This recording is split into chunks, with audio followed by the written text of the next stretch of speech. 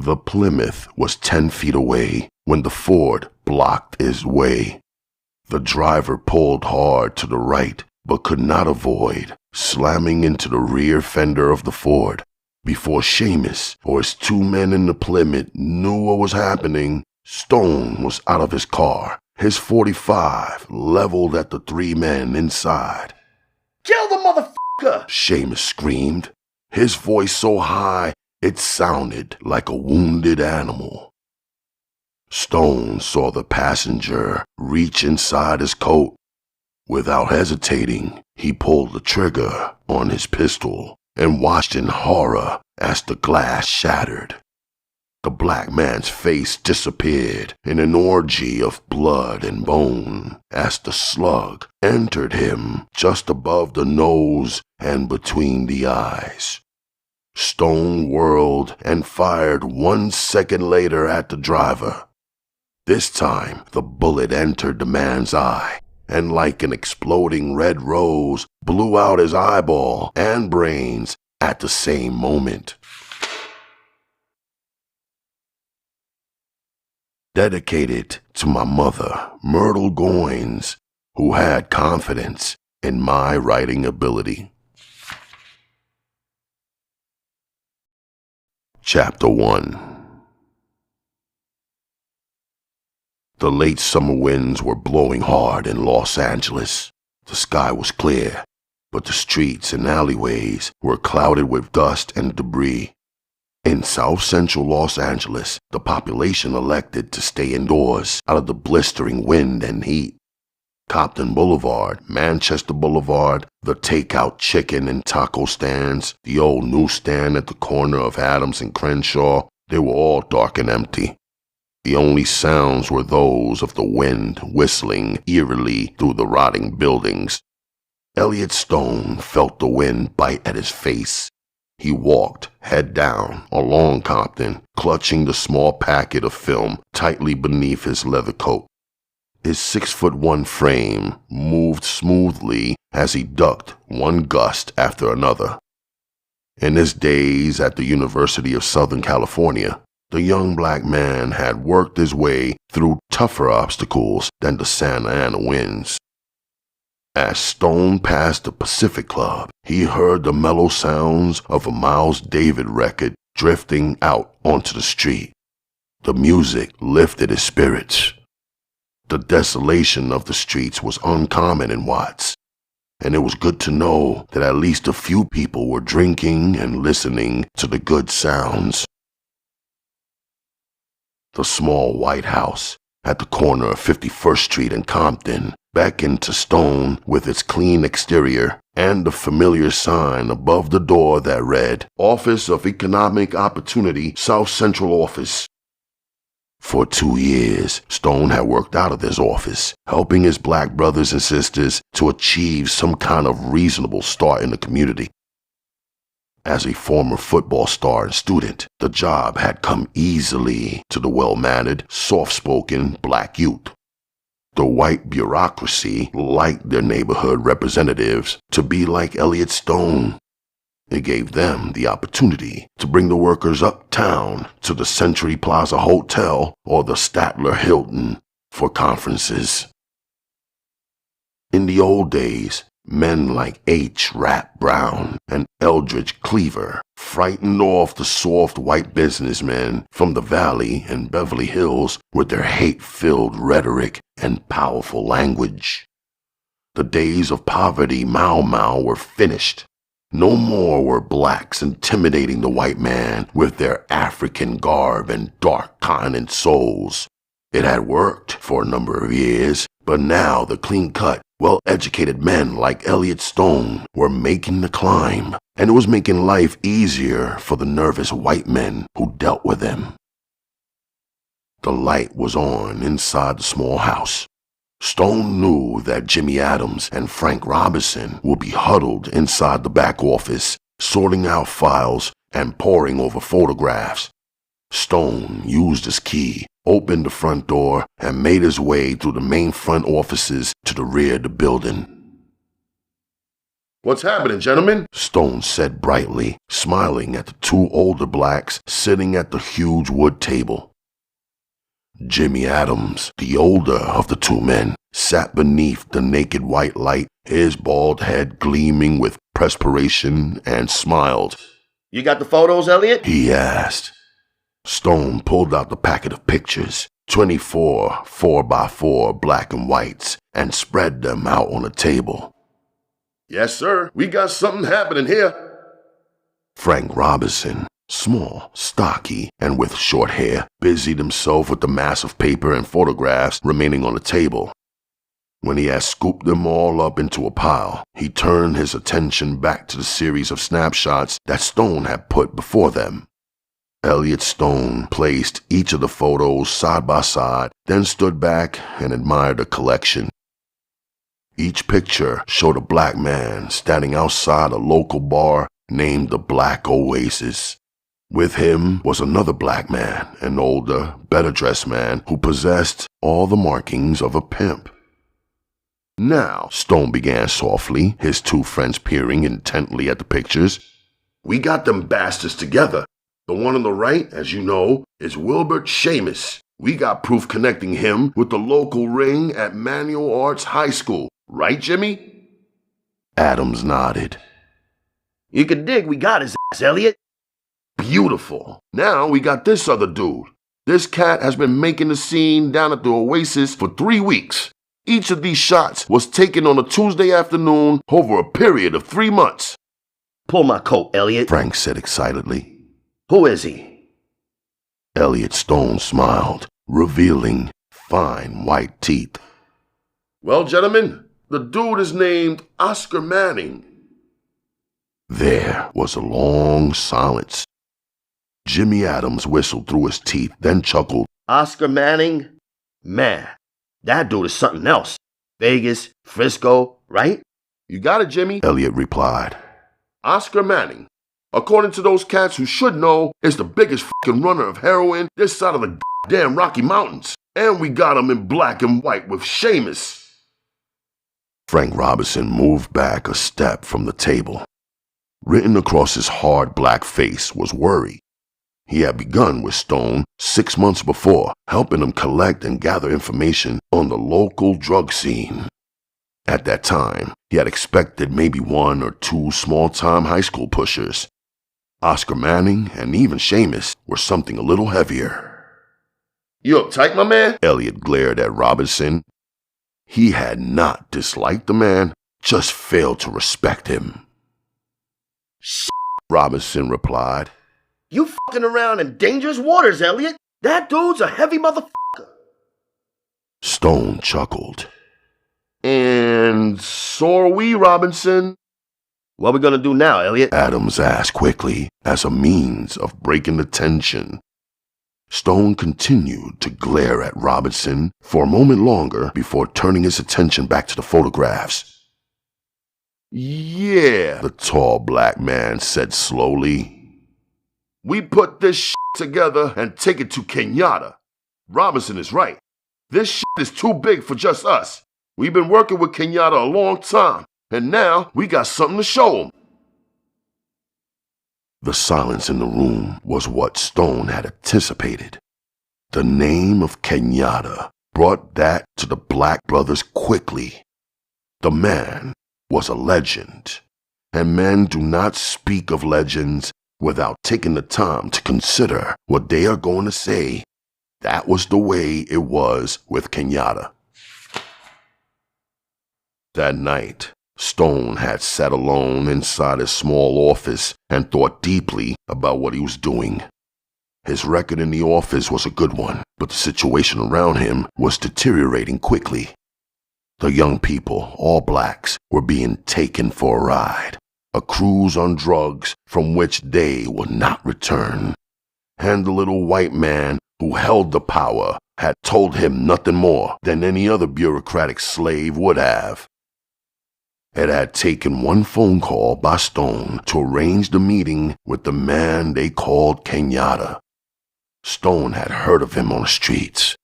There was a growing number of young, idealistic blacks who had joined with the tall, black-headed black man. They had known that the government, the law enforcement agencies, and the supposed poverty programs were not working. Kenyatta had told them that the situation was in their hands, and they were the force behind the ghetto, and that they would be the ones who could make it better for their brothers. Kenyatta arrived at the office with 2 bodyguards, a black man named Wells and a short, stocky black man named Bert. Stone and Kenyatta had retreated to the back room of the small house and talked through the night. During their discussion, they had organized an extensive campaign of information gathering that they both hoped would mean the destruction of the drug trade in Watts. Using the OEO office as a front, the 2 men had agreed to work hand in hand in an attempt to locate the pushers, the traffickers, and the users. Once that information was completed, they would then move in and use whatever force was necessary to smash the ring. Now, 1 year later, Stone was in a position to give Kenyatta the information he needed. The largest ring in Watts was sitting in front of him, captured in a series of photographs and documents collected from the street people. All told, the 3 black men sitting in the rear of the OEO office had collected more than 100 pages and 500 photographs depicting the drug trade in the area. That information a year ago would have been handed over to the local authorities or possibly the FBI. But Stone was geared to the Kenyatta philosophy now, and he knew what had to be done. Jimmy Adams leaned back in his chair with a small stack of photos in front of him. We should lock these up till Kenyatta picks them up. Stone nodded, then walked to the far wall and pulled open a slab of wall paneling. Behind the grain wood was a small box with a lock. Stone pulled out a key and opened the box. Adams handed him the photographs and Stone placed them inside the box along with a series of documents. The rest of that shit, Stone said, pointing to the massive collection of papers and photos on the table, should be filed. What we got in this damn box is enough for Kenyatta. Robinson began gathering the stacks of papers and putting them into the large file cabinet in the corner of the room. You gonna call Kenyatta? Adams asked. That's been taken care of, my man. We're meeting in an hour. Stone grinned. After months of frustrations, his efforts were finally paying off. Tonight, he will meet again with the man who held the real power. A rising ghetto king with the idealism along with the force to make a difference. Hey, Frank, Jimmy asked. Ain't we got ourselves a bottle of Jack Daniels in that cabinet? Robinson reached inside the top drawer and pulled out a 5th. There was more than half left in the bottle. Now, Robinson said, unscrewing the cap. That's what I call valuable records. The 3 men laughed and began passing the bottle as they talked of their accomplishments. The large black Ford pulled to a stop in front of the OEO building. The 4 young black men sat inside, staring at the small white house. The driver, a tall, lanky youth with a huge afro and darkly tinted shades, turned to his companions. Looks like the motherfuckers are in the back, he said. The wind ripped at the car and shook it. The tension inside was tremendous. All 4 men were sweating and breathing heavily. Finally, the driver opened his door and stepped out into the hot wind. His 3 companions joined him. Each man held a sawed-off shotgun at his side. Beneath their leather jackets was the familiar bulge of a shoulder holster, complete with snub-nosed .38s. On the back of the jackets, a picture of a black man with a huge afro and tinted sunglasses was painted between the arms of crossed bones. Above that, in dripping red blood lettering, was the name, the Black Maria. What do you think, Kurt? The smallest of the four asked the driver. We can make it through the back. No way, Kurt replied. We're going in straight ahead and blast these cats to hell before they know what hit them. Kurt's small gang stood upright and tense. Each man gripped his shotgun with force. All right, let's go, Kurt said after a long silence. Elliot Stone had just handed the bottle of Jack Daniels to Jimmy when he thought he heard the front door creak open. Dismissing the concern, he blamed the noise on the howling wind, but as Jimmy raised the bottle to his lips, Stone heard the footsteps outside in the main office. Before he could turn around, the door was kicked in. The four black, afroed men of the Black Maria stood facing Stone and his partners. The shotguns were pointed directly at them. Now, Kurt began in a voice which revealed the tension he was feeling. You motherfuckers just stay where you are. Any of you jacks make a move, I'll personally see to it that your motherfucking head disappears. Stone was standing behind the table, the farthest one from Kurt and the other three to his right. Jimmy was sitting at the table, the bottle of whiskey still raised to his mouth. Only now, the brown liquid was pouring out of the bottle and onto his shirt and trousers. To his left, Frank was leaning against the file cabinet. His legs appeared as though they would buckle at any time. At that moment, Stone knew there was no chance. We hear you dudes been collecting a little info on some cat's activities hereabouts. That the straight? Kurt glared first at Frank, then at Jimmy, and finally turned his baleful stare upon Stone. Hey, dude, Kurt said coldly. Yeah, Stone managed to say, but I don't know what kind of job you handing down, brother. Suddenly, Jimmy spoke up. His voice was tinged with his fear. Please, man, we got some shit right here. Kurt grinned, his lips spreading across crooked, stained teeth. Now this little dude got some smarts, baby. Stone watched as Jimmy picked up the file envelopes on the table, then walked across the room and pulled the one that Frank had just put away. He turned and handed the folders to Kurt. Any more shit like this? Kurt asked as he quickly glanced at the materials. No, man. Jimmy claimed. This is all the shit. I mean that. Kurt laughed, then nodded to the smallest of the gang. He in turn pulled out a can of black spray paint, then walked to the far wall and wrote the name of the gang in large, sprawling letters. Stone watched, and the name Black Maria rang a bell. It had been a gang operating out of the Manual Arts High School. A bunch of young toughs who had done nothing worse with their activities than ripping off a few cars and dealing in reds and grass. As far as Stone had seen, they were never into anything as heavy as killing. You dudes look a little old, Stone said, after the small black man had finished his lettering. Oh, for what, motherfucker? Kurt retorted sharply. The Marias. They're high school kids, you dig? Kurt laughed sardonically. Don't believe nothing you ever hear or see, 'cause you'll live a lot longer. I guess for you, man, the time is too short anyway. Too fucking bad. You never had a chance to practice my advice. Stone watched in horror as Kurt raised his gun and pointed the barrel directly at Stone's stomach.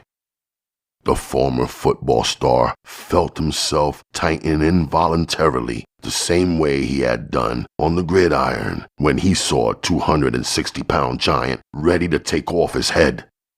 The room was filled with a deafening silence. The four men with guns stood with their weapons pointed directly at the three unarmed men. All time, all movement seemed suspended. Even the wind, which had been howling only moments before, calmed into a gentle, stilling breeze. The 4 shotguns fired at the same time, as though the moment of the killing had been rehearsed. Jimmy was hit directly in his face. Blood spurted from his eyes as the sockets were ruptured by the splattering of pellets from the shell. The rest of his face, except for his mouth, was blown away in an orgy of blood and skin. Jimmy's mouth was formed into a grotesque, horrified grimace. Frank was belted from the side and into the head. 2 shotguns had been trained on him, and each got him squarely. Where his left temple and ear had once been, there now existed only a gaping hole and the oozing brain matter that quickly moved out of his dying body and onto the floor. He had been plastered against the filing cabinets, and his body remained in a prone position. Kurt fired at Elliot, aiming for the man's crotch, but the pellets hit him in the stomach and punched a series of holes into his gut. The blood was oozing out quickly, staining Elliot's white shirt. The force of the blast had thrown him back against the rear door, and Stone fell to a heap on the floor. The room was filled with the blue-gray smoke of the explosions. The crumpled bodies were barely visible to Kurt. Okay, set it, Kurt ordered, his eyes burning from the dense sulfur fumes. The 2 men who had fired at Frank quickly grabbed some papers and newspapers and began lighting them. They threw the wadded-up fireballs across the room and into other stacks of paper. Within a moment, the room was crowded with small fires that would soon burst into huge, smoldering flames. On their way through the house to the front door, the 4 members of the Black Maria set fire to anything that would ignite easily: chairs, paper, and desks.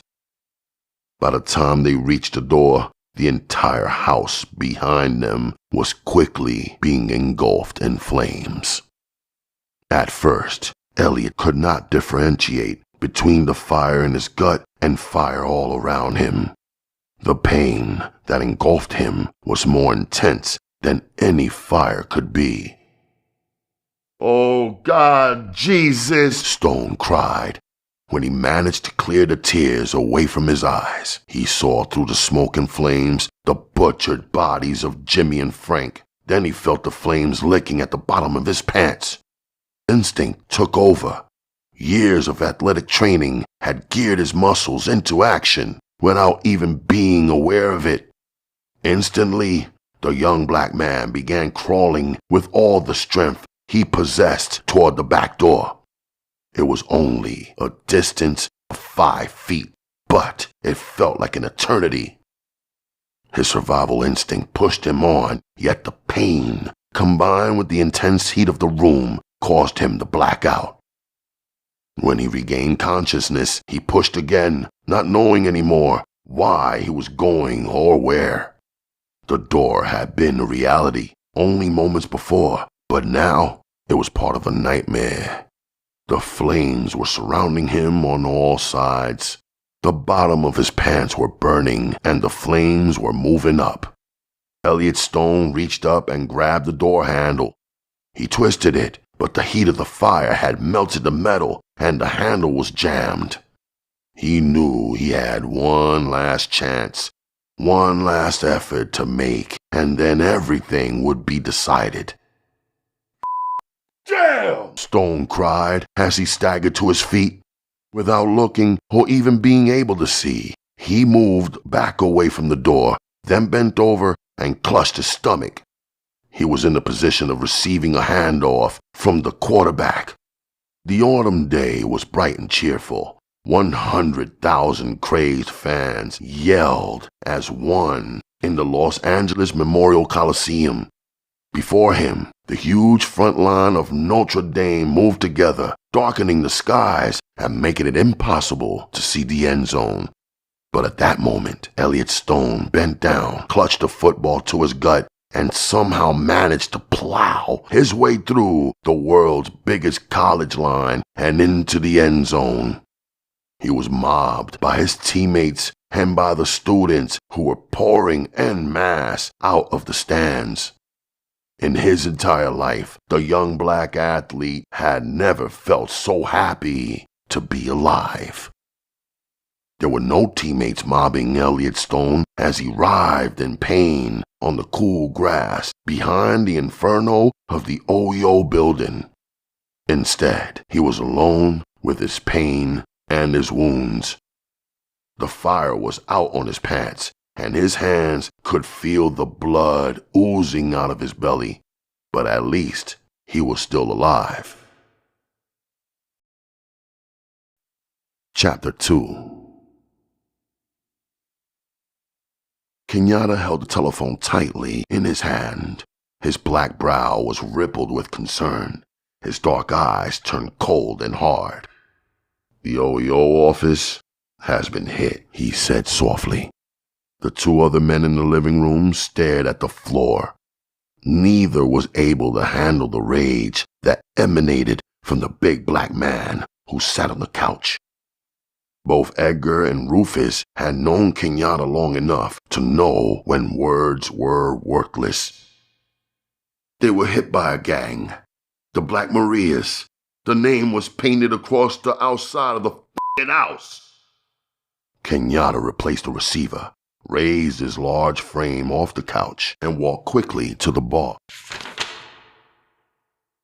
"They burned every motherfucking file inside. Everything!" Finally, Edgar spoke up. "Did they get everyone? I mean Jimmy and Frank and Elliot?"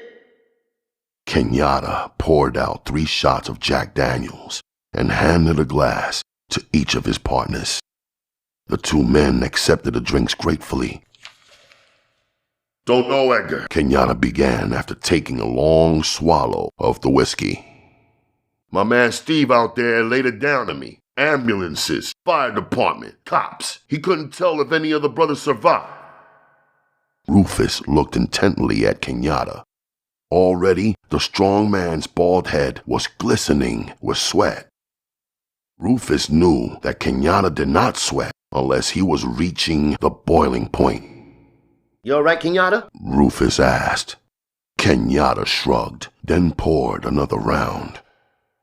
"Yeah, I'm okay, Rufus. It's just that we were so f***ing close. Elliot was excited, man. Laid down some talk about having the drug thing tied up. We were close, my man. Very close."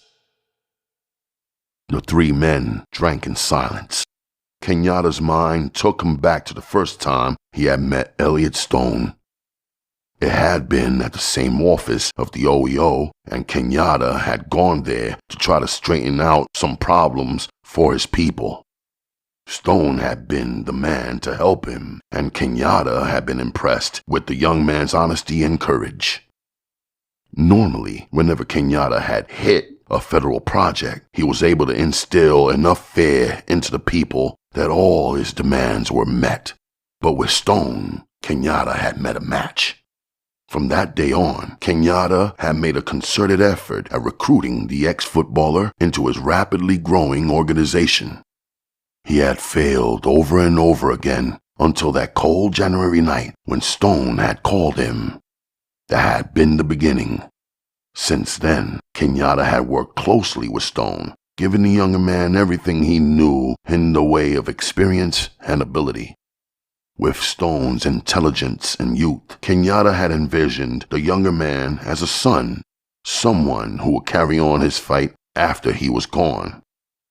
And now, Kenyatta did not know whether Elliot Stone was alive or was resting in eternity as a pile of scorched marrow and flesh inside the building. "Man," Kenyatta began coldly, breaking the long silence. "Got to hit whoever was responsible for this shit. We got to hit those motherfuckers so bad. No way any dude who had anything to do with this is going to be walking around alive after we finish." "That's all we got right now," Edgar agreed. "We gotta do something."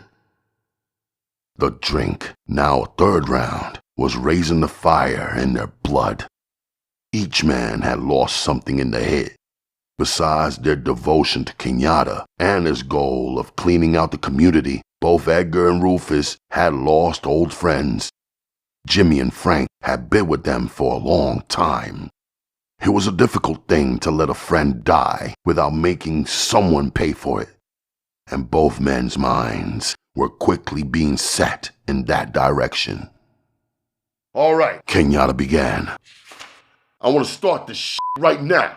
You, Edgar, you get everyone together from Compton and Linwood.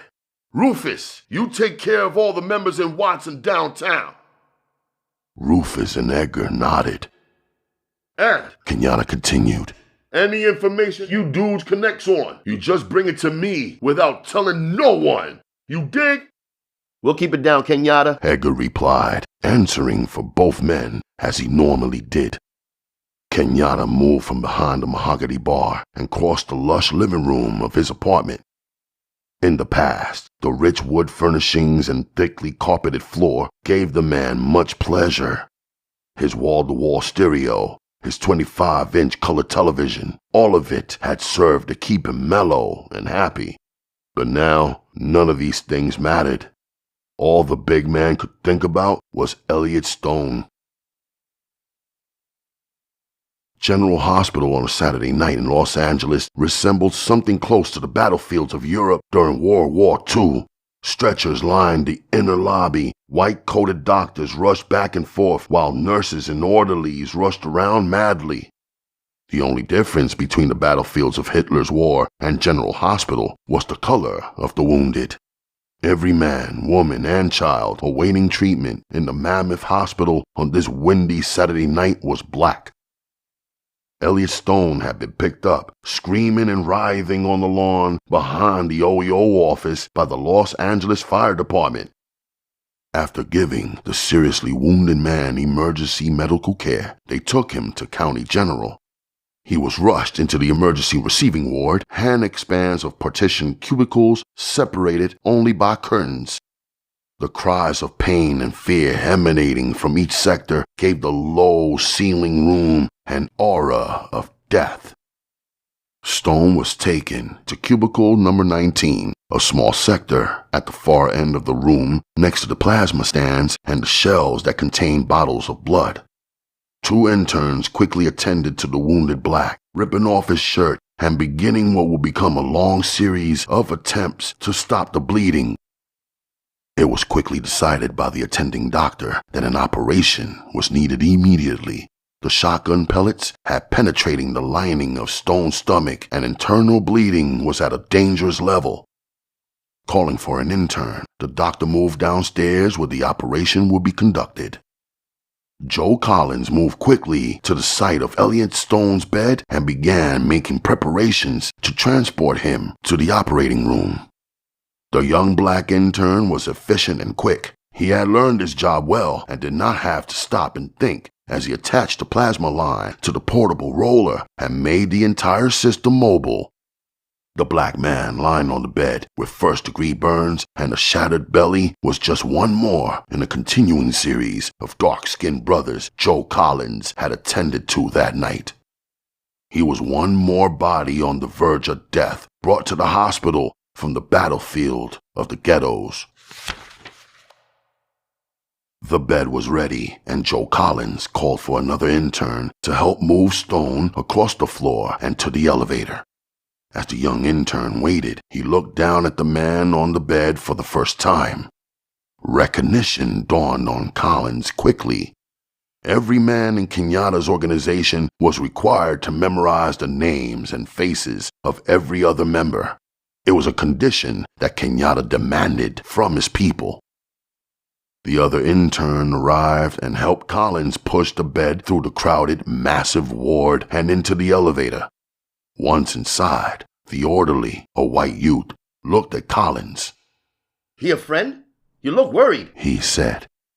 Collins shrugged. "No, man. Just seeing the brother coming in like this happens so much you'd think you were used to it by now." "Yeah, but sometimes it gets heavy. Kind of drives one into the gut, you know?" Collins turned to the doors as the elevator stopped. The operating room was another massive room, sectioned off with nurses and interns running crazily from one area to the next, carrying plasma bottles, freshly sterilized equipment, and medical charts. 10 doctors were working this area, 5 more than usual because it was a Saturday night. A nurse approached the elevator and directed Collins toward an empty sector. A white-haired doctor stood waiting behind the curtain. He watched the body of another nameless black man as Elliot Stone was wheeled into his room. This boy got it bad, nurse, the doctor shouted. We'll do an exploratory first. Suddenly, the small partition room was filled with nurses and 2 interns. They began stripping Stone's body and injected him with massive doses of sodium pentothal. Collins watched for another minute, then walked away. Upstairs, Collins went to his supervisor, an elderly woman with a crisp and efficient manner. She frowned at him, then agreed to let him take his break an hour ahead of schedule. The hospital cafeteria was on the 4th floor, a huge, dreary room with scattered tables colored brightly to eliminate the tension and depression that most people were feeling inside. Collins grabbed a cup of coffee and walked across the room towards the far end. There he stepped into a telephone booth and dialed a number that he had memorized, yet had never used. Collins waited for 3 rings before someone answered. It's a cold, windy night in Detroit, Collins said quickly. How cold? The voice on the other end asked. About 25 degrees and snowing. The man on the other end put the phone down, and within a few seconds, it was picked up again. Yes, the voice on the other end asked. Collins breathed a sigh of relief when he recognized Kenyatta's voice. He had not spoken with the man for over 3 months, but Kenyatta's deep coldness was always apparent. Man, Collins began. I have news here, County General. Go ahead, Collins, Kenyatta replied, his voice betraying something akin to excited anticipation. Before he spoke again, Collins allowed the momentary flash of excitement to flood his mind. Kenyatta had remembered him and remembered his name. Collins took a deep breath before speaking again. They have brought in Elliot Stone, he said. Yes, go ahead, Kenyatta replied, no longer careful to hide his excitement. The man's got first-degree burns and massive internal wounds, but the doc thinks he'll make it. They're operating right now. All right. Thanks, my man, Kenyatta said with relief. I want information as soon as it comes down, dig? I'll leave this line open. Right, no sweat, Collins replied. And Collins, Kenyatta began. You got to get yourself prepared for any kind of ish. You dig where I'm coming from? Yeah, Collins replied. Anything, man, anything at all. Good, Kenyatta replied, then hung up the phone. Collins stood in the phone booth for a moment longer, feeling the surge of respect and power. He had talked with the big man, had given him information that had obviously concerned him. Collins had long been a believer in Kenyatta and in his ideals and goals. To be in a position to help him had been one of Joe Collins's goals in life. Apparently, the man, Elliot Stone, was an important link in Kenyatta's organization. And right now, he was at the mercy of the police and the hospital authorities. Only one contact existed between Stone and Kenyatta, and that man was Joe Collins. Kenyatta's woman, Betty, was at the apartment within 10 minutes of his call. She had been with friends, relaxing and enjoying her Saturday night when the phone call had come. Immediately, without hesitation, the tall, dark-skinned woman had run to her man. Listen, honey, Kenyatta began in an excited voice. We got to get something set up here. Betty looked toward Edgar and Rufus, both men standing next to the bar. Their faces were intent. Elliot Stone's place was hit tonight, Kenyatta continued. And he's in General Hospital now. They're operating. He was hit real bad. Oh, baby, I'm sorry. Betty replied. She had known how Kenyatta felt about Stone. Many times after they had made love, Kenyatta would smoke a cigarette and talk about the plans he had for Stone within his organization. Betty had liked Stone very much, but there was something about him that had stirred a fear or apprehension deep inside her. The man, Betty thought, knew too much, was too well educated. She had been with Kenyatta since the early days in Detroit and was used to the black man's rage and clear thinking. But Kenyatta had always acted on instinct and had always acted directly. Now, Kenyatta began in a soft voice, we got to get some friends of yours in here who know something about nursing. We're going to get our man out of that f***ing death trap and bring him here. Betty waited for a second before replying. Are you sure, baby? I mean, if he's hurt bad, as you say, shouldn't we let him stay there when they can take care of him? Kenyatta chuckled. Baby, you got enough common sense to know what kind of shit goes down in those motherfucking places. Did you know that in Detroit last year, over half the dudes brought into the general hospital didn't have to die? They were f***ed over, treated badly, and shit on. Kenyatta paused for a moment, lighting a cigarette and looking at three people in the room. And all of those dudes, Kenyatta continued, were blacks. Jesus. Rufus moaned. That's right, brother, Kenyatta replied. All f***ing blacks the city don't give a f*** about. You see that kind of action going down out there in those motherfucking white suburbs? Ain't no way. Betty looked at her man quietly and with admiration. She could never stop respecting him. Even though he wasn't educated like Elliot Stone, he still managed to know what had to be known. Okay, baby, She said softly. I'll get Sarah and Beatrice. Both of them were registered nurses, but what you gonna do about a doctor? Kenyatta smiled. Taken care of, Betty. Remember that dude in Compton who almost lost his license because of the abortions? Well, he's more than willing to repay old Kenyatta for the favor I done him. And equipment. Rufus chimed in excitedly. He's bringing all the shit we need. We're gonna make a fucking hospital out of this place. Kenyatta laughed.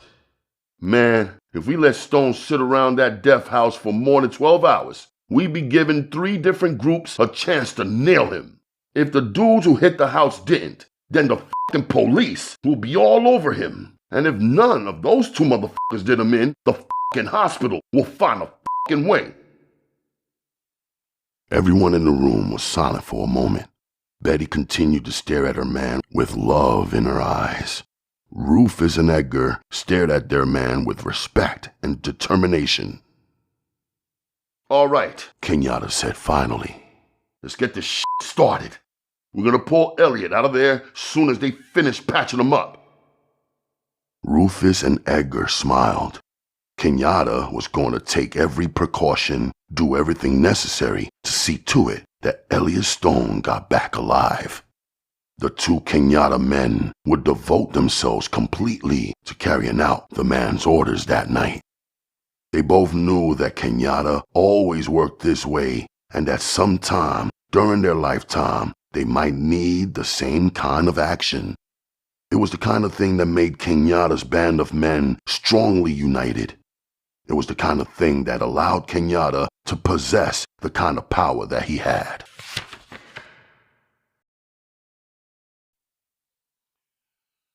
Chapter 3.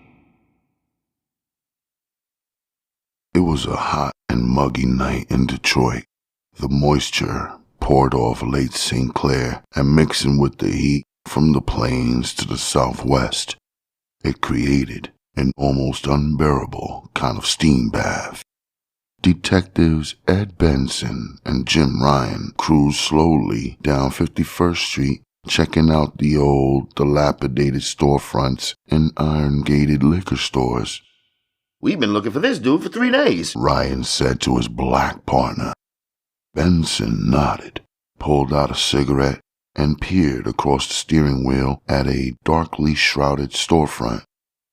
For a moment, he thought he saw a figure crouching in the shadows, but on a second look, he realized it was his eyes playing games with him. Yeah, Ryan, Benson replied.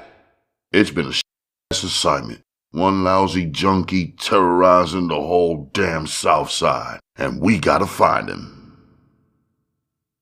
3 long nights of prowling the neighborhood in their unmarked car, searching through every known hangout in town, had provided the 2 detectives with nothing more than strained nerves. The change in routine, the drabness of their search, had been a complete reversal of what the 2 detectives had been used to in the past. 11 months had passed since the Holocaust at Kenyatta's ranch, a virtual slaughter that had culminated in a mass of dead black men and 3 white police officers losing their lives. In the entire history of the Detroit Police Department, there had never been anything like it. It had come to be referred to as the Farm Country Massacre, quote-unquote, by the press and the local citizens. That had been one of the closest chances Benson and Ryan had ever come to the fabled Kenyatta.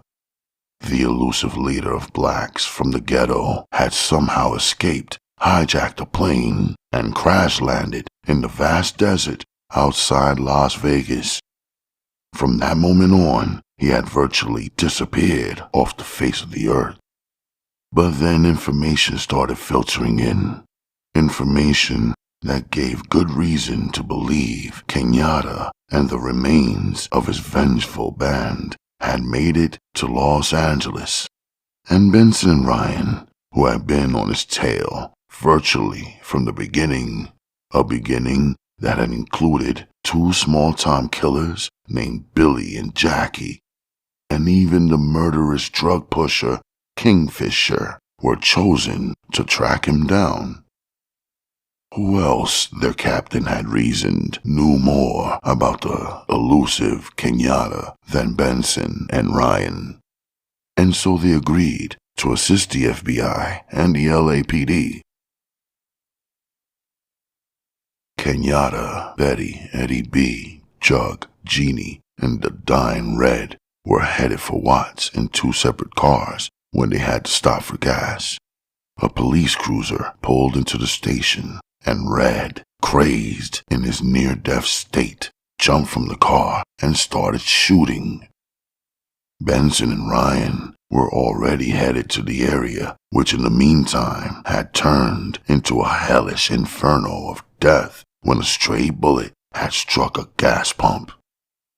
In the last-minute dash for life, Kenyatta drove his car through the service area of the station and through to the other side just as Benson's and Ryan's car rounded the corner.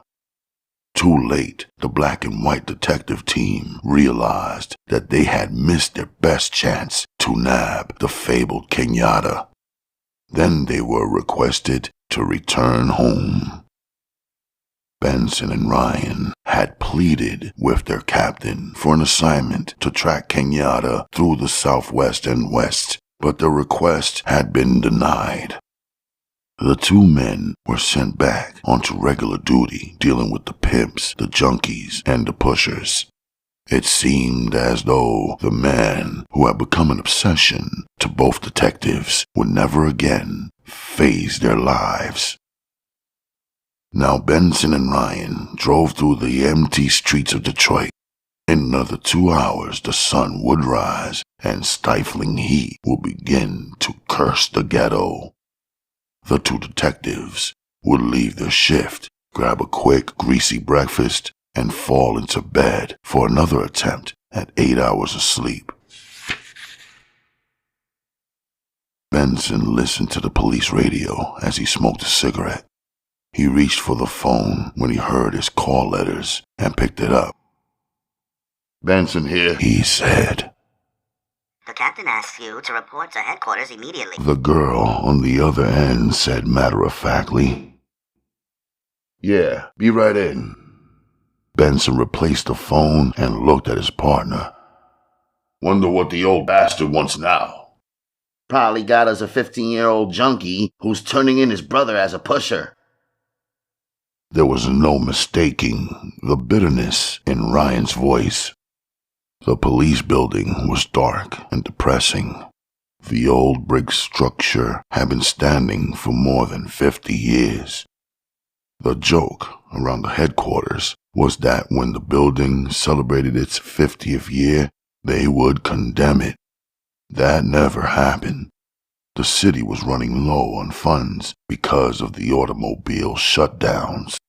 Even Tiger Stadium, where the Lions and Tigers played their games, had not been renovated, and that would normally take first priority. Captain Frank Turner waited inside his small, cluttered office for the two detectives. The small, rotund senior officer clenched a cigar tightly between his teeth. He held 2 manila folders containing sheets that had come over the wire service. His pudgy face was wrinkled into a position of serious thought when detectives Benson and Ryan entered his office. Have a seat, gentlemen, Turner growled behind a thick cigar. Benson looked quickly at Ryan and knew that his partner was thinking the same thing. A chewing yowl from Turner normally began with the old gruffy captain having the men remain standing. Serious business was conducted from the civil position of sitting in chairs. At least, thought Benson, the old bastard has something worthwhile instead of the usual complaints. How you boys been? Turner began, shuffling the folders on the desk in front of him. Fine, Captain, Benson replied, wanting really to describe the boredom and uselessness that their job had come to represent, but thinking better of it. That's good, Turner said blankly. Then the small captain stood up behind his desk and spread the folders out on the table. He leaned forward and looked at both men. Gentlemen, Turner began. We've just gotten a wire service report from Los Angeles. At approximately midnight last night, an office of the OEO was attacked and burned to the ground by members of a teenage gang known as the Black Maria. One man named Elliot Stone somehow escaped and is now at County General. He was the head of the office. Turner paused a moment, then bent down as if to reread the print on the reports. He looked up again at the two waiting detectives. 2 other men died at that fire, their bodies burned beyond recognition. But the thief remained, and the LA police were able to get a print. They have been identified as Jimmy Adams and Frank Robinson. Ring a bell? Benson could feel the tension rise in the room. His partner leaned forward in his chair and let out a slow, impressive whistle. Well? Turner asked. Kenyatta, Benson answered simply. Right. Both men, we believe, were in the massacre out at the farm. Now they've turned up at the OEO in Los Angeles. Turner had not been on the force at the time of the Kenyatta massacre, but had heard every variation of the story that existed. The hatred for the black leader that existed in Detroit was beyond anything that Turner had ever seen. He had been in New York when Malcolm X was alive and running meetings at the Garden, but the feelings were nothing like what existed within the Detroit Police Department. It would be a feather in the cap of the longtime policeman if he could pay back the black man for the deaths within the department that he had caused. Benson leaned back in his chair and watched the captain closely. He could see the anxiety and the excitement that he was feeling, but Benson was a black cop, a contradiction within itself, and he had felt the pain and horror during the massacre when the tanks had been brought in. Those were his people, a bloodline that went deep into the darkest past of Africa, who were being shot and killed that day by a virtual army of policemen. you want Kenyatta? Benson asked simply. Yes, I do, Turner replied, but his voice slightly shocked with anticipation. Already within the little captain's mind, he could see the headlines, the adulation of the white community, and the respect that he would garner from the rest of the department. Jim Ryan stood up and walked to Turner's desk. Captain, since that day, I've wanted nothing more than to nail that son of a bitch. I'm sure everyone in this damn building feels exactly the same way. Turner smiled and extended his hand to Ryan, but out of the corner of his eye, he was looking at Benson, who remained seated. Thank you, Ryan. There's still a debt to be paid, and I think you're the man to collect. Benson could not stop himself. The anger and the bitterness that had been building up inside like a volcano finally erupted. Wait a second! Benson yelled, leaping from his chair. Those people paid enough already. They paid with their lives. Women, children, and 10 times the number of men killed on the force. They paid when we brought in those god tanks and bazookas as if we were fighting some foreign enemy. Ryan and Turner still clutched hands. Their faces told of their shock at Benson's outburst. Turner was afraid, but Ryan understood very well his partner's feelings. At that moment, he hated himself for having jumped to Turner like he had. Detective Benson, Turner said, his voice uneven. those people out there that day were the enemy. We weren't dealing with a Martin Luther King or even a Malcolm X out there. We were dealing with a madman and his army of...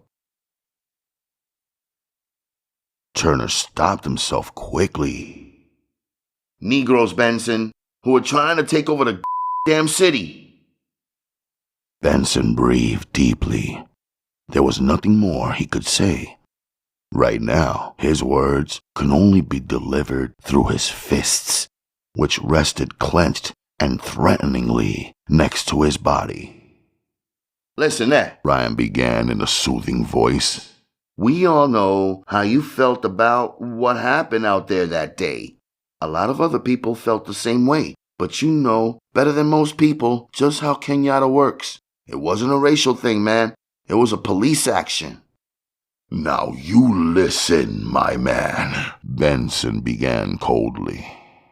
We know of 10, maybe 15 damn super patriot white groups hanging around the outskirts of this motherfucking city with enough of an arsenal to blow up the fucking town and the lake, too. The Minutemen, Sons of the Pioneers, freedom fighters. But, Turner interrupted, they're patriots, Benson. Men who fear the enemy and have attempted to prepare themselves for our protection. They don't want to overthrow the country. They want to save it. They're still illegal, Captain, but we never go after them, do we? Benson flinched, felt the adrenaline shoot through him, and his body tense. He had gone too far, and yet he had not gone far enough. Turner glared at Benson, then turned his back. He could see the rage in the large black man's body, and he feared it. The cords of Benson's neck were throbbing. His jaw muscles were tightened. The little white captain had seen enough of them when they were angry to know when to get out of the way. Now listen, Turner began quietly, sitting behind his desk for the first time. We're civilized men dealing with a professional problem here. Benson, you've brought up some good points, but they're irrelevant to the case at hand. Benson saw the man creeping steadily into the womb of his position, retreating from him behind his gold badge. All right, Captain, Benson said. I am a professional, and you are my immediate supervisor. The bitterness in his voice was not missed by Ryan. Captain, Ryan began in earnest. we want this assignment. My partner feels strongly about it. He maybe feels too strongly. Benson looked at Ryan and saw the man doing everything in his power to pull him out. Ryan was right. Benson was a professional, a black man who many years before had given up his right to deal with the problem of race outside the law. It was his commitment and no one else's. At that time, Benson had believed in the system, had seen or thought he saw the routes through which he could make a difference. He knew that if those routes were closed to him, then all he had to do was to hand in his badge and make that journey to the Twilight Arena on the fringe. It was there that some of his brothers believed that out of the anarchy and chaos would come order and equality. But Benson, detective with the Detroit Police Department and black man, did not think so. Okay, Turner began quietly. enough of this discussion. Benson, I know how you feel and why, but let's let that pass. Right now, we have more important things to discuss. Benson looked at Ryan, then sat down in his chair. Turner waited until both men were seated before talking. You'll grab the first plane out of here for Los Angeles. A Los Angeles detective in charge of narcotics with the General Watts area will meet you both at the airport. His name is Julius Stein, a good man. Turner hesitated. He was going to add the phrase, even though he's a but Benson's dark, brooding face had stopped him. You should, He continued after clearing his throat, have the complete cooperation of the LAPD. What about this guy Stone? Ryan asked, leaning forward again with that intense interest he always displayed at such meetings. Stone's at county, as I told you. According to our reports, he's been hit badly in the stomach with a shotgun, and he's also suffering from first-degree burns on his legs. The doctors are probably operating right now. Benson had calmed down enough to begin using his professional mind once again. He sifted through his memory, sorted out names, running down the categories of black men whom he had reason to be familiar with. The name Elliot Stone finally came to the forefront. Elliot Stone, He said. wasn't he the running back at USC? Turner smiled. That's right. Damn, he was a good boy. Would have broken OJ's record, except for that injury. Shit, what a fucking runner. Benson smiled. It was always startling to him how white men could be so fond of niggers, as long as they were carrying a football, shooting a basket, or whacking a home run. Take them off the playing field, and suddenly they're threats to society. Wonder what he was doing there. Ryan mused. He was pretty active. Benson replied. Even when he was carrying the football, NAACP worked a while for McGovern, an involved dude. It isn't surprising he was made head of that office so soon. The kid was bright. Well, Turner interjected. that should make it all the more easy for you guys to get something out of him. If he's as bright as you say and knows anything about Kenyatta, he should be more than willing to help. Benson was about to tell Turner that somehow that line of reasoning did not jive. A lot of bright young black men had gone Kenyatta's way because they were able to see what was really coming down, and that was where a man like Kenyatta pulled his strength. Instead, Benson mumbled something like, I sure do hope so, Captain.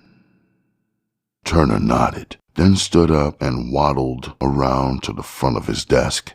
He passed Ryan and greeted Benson with an outstretched hand. Benson? He began, pumping the black detective's hand too vigorously. If there's any man in this department who has the talent to get something done out there, it's you. Thank you, sir, Benson said, playing the little charade through to the end. All he wanted now was to get out, get on that plane with Ryan, and begin using his skills to find out what was going down in Los Angeles. After shaking Ryan's hand, Captain Turner gave each man a copy of the report and then told them to pick up the files on Kenyatta downstairs. He led the two men to the door and held it open for them. I want a report filed out of L.A. every day. Set it up as soon as you arrive and get to that damn hospital quick. Turner watched the two detectives walk down the hallway, then disappear around the corner. He closed the door to his office and sighed. He could feel his high blood pressure rising. Attempting to calm himself, he took a few deep breaths and exhaled quickly. His head was reeling from the confrontation with Benson.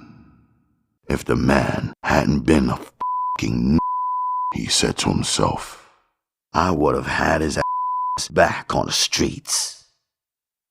But Captain Turner wanted Kenyatta very badly, and he knew that. By using a black detective, his chances were that much greater. Turner had always been of the opinion that those people, quote-unquote, thought differently than white folks. Only a could hope to understand another. Yes, thought Turner, now smiling to himself. It would take a like Benson to nail a like Kenyatta. Satisfied with his decision, Captain Frank Turner smuggled into his leather-upholstered chair and leaned back. He would be off duty in another hour, and then he would be able to go home and tell his wife his plans. He vowed to himself to keep the news quiet at Esposito's, his favorite drinking hole. But deep down, inside, he knew that after a couple of rounds, he would be telling all the boys about his active involvement with the man known as Kenyatta. Yes, thought Turner. Tonight, I'll have martinis. A man in my position has got to learn to relax to get the pressures of so mammoth a responsibility off his shoulders. Frank Turner had waited a long time for an opportunity like this, and now that it had arrived, he was pleased with himself and his feeling of importance. It was all perfect, except for one thing. If only that detective hadn't been so f***ing uppity. But Turner decided he would take care of Benson later.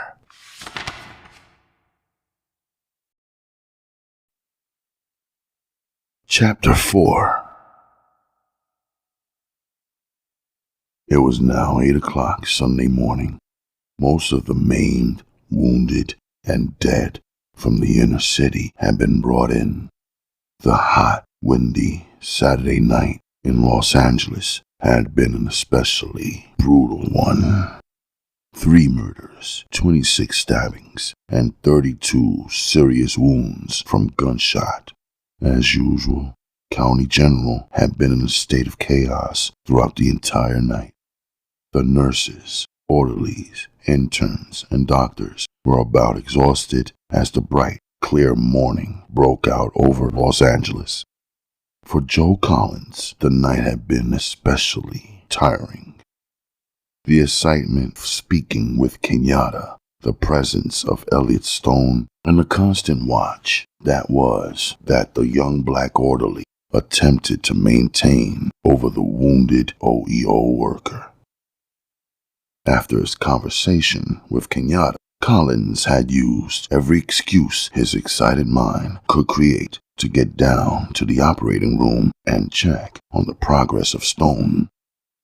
The surgeon had taken 5 hours to extract the shotgun pellets and another hour to remove the burnt skin and then graft fresh skin from other parts of Stone's body onto the scorched area. According to the nurses, Stone was in satisfactory condition and was expected to live. Each time Collins returned to the operating room, he was greeted with a new entourage of policemen and plainclothes detectives. It was obvious to everyone that Stone was a special patient whom the police had a very keen interest in. The policy of the hospital with people like Stone was to keep the authorities as far away as possible from the wounded victim. More than once, an energetic cop in his desire to extract information would go to brutal lengths, oftentimes resulting in the patient's death. An investigation had been launched 3 years before by the NAACP, and their findings had prompted a standing hands-off policy towards patients in County General. The police would have to wait until the doctor specifically gave them the go-ahead. Kenyatta had explained this situation to Collins in their second phone conversation. He had told the young orderly that the only time available to them would be immediately after the operation, when Stone was to be removed to his bedroom. Otherwise, a guard would be posted, making kidnapping risky to the point of suicide. Collins told Kenyatta that he understood and that he would get a nurse to help him remove Stone from the hospital.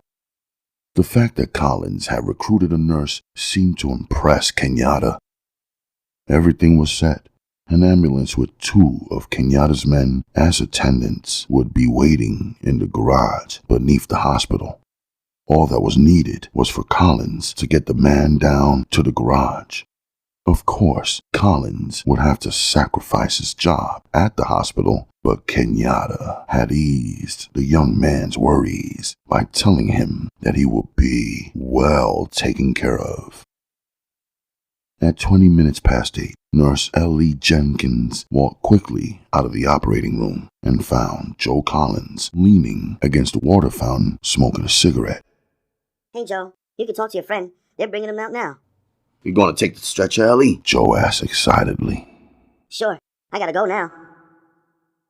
The young black nurse turned her back and skipped back into the room. Collins felt inside his white smock and held the snub-nosed .38 lightly. He and Ellie would wheel Stone back into the elevator, along with one other orderly. Not one except Joe Collins knew what was to happen after they got inside. Collins waited next to the door. Ellie and another black orderly pushed open doors and pushed Elliot Stone toward the elevator. A plasma bottle hung from a rack above his head. Stone's face was an odd mixture of black and gray. His eyes were closed, but he was breathing. How is he? Collins asked, staring down at the chiseled, handsome face. Pretty fine, the doctors say. Couple of weeks, and he'll be normal.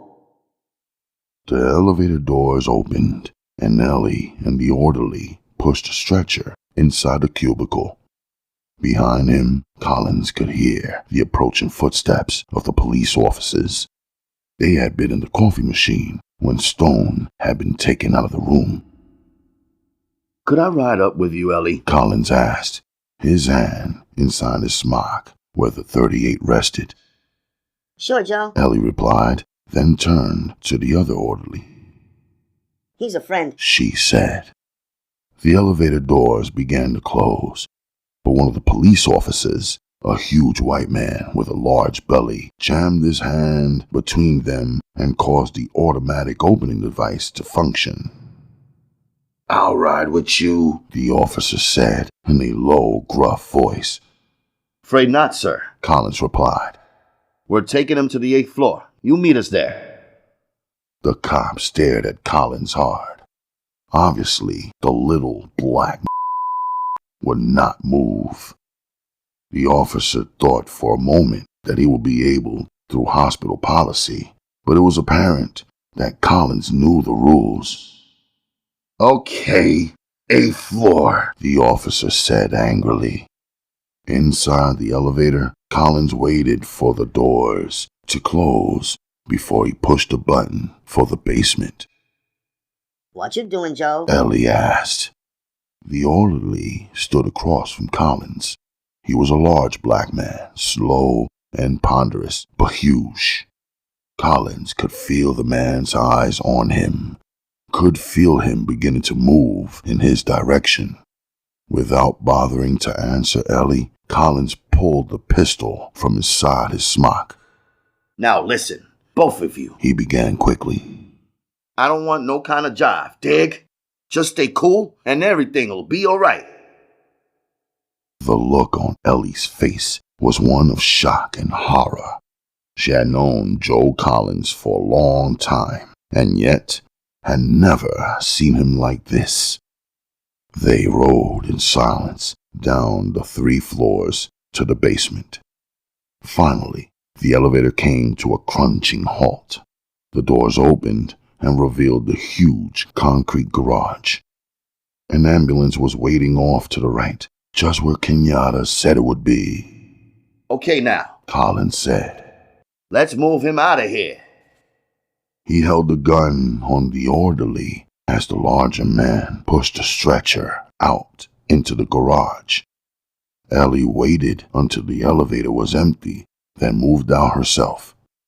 The 2 black men driving the ambulance jumped out of the front seat, ran behind, and opened the large swinging doors. They lifted the stretcher up and eased it inside. One of the men was Rufus. He looked at Collins carefully. You Collins? Yeah. Collins replied.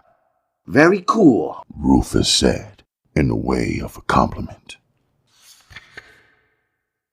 You better get yourself in the back. We got some kind of traveling to do. Collins turned to Ellie. Sorry, babe, He began. but this was heavy shit. You both get out of here, dig? Ellie stared at Collins, still not fully comprehending what was happening. The orderly stood next to her, staring with a baleful frown at Collins as he leaped into the rear of the ambulance. As Collins was about to pull the back door of the ambulance shut, the orderly made his move. The large black man tried to reach the alarm button next to the elevator. Quickly, Collins raised his gun, aimed at the man's legs, and fired. The explosion rang out through the garage, the sound of the gunshot bouncing madly off the pillars and walls. Ellie screamed loudly when she saw the left side of the orderly's leg ripped away by the bullet. She had seen many a victim of shootings, yet had never witnessed a man getting hit by a bullet. Collins slammed the door to the ambulance, and Rufus made the vehicle squeal loudly as he tore toward the exit. At the exit gates stood 2 armed security guards who had seen the shooting at the far end of the garage. They both held .45s, aiming directly at the fast-approaching ambulance. Rufus lowered himself behind the wheel and slammed down hard on the accelerator. The 2 guards began shooting. 2 bullets shattered the windshield of the ambulance. Before either guard had a chance to get in another round, the speeding red vehicle was on top of them. The guard on the passenger side leaped for his life, rolling around on the concrete and finally slamming up against the wall. The other guard was a little slower than his partner and paid for it with his life. The front of the ambulance smashed into his upper legs and midsection with a sickening crunch.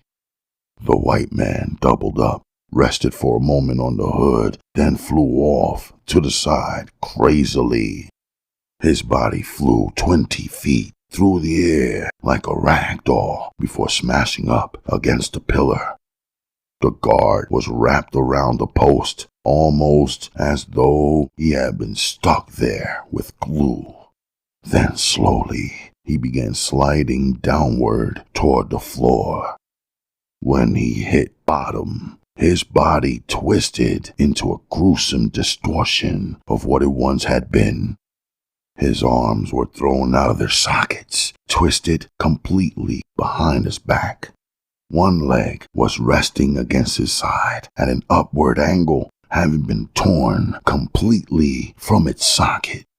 The man's face was smashed into a raw mass of pulp, hair, and flesh. His head was crushed so badly it was now half the size it once had been.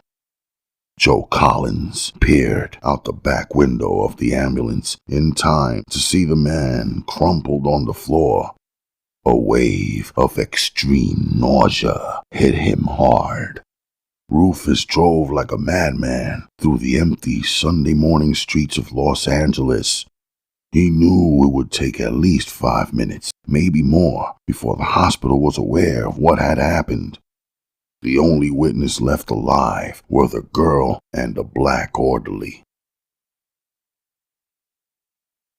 Kenyatta, Betty, the 2 nurses, and 3 of Kenyatta's men were waiting in the alleyway behind Kenyatta's apartment. Rufus pulled the ambulance into the small street and stopped. Joe Collins popped open the rear doors and jumped out. He stood face to face with Kenyatta. The leader towered over the man. "Collins, my man," Kenyatta said quietly. "I want to thank you for this." The 2 black men shook hands while Stone's body was pulled from the ambulance. Within a minute, the 3 Kenyatta men were lugging the stretcher up the stairs and toward Kenyatta's apartment. Rufus climbed back into the ambulance and drove off, with one of Kenyatta's men following him in an old Ford. The entire exchange had taken less than 2 minutes. Kenyatta had surveyed the window surrounding the alley, seeing if anyone had looked out to see what was happening. As far as he could tell, no one had. What once had been the living room in Kenyatta's apartment was now a hospital room, complete with hospital bed, transfusion equipment, and medicines. Waiting inside for the delivery of his patient was a small, heavy-set black man who wore strong glasses and spoke in a soft, orderly voice.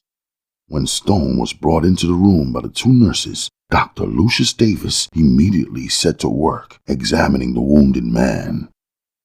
Kenyatta stood next to the door and watched the small doctor as he pulled Stone's gown up to his neck and began checking the wounds. The young black's body was riddled with small incisions and stitches.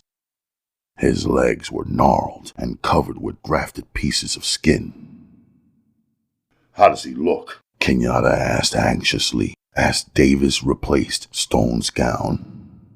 Not too bad, Kenyatta. If I had the x-rays, I could tell you whether or not they got all the metal out. But as far as I can see, they did. When do you think he'll come around? Well, Davis began. He's still under the anesthetic. Soon as that wears off, he'll be in a lot of pain. Maybe too much to keep him awake.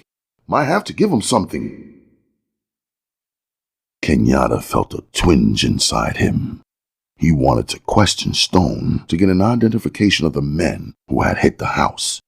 But more than that, he wanted to know what was in the photographs that Stone had taken to the house before the attack. If Stone regained consciousness, then he would try to extract those answers.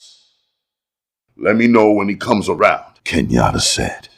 And I want you and the 2 nurses here to stand by him every minute, okay? Inside the living room, Kenyatta's small band of close friends sat on the sofa and the chairs. Collins stood against the wall smoking a cigarette. He was still not used to the fact that he was this close to the big man.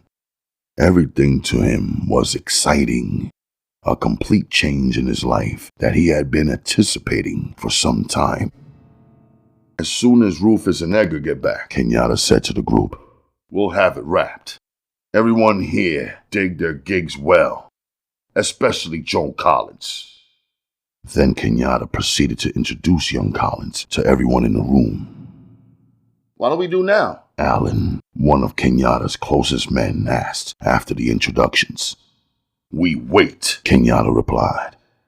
We wait till Elliot is well enough. Then we find out who's involved and we go from there. Those dudes who brought this shit down are going to pay. They're going to pay with their motherfucking lives. No one in the room doubted Kenyatta's words.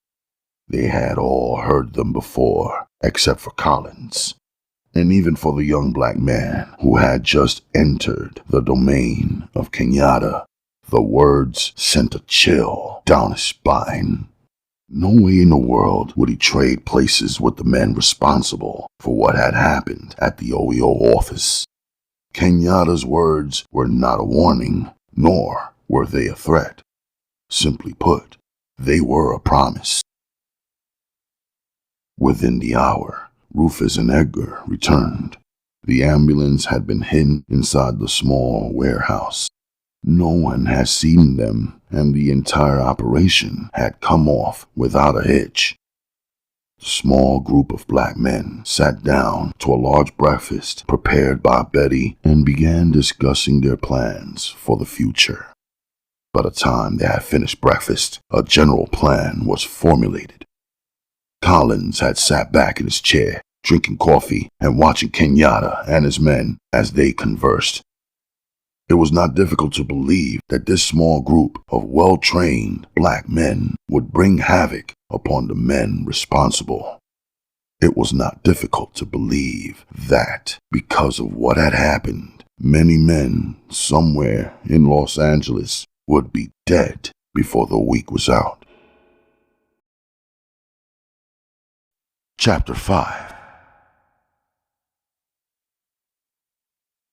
The flight from Detroit had given Benson and Ryan time to discuss the case and both men's reaction to what had gone down inside Turner's office. Most of the conversation had revolved around Benson's reactions to the reappearance of Kenyatta and the conflicting emotions that the black leader stirred inside the black detective.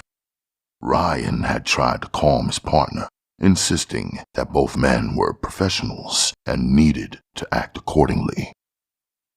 Deep-seated feelings regarding race, Ryan felt, should never enter the picture.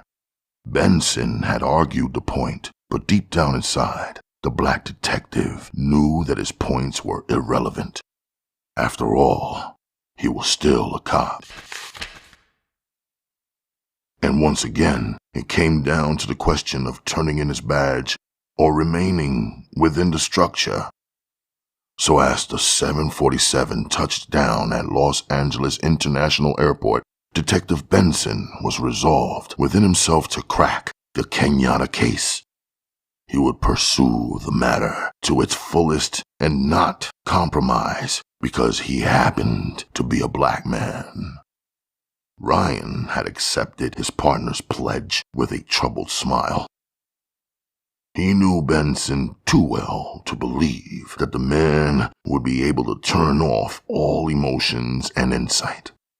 Lieutenant Julius Stein of the Los Angeles Police Department was waiting at the passenger terminal when Benson and Ryan emerged from the plane.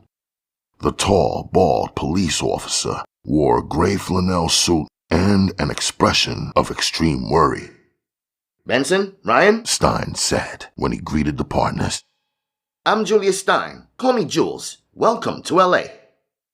The three men shook hands. Stein's eyes flicked back and forth between the white cop and the black cop.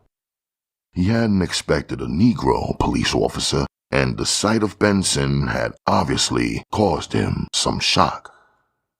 We'd like to get to the hospital as fast as possible, Benson began as they walked down the long white tunnel toward the parking lot. Yeah, we got to get something out of Stone, Ryan added. Stein shrugged. His suit fit poorly, and the wrinkles in the back and shoulders were accentuated every time he moved. Well, gentlemen, Stein began hoarsely. The thing is that little Elliot Stone is no longer with us. He's dead? Ryan exclaimed, suddenly seeing all their hopes disappearing in a swift moment. No, Stein replied quickly. he's just gone, vanished. They nabbed him out of County General about 2 hours ago. Benson watched the tall, surly lieutenant carefully. His instincts warned him that Stein was not quite as simple and easygoing as he liked people to believe. Jules, Benson began softly. You mean some dudes just marched into the damn hospital and took him out? Where the were the guards? Stein shrugged, again throwing out his hands in a gesture of helplessness. Benson, the damn excuse me, just a figure of speech. They had inside people, someone inside the hospital, namely a black orderly named Joseph Collins. As they moved out of the main terminal building and into the bright Los Angeles sky, Stein continued his explanation of what had happened at the hospital. He shrugged and moaned and ran his hand across his bald pate for emphasis. Ryan looked at Benson as the man talked. It was either Stein's mannerism or his seemingly casual attitude about the kidnapping of Elliot Stone that worried the 2 Detroit cops. Maybe, thought Benson, things were different on the West Coast. It was only the second time in L.A. for Benson and Ryan. The expansiveness of the city was overwhelming to both detectives.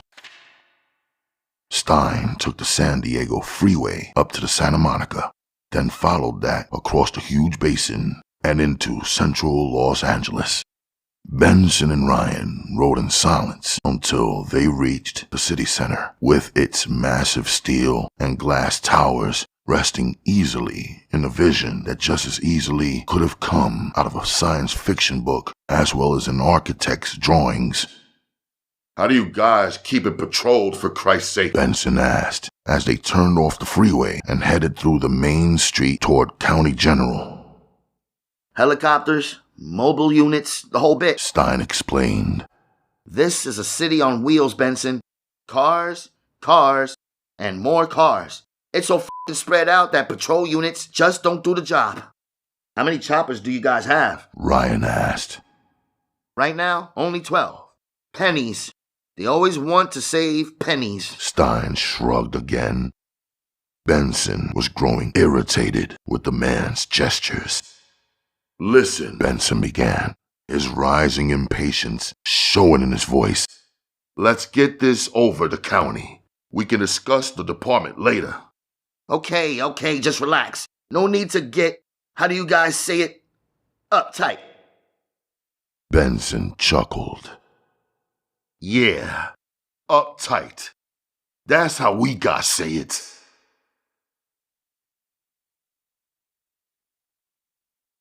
The scene at County General was chaotic. The garage was filled with uniformed police, detectives, and 2 FBI men who had been brought in on the case. They explained their presence to Lieutenant Stein on the grounds that since Stone had been an official of the United States government working in the OEO office, he was under jurisdiction of the Federal Bureau. Benson watched the confrontation between Stein and the Fed and thought he detected an inordinate amount of discomfort in the burly detective. He started to mention his viewpoint to Ryan, but felt that it would better be discussed at a later time. Can you believe this crap? Stein complained when he joined Benson and Ryan. The feds already. Next thing you know, they'll be wanting the CIA and the damn president. Well, Benson said calmly, it was a federal matter with Stone. I mean, the cat was an employee. Yeah, sure, Benson, Stein replied. But it was just some gang action. We see it all the time down here. Young hoods playing like they're the big time. Too many mafia movies, that's all. Once again, Stein's attitude bothered Benson. The man was like a shopper wandering through a men's store making comments about the quality of fabric and cut of a suit. A multitude of people had already died because of the action Saturday night, and if Benson knew this man, more people were yet to die. Still, this detective, whose territory this was, treated the matter as if it were an upset stomach. It didn't make sense, but Benson was willing to let it go. Call it a fault of the man's character and pay no more attention to it. The police photographers were finishing their picture taking of the garage, and the detectives were completing their interviews with the nurse and the large black orderly. The name Joseph Collins had been verified by everyone as the man responsible for the kidnapping. Even the officer on the operating room floor was able to identify Collins as the man who barred him from riding with the patient to the 8th floor. After 1 hour of combing the hospital, retracing the route that Collins had taken with Stone, Benson and Ryan wound up in the cafeteria. Nothing new had been learned, and the case was as empty of leads as it had been when the two detectives were flying 30,000 feet over the Rocky Mountains. Well, Benson began, stirring his coffee thoughtfully. we got ourselves a kidnapped witness, a missing orderly, not much else. Ryan laughed. Except for a detective who looks like he never got over the lost weekend. You dug it too? Benson asked. Yeah, the guy plays a strange game, shuffling around like that as if he were a dog without senses. Both men stopped short as Stein approached the table. His turned-down mouth was etched into a frown. His eyes glazed from exhaustion. Come on, He said loudly. we got a car ready. The OEO office? Benson asked, happy to be moving again. The lack of sleep was beginning to catch up with him, and he felt as if he would collapse if he remained seated doing nothing. Yeah, the FBI boy will still be combing it over, but I thought maybe you guys might want to see it. Benson and Ryan followed the big detective through the cafeteria and down into the garage. By the time they reached what remained of the small White House, Stein had completed his explanation of what had happened and how they had found Stone. That the lucky bastard lived was truly amazing, Stein mused. Benson detected the bitter quality in Stein's voice and reminded himself to discuss it with Ryan again. Either the man was racist, Benson felt, or else he was completely without feeling for his job. In neither case, the two detectives should be aware of Stein as an obstacle, someone who would be of no particular help to them.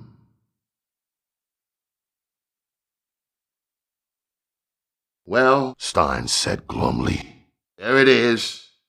The small White House that had formerly been headquarters of the South Central OEO looked as though a bomb had dropped directly into its center.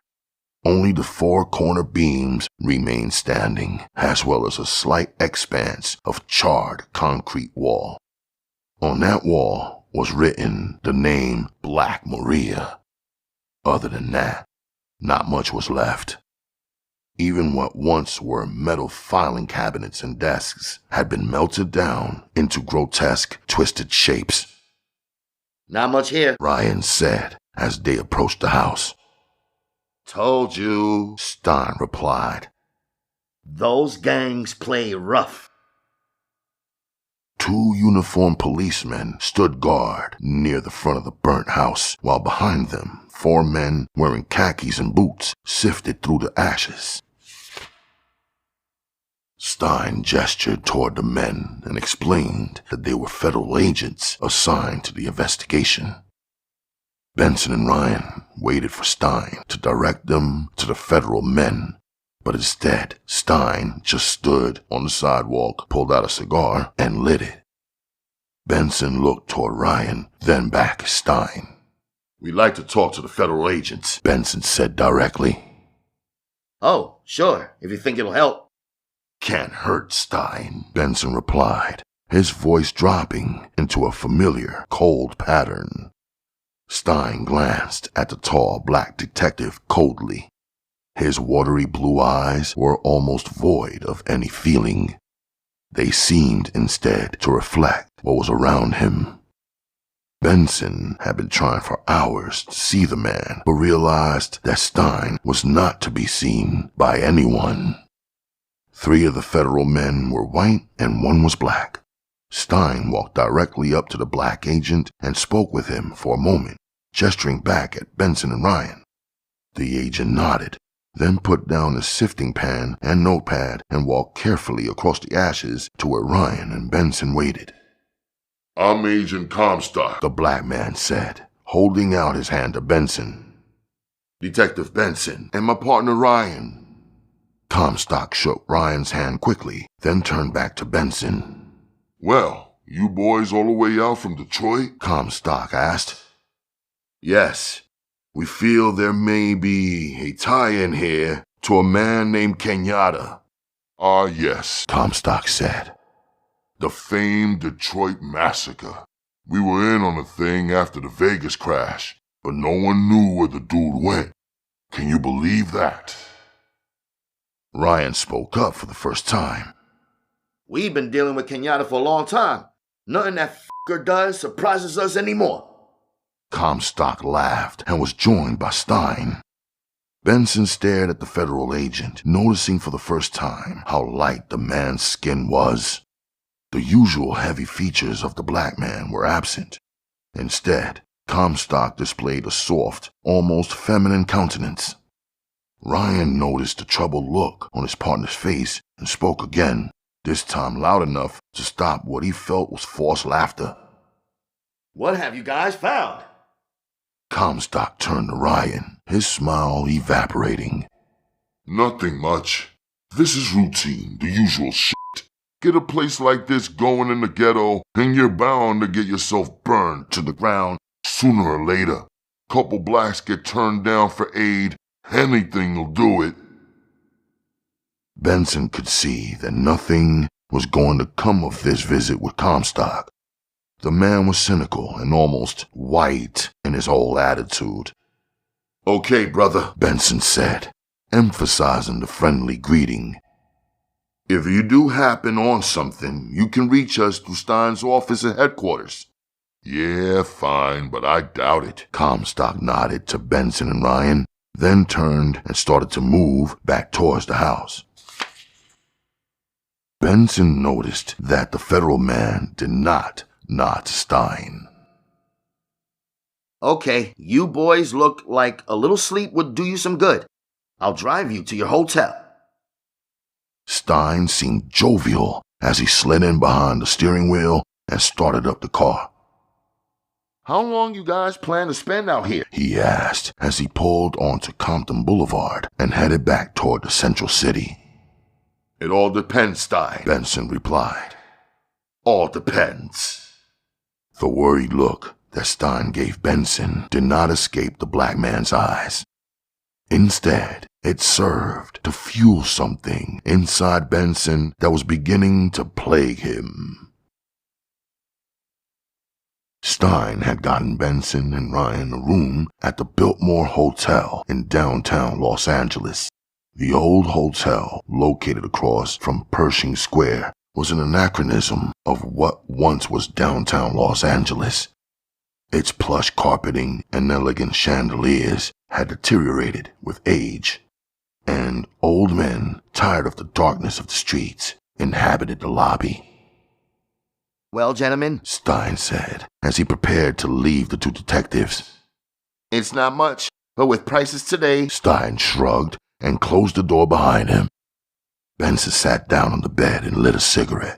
Already the exhaustion was overtaking him. It was now 12 noon in Los Angeles. Taking the time difference into consideration, both men had been up for 24 hours. Man, I don't know why the we came out here, Benson said disgustingly. Ryan looked at his partner and knew the man was suffering from the same feelings of helplessness that he felt himself. What had been a solid lead had suddenly disappeared, and the two men were stuck with what seemed like an idiot of a police detective to work with. You know why, Ryan? Benson asked after a long silence. 'Cause some f***ing little asshole captain back in Detroit wants a f***ing promotion. That's why. Yeah, okay. Turner sees us as a feather in his cap if he gets Kenyatta, but we didn't know that Stone would slip out of the hands of the guys here. Yeah, Benson said. That's another thing that bothers me. F***ing dude just get moved out of there. Man, that's pretty damn inept when they can't hold a man, especially a man who was in the condition Stone was in. I know. Ryan agreed, stripping down to his shorts and flopping onto the bed. This whole thing stinks. No one seems to know what's going on, for that matter, even cares. I'll tell you something, Ryan. We got to get ourselves on the streets. We're going nowhere fast with this schmuck Stein. He's either a f***ing idiot or a f***ing plant. Hard for me to believe he's a f***ing cop. Suddenly, Ryan sat upright and looked at his partner. Listen, Ben, remember that guy in Detroit named Johnny? Johnny Miller? Out on parole? A real junkie. Yeah, sure, I remember him. Okay, the dope on him was that he sang for Detroit cops. He played a two-way street until it got too crowded, and then he left. I was told by Jack and Vice that if I ever needed anything in LA, to get in touch with him. Supposedly the guy's always where the action is. Benson forgot his exhaustion.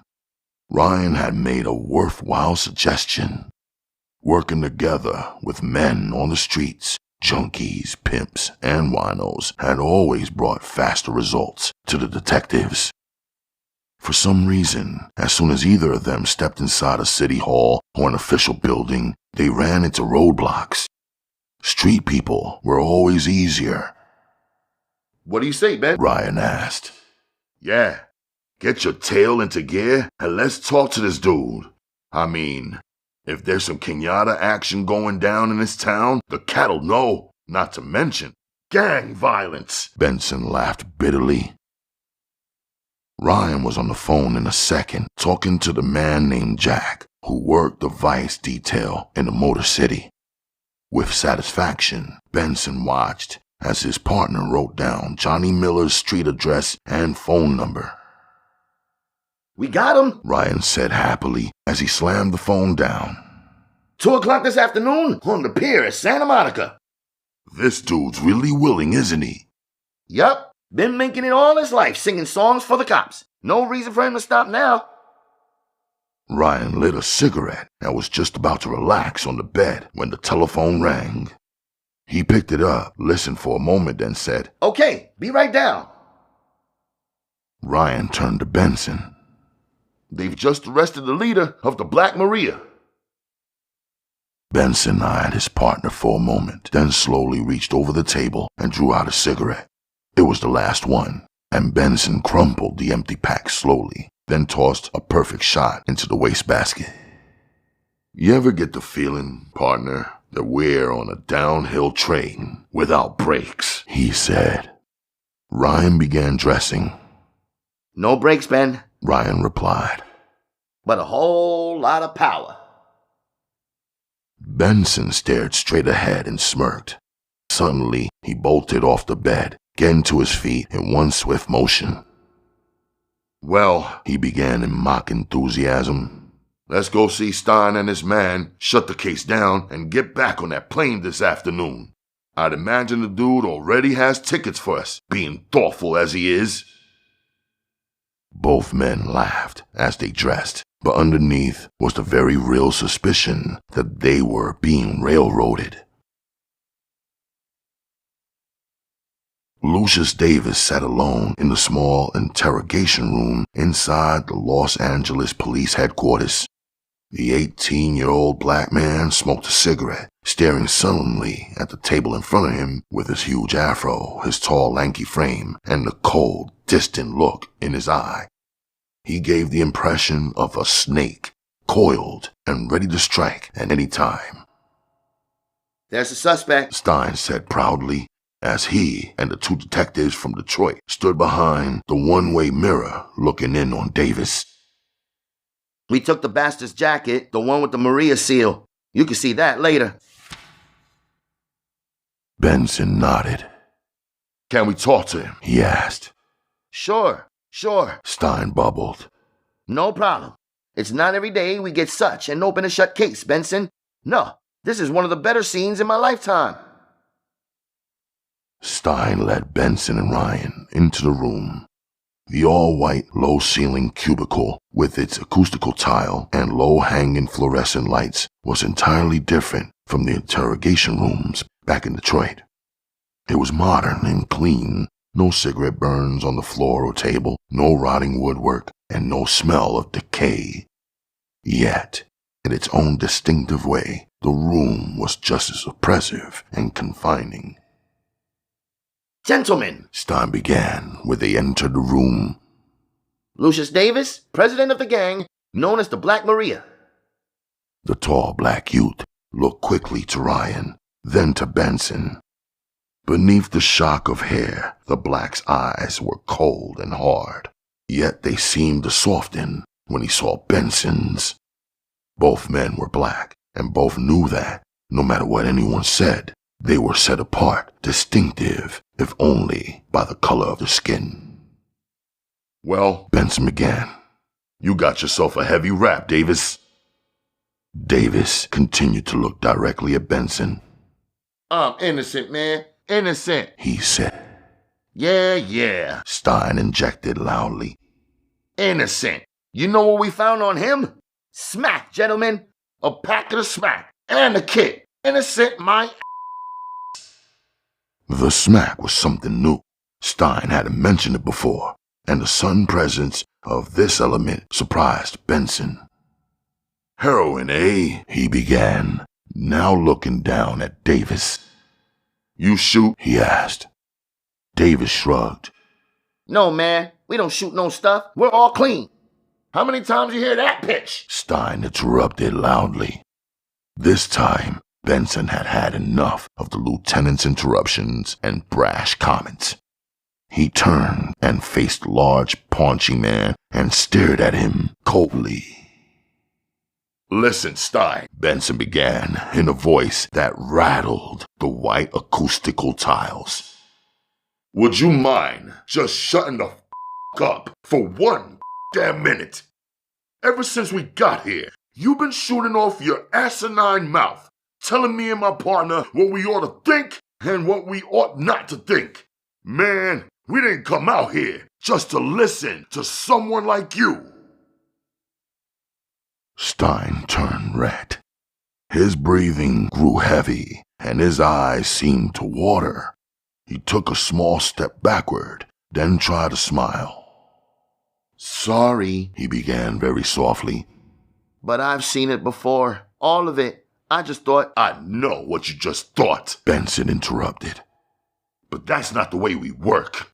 Maybe out here you guys take everything for granted, but in Detroit, we got some real bad problems. Some real bad conditions, and we can't take anything for granted. Benson finished and turned back to Davis. The young black quickly lowered his eyes, but Benson knew that he had been watching him closely.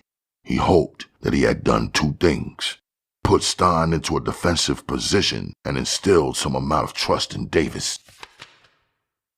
The game, as it was known in police departments throughout the country, was played often. It involved two officers staging a phony verbal fight between themselves, getting the prisoner to open up as one officer took his side. Normally, the game was set up, contrived, but this time, Benson had meant every word. Ryan knew that his partner was for real, that he wasn't playing with Stein, but the lieutenant, who was now standing against the far wall, began to think he knew what Benson was after. The redness disappeared from his sagging jowls, and he broke out into a semi-grin. Okay, detective, have it your f***ing way, Stein said, winking at Ryan. Ryan did all he could to keep his fists at his side.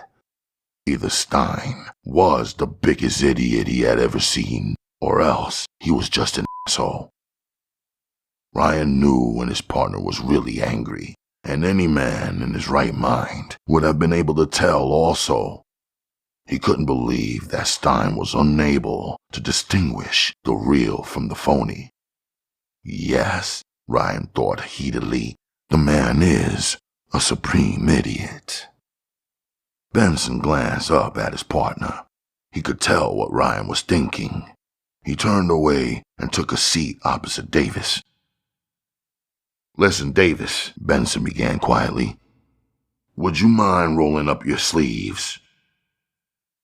Davis looked at the black detective, and for the first time, his eyes softened. He nodded, then quickly unbuttoned his cuffs and pulled the sleeves up around his biceps. Benson reached across the table and took the young black man's wrist, examining his right arm first, then repeating the process with the left arm. "Okay, Davis, pull him down." Slowly, Benson got to his feet. "Funny," he began, looking at Ryan first, then at Stein. "You accuse this man of using heroin. Yet, there's no track marks on his arms, no puncture holes, no signs at all." "We found heroin in his apartment, Benson," Stein said coldly. "Give this man a physical?" Ryan asked. "Of course not," Stein protested. "I see," Benson said. He looked down at the black youth. The man was healthy looking. His eyes were clear and strong. There were no signs of the drug in him at all. No redness around his eyes, no paleness in the skin. His breathing and his pulse, which Benson had checked while examining Davis's arms, were both normal. No signs at all of a user. What there were signs of, however, was a plant. "What other evidence do we have on Davis?" Benson asked Stein. "Nothing except the obvious. The bastard is the president of the Black Maria, and the Black Maria burned down an office of the federal government. The FBI is satisfied, so why the questions?" Benson frowned, pulled out a fresh pack of cigarettes, and offered one to Davis. The black youth accepted and inhaled deeply after Benson lit it. "No reason," the black detective began. "Just asking, Stein. Just asking." Stein smiled, then hitched up his pants and knocked on the door twice. A uniformed officer opened it and stood aside to let the men out. "Well," Stein said, "if you gentlemen are finished, arraignment is tomorrow for our friend here, so maybe then you can consider the case open and closed." Benson started to leave the room, and the man who had been arrested on charges of murder, arson, and possession of heroin watched him closely. Before closing the door behind him, Benson turned and looked back at the black youth. "Don't blow it, man. We'll be back." Lucius Davis nodded gravely. It appeared at that moment that Ed Benson, a black cop working alien territory, was all the hope he had.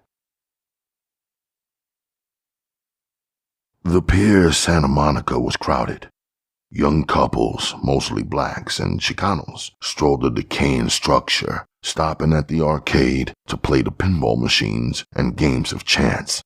The old merry-go-round spun with a cacophony of sound as the ancient calliope belted out its eerie, almost nightmarish music.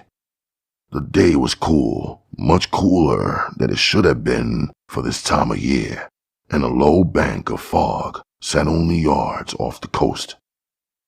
Detective Benson and Ryan stood at the end of the pier, watching old men and young boys lined up along the railing, holding their fishing rods suspended over the side.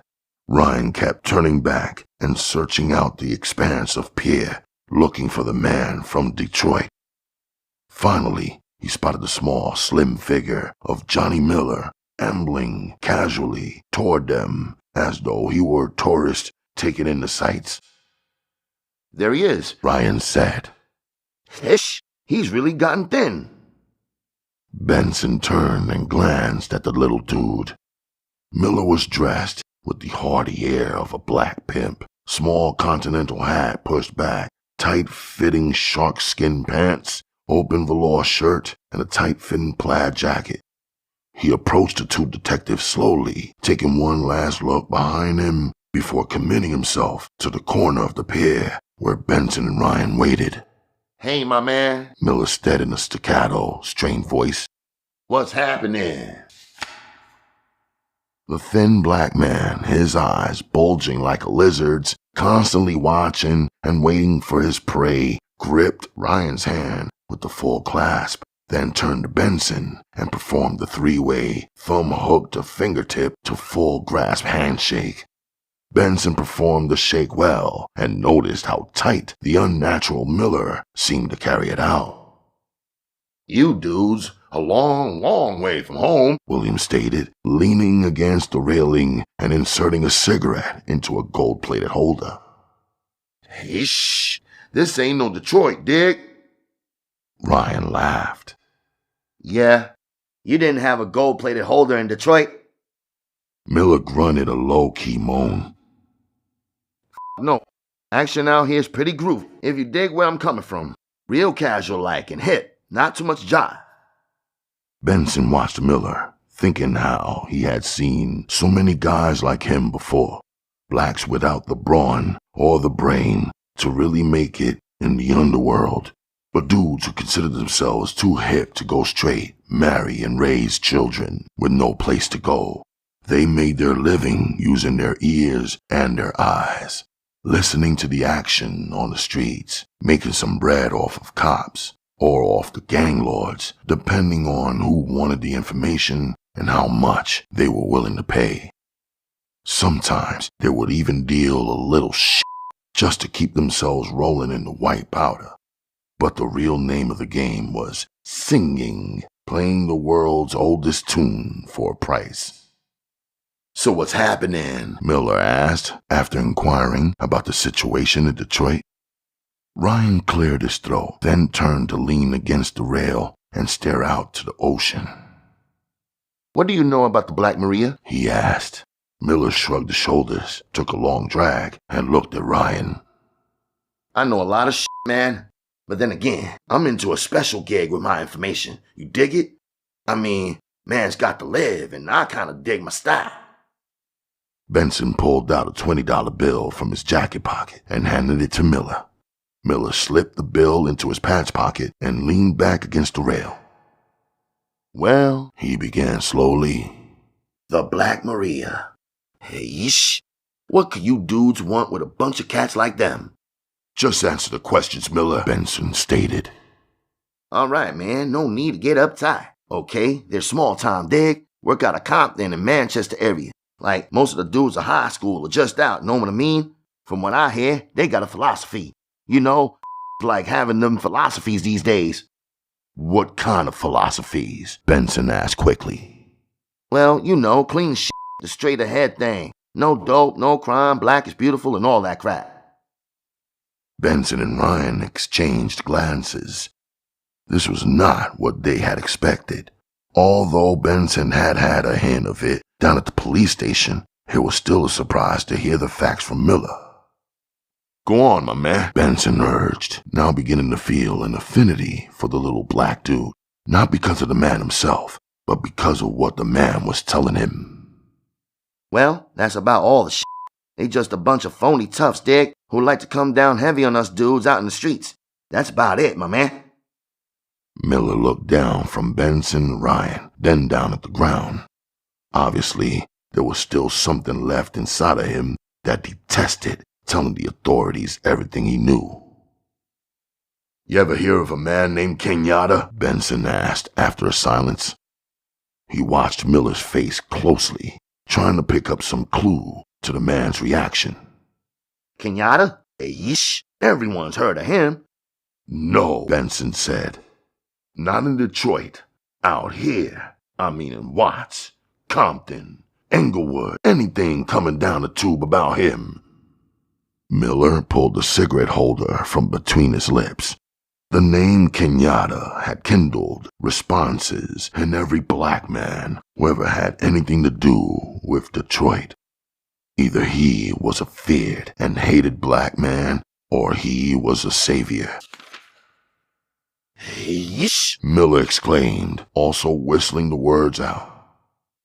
You laying down a trip or something? You standing there telling me you think the dude is in L.A.? We're not sure, Miller, Ryan said, pulling out a $100 bill and placing it in Miller's breast pocket. but we want you to start asking questions.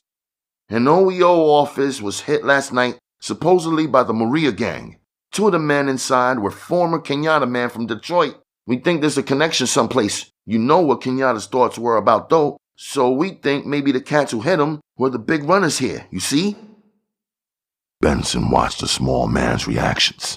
Miller was not used to the big time, and Kenyatta, no matter where the man went, was always involved in the high-stakes players. It shook the little dude to even be talking about it. Well, Benson asked, will you do it? There'll be plenty of bread coming down the pipe if you dig. Miller looked from Benson to Ryan. His large eyes were a little bigger now, and his cool, hip manner had disappeared. You dudes asking a lot of ish. I just start opening my mouth and they'll close it quicker than a fucking bear trap. Ish. Listen, Ryan began, trying to soothe Miller. No need to ask questions or take any chances. Just keep your ears open and see what's happening. Now that you know where the connections are, you might be able to pick up on some shit.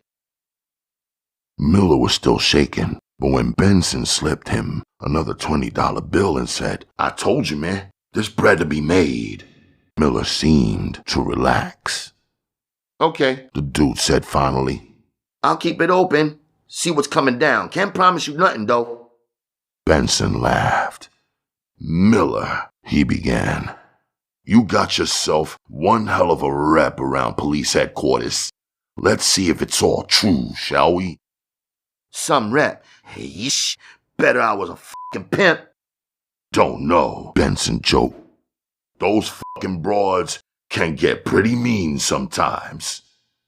Miller laughed. You ever seen Kenyatta when that dude's got a fire going? Man, he's a fucking holocaust. Miller laughed, but Benson could see that the laughter came from fear. It was always shocking to him how one man, through a reputation, could instill such fear in other men. Kenyatta was one of those men, a legend in his own time. As Miller walked away from the 2 detectives, Benson and Ryan watched him. At first, the well-dressed black man had moved stiffly, as though trying to keep a burden from pressuring him into a slouch. But as he moved farther down the pier, he began stroking along, bouncing a little with each step. The guy's frightened, Ryan commented when Miller had disappeared into the crowd. You told him an awful lot. Maybe too much. Benson had wanted to stop Ryan's discussion of the OEO incident earlier. No one outside the department knew that the 2 men inside had been former Kenyatta men, and now Miller knew. No sweat, Ryan said confidently. The guy walks a fucking tightrope. He hasn't got friends and he hasn't got enemies. He lives on the outside. Nobody will listen to him. Yeah? Well, we're paying him money to listen to him. Anyway, let's hope he comes up with something, Benson said. Ryan nodded.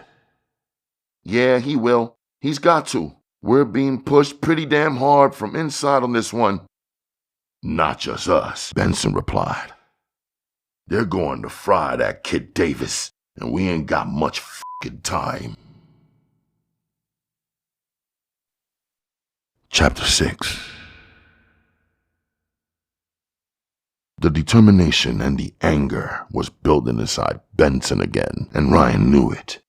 They were both up against a strange, almost invisible block wall, trying to break through a maze of half-truths and bureaucratic jumble. Both detectives' instincts told them that something was terribly wrong. For Ryan, it was a professional sense of pride that drove him, but for Benson, it was something else. The man was black, and it made a difference. Kenyatta stood behind a small bar in his apartment and refilled Edgar's and Rufus's glasses with Jack Daniels. It was the second fifth of whiskey used already. The night was still young, only about 10 o'clock. The men, 4 others besides Rufus and Edgar, had been gathered inside the well-furnished living room for 3 hours. In the bedroom, Betty and 2 nurses, plus the doctor, sat and attended to Elliot Stone. He had been sleeping since being taken out of the hospital. The anesthesia had not yet worn off, and the doctor had been giving him a series of cortisone shots to minimize the pain when the wounded man did come to. There you go, my man, Kenyatta said, after pouring the shot into Rufus's glass. Go easy. It's gonna be a long f***ing night. Yeah, Rufus said, taking a slow sip of the whiskey. we don't know, do we? Kenyatta looked at his friend determinedly, almost coldly. Just a matter of time, my man. When Elliot comes to, then we'll know. The 4 men sitting along the couch and on the chairs listened to Kenyatta closely.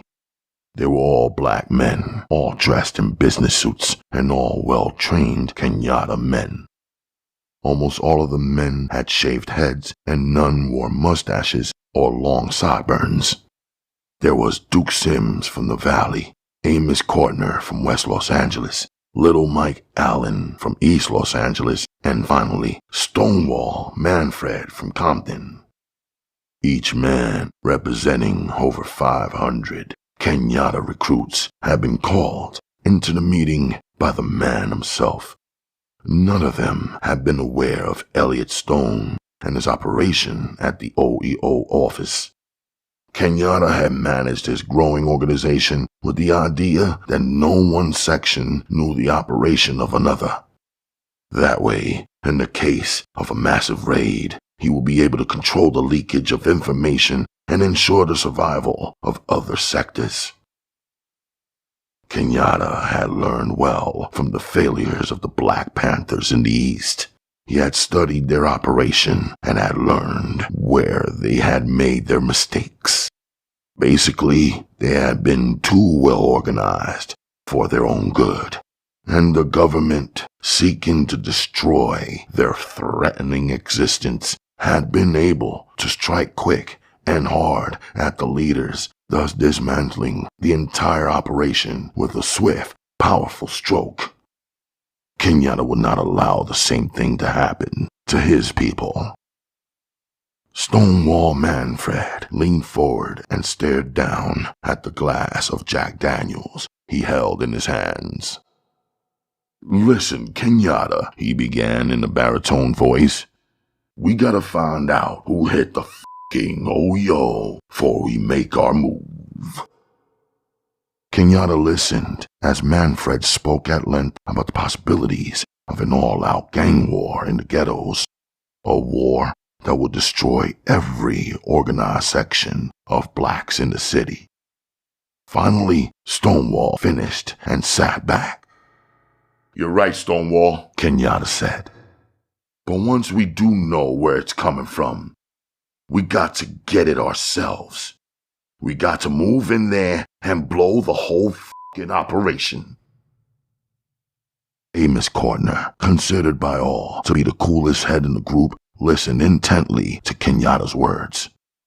The man had seen Kenyatta this way before, while emotionalism and rage took over, leaving the man's reasoning powers suppressed by the mighty forces of his hatred and anger.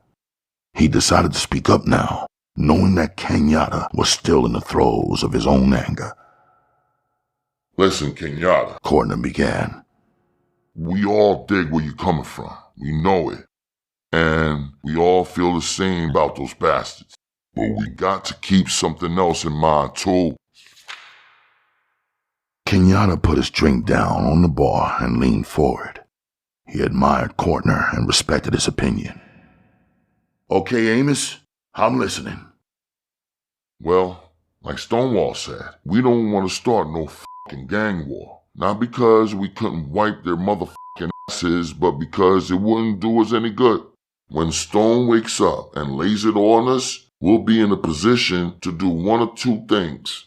We can blow the fuckers off the face of the earth, or we can go inside their organization, find out if it's a street operation, or if there's heavier shit going down, then make our decision. Cortner waited anxiously for Kenyatta's reply. Kenyatta glanced around the room. The black faces were watching him intently, waiting for him to give his reply. Finally, the bald-headed leader spoke. Okay, I can dig where you're at, Cortner. We'll wait till we hear from Stone. No action till then. Cortner breathed a sigh of relief. Secretly, he had been fearing Kenyatta's temper. The man would just as soon take to the streets and start murdering any man he thought might have had anything to do with the hit at the OEO offices. That, Cortner knew, would have been suicide, and in more ways than one. Since Kenyatta's arrival on the West Coast, the organization had been built slowly and painstakingly. Barely a handful of men knew of Kenyatta's existence, and most of those men were sitting in the room at that very moment.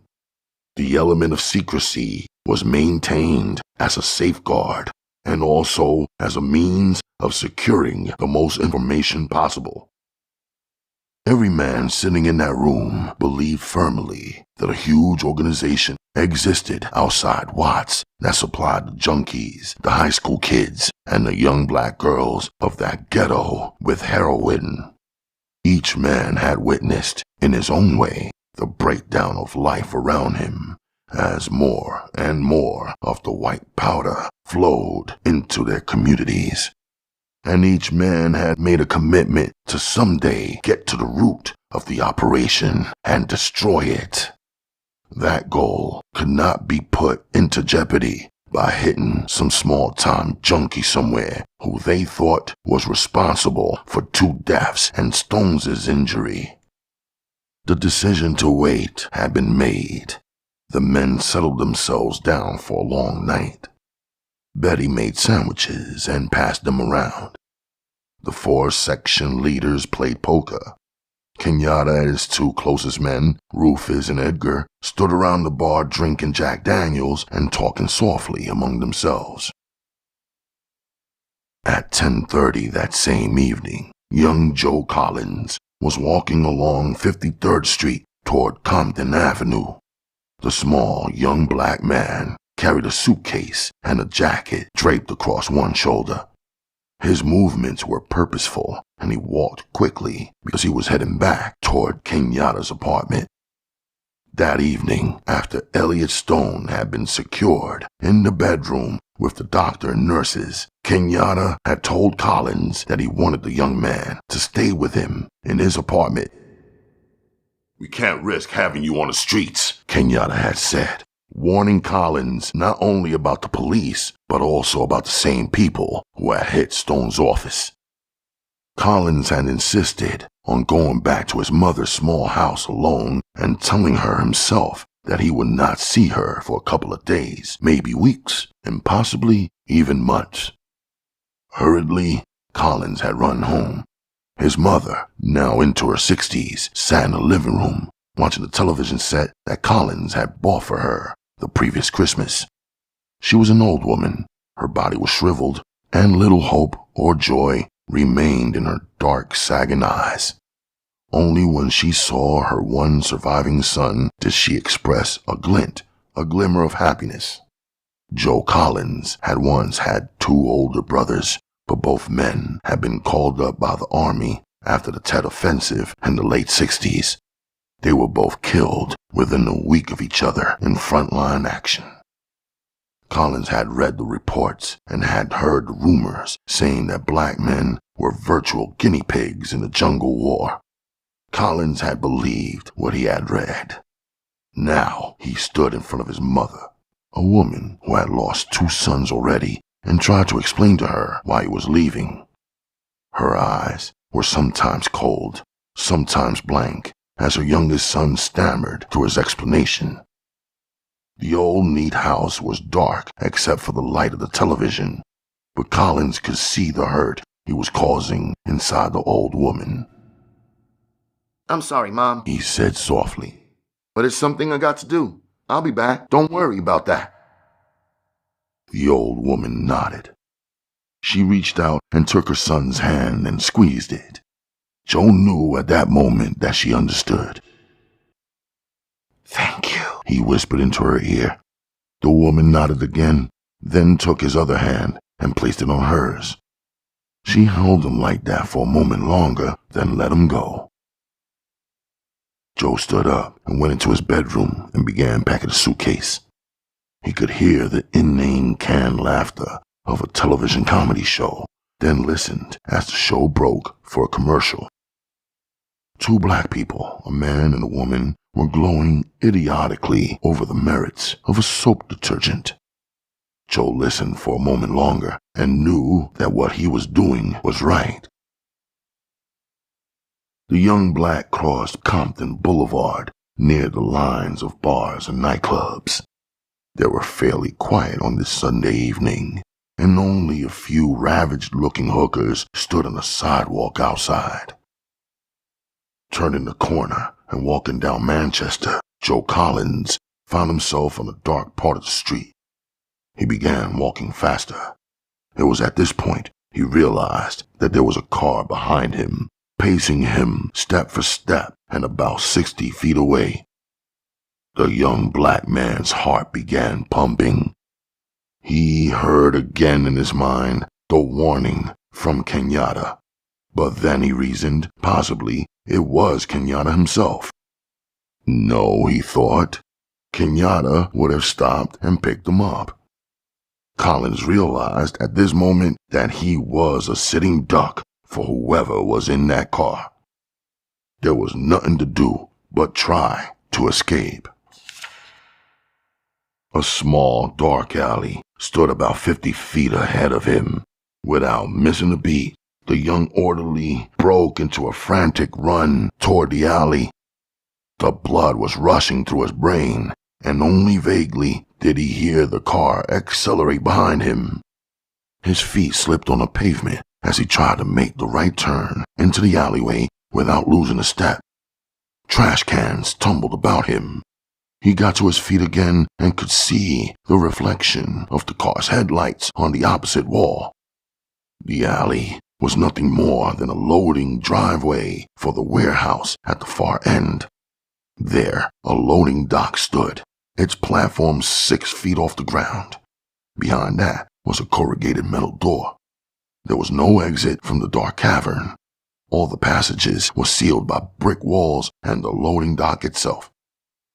Collins scrambled frantically toward the dock. He knew he was trapped, but the act itself of attempting to escape was the only thing holding it together.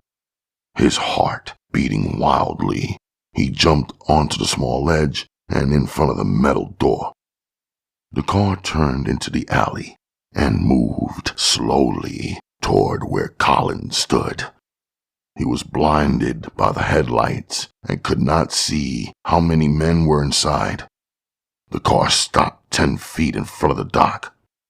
Collins was backed up against a metal door. He could feel the ridges digging into his back as he pushed himself with all his strength against the corrugated metal. He prayed that he could somehow melt through that door and regain his life inside the warehouse behind it. Doors opened on either side of the car, and Collins could hear the movement of men as they got out. He thought he detected the quick, almost imperceptible glint of metal. Man, Collins shouted into the blinding headlights. I ain't done nothing. Please. There was silence from the other side of the lights, the only noise being the purring of the engine. The young black peered through the glare of lights. In his last moment, he was being blinded, unable to see even his own death. 2 explosions rang out in the alleyway. one from either side of the car. The first blast hit Joe Collins in the face, ripping away his nose and right eye. His brain matter was plastered against the metal door behind him. Later that night, the coroner would find his right ear 30 feet away, lying like a piece of garbage in the small alley. The second blast, within a millisecond of the first, hit him in the stomach. The shells penetrated his flesh from one side to another, tearing his guts out of the safe confines of his body. By the time the 2 shots had been fired, there was more of the black youth on the metal door than there was on the landing. In his last moment on Earth, Joe Collins had seen 2 bright flashes as the guns had been fired. He had imagined that he was standing in the jungles of Southeast Asia and that his 2 brothers had once been walking where the 2 landmines had exploded. Their bodies had disappeared instantly, and with them, Joe Collins had entered the eternal blackness. At precisely the same moment Joe Collins was destroyed by assassin's bullets, Elliot Stone regained consciousness. The wounded man opened his eyes and saw the small room, the face of the doctor, and the pretty face of Janie, one of Betty's nurses. For a split second, Stone felt a twinge of panic surge through his brain.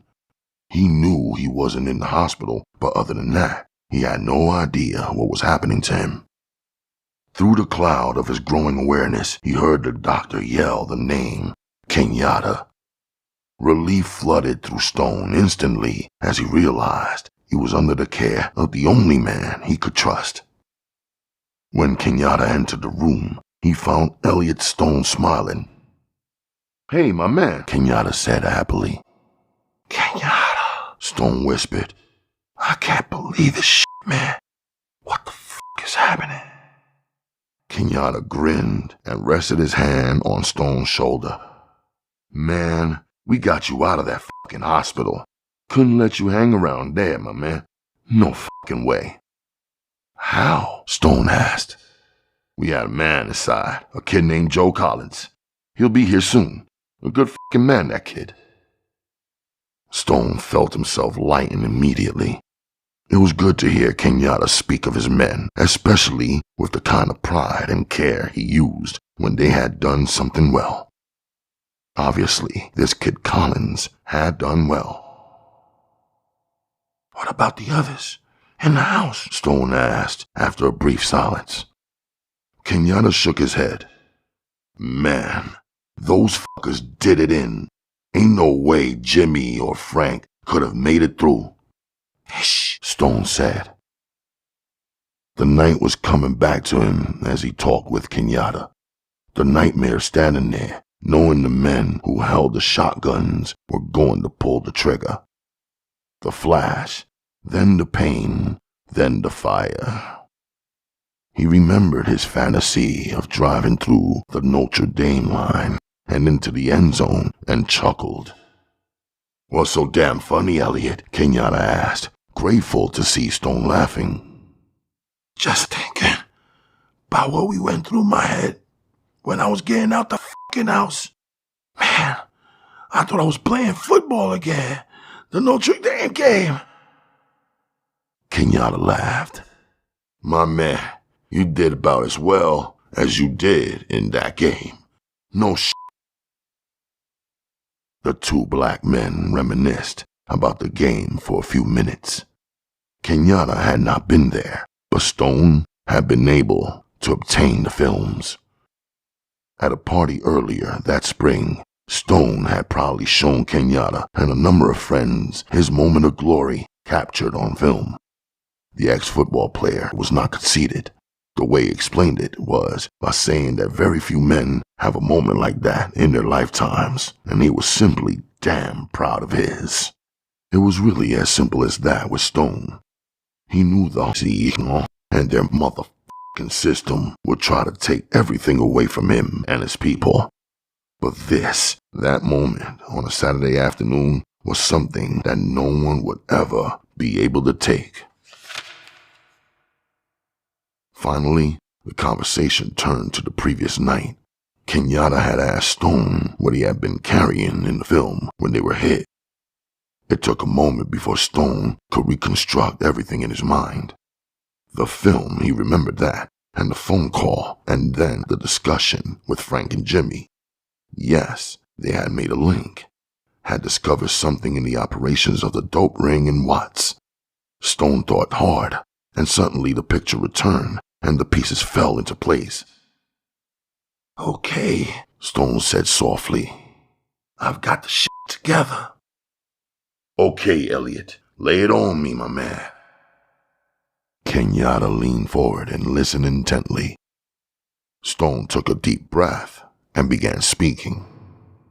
"We know about this dude, Wilbert Seamus," Stone began, his voice now without emotion. "What we didn't know was where his junk was coming from. First off, we knew he had connections downtown with the cops. His street corner pushers would get busted and be out within like a couple of hours, you dig?" Had to be in narcotics working right with him, Kenyatta mused. "Yeah, exactly," Stone replied. "Well, we had Seamus and we knew about his street people, but then we stumbled onto what appeared to be a contact. A white dude, a man I would recognize, would come by Wilbur's place over 55th Street. Yeah, Kenyatta added. The Paris Club. Right. The two dudes will meet like every third Tuesday of the month. The white motherfucker carrying a briefcase. We had pictures. Shh. Stone stopped for a moment, realizing for the first time what the fire had done. It's okay, man. No way we could change what's happened. Yeah, Stone said, still upset. Hish, those fucking photos would have sealed it. There was a silence for a moment. Both men stared at the floor, and then finally, Stone returned to his subject. Those pictures, Kenyatta, showed the dude what he was bringing and when. We had it all, especially that white motherfucker who has to be the main contact outside the city, or at least lead to the big man. Kenyatta remained silent.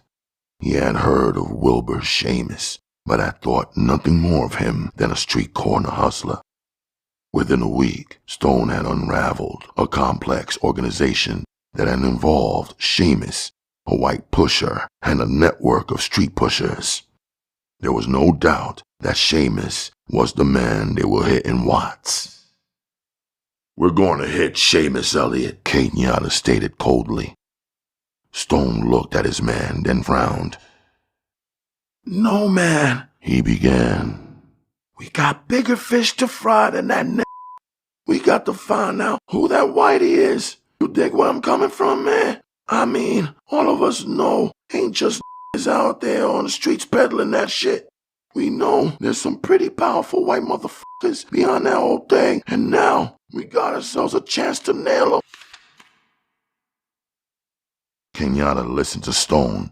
Basically, he was saying the same thing that Cortner had said earlier that evening. Listen, my man, Stone said, resting his hand on Kenyatta's arm. We'll get the bastards in the head. We can't shoot our wad till then. Aight, bro? No way. Kenyatta knew that Stone was right. He nodded. Okay, man, we'll infiltrate. I got a line of some stuff from Algiers. I'll set up delivery.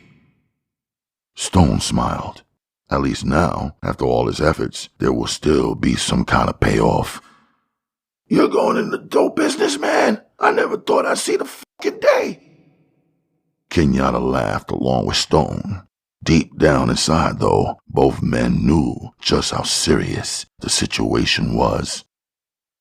The doctor came into the room and told Kenyatta that Stone needed rest and to leave the room. The two men shook hands and agreed to talk again in the morning.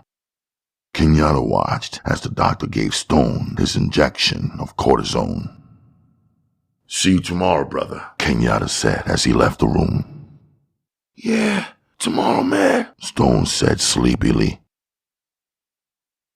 When Kenyatta entered the living room, he noticed Rufus standing next to the bar. The man's face was tight and his mouth formed a grimace. What's happening, my man? Kenyatta asked. Rufus looked at the other men in the room before speaking. Joe Collins, Kenyatta. Joe? What about Joe? He was hit tonight, about 2 blocks from here. Kenyatta looked at the men in the room. His first impulse was to pull his arms out of the closet, get his men together, and hit Wilbur Seamus. But he remembered what he had discussed with Stone, and he knew, deep inside, that a mere hit wouldn't pay for all the damage that had been done. They would have to break open the entire organization, and the only way to do that was to get inside. Kenyatta immediately began laying plans to get a pound of uncut heroin into the country.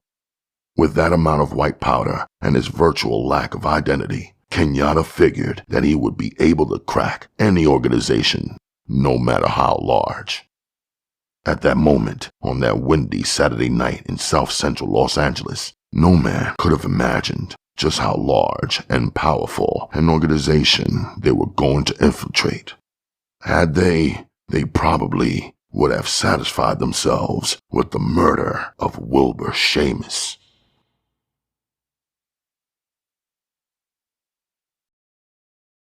Chapter 7.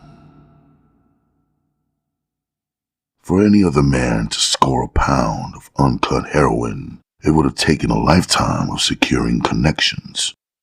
But for a man like Kenyatta, with friends throughout the world, it only took one phone call and an explanation.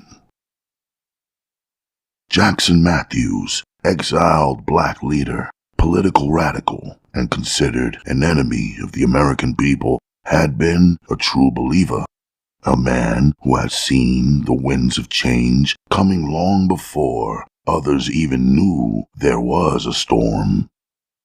In the early 60s, he had organized black groups from the West Coast to the East Coast. His basic aim had been to group his black brothers together in one massive army of political power.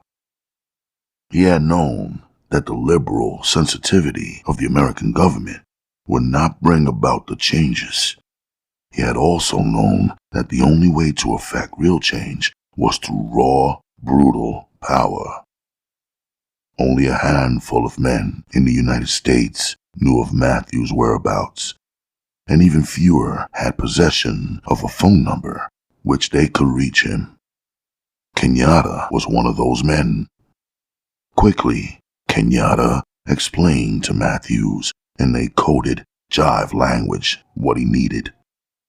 Matthews agreed immediately, telling Kenyatta that a shipment would reach him within 2 days. Matthews's connections in the Mediterranean were such that within an hour he was dealing for a pound of the white powder.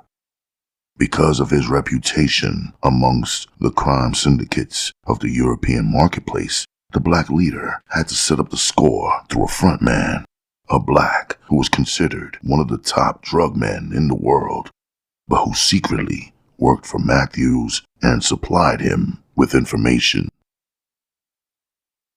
The score was made. The pound of white powder was being put into a case of French perfumes and powders, leaving Marseille on the south coast of France via freighter to the United States. The contact was so good that the shipment was being made under the auspices of a CIA top-secret priority. Customs and inspection in America would assume that the box of French perfumes and powders was a cover either for shipment of chemicals or possibly a load of film. No matter. The shipment was not to be opened by anyone but the agent involved. That agent, unknown and unnamed, would meet the freighter at the New York City docks, then deliver the goods to a scheduled landing strip in the Adirondack Mountains. There, the small parcel will be flown to Los Angeles with a landing at San Fernando Airport in the San Fernando Valley. The little used airstrip would provide the pickup point for Kenyatta. On Wednesday morning, only 4 days after the hit on the OEO house, Kenyatta was in possession of a pound of raw, uncut heroin. The arrival of the powder signaled a new era in the black man's methods. As he drove from the airport with the parcel resting on his lap, Kenyatta felt a twinge of disgust.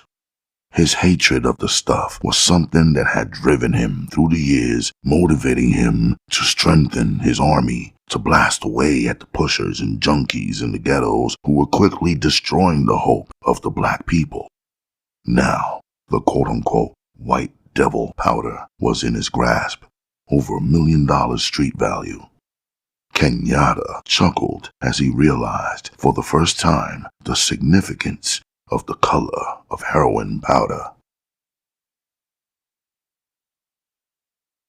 Johnny Miller sat alone that Wednesday night in the quiet darkness of the Center Club, a rundown beer joint on Compton Boulevard known primarily for its equally rundown junkies and the presence of dime whores.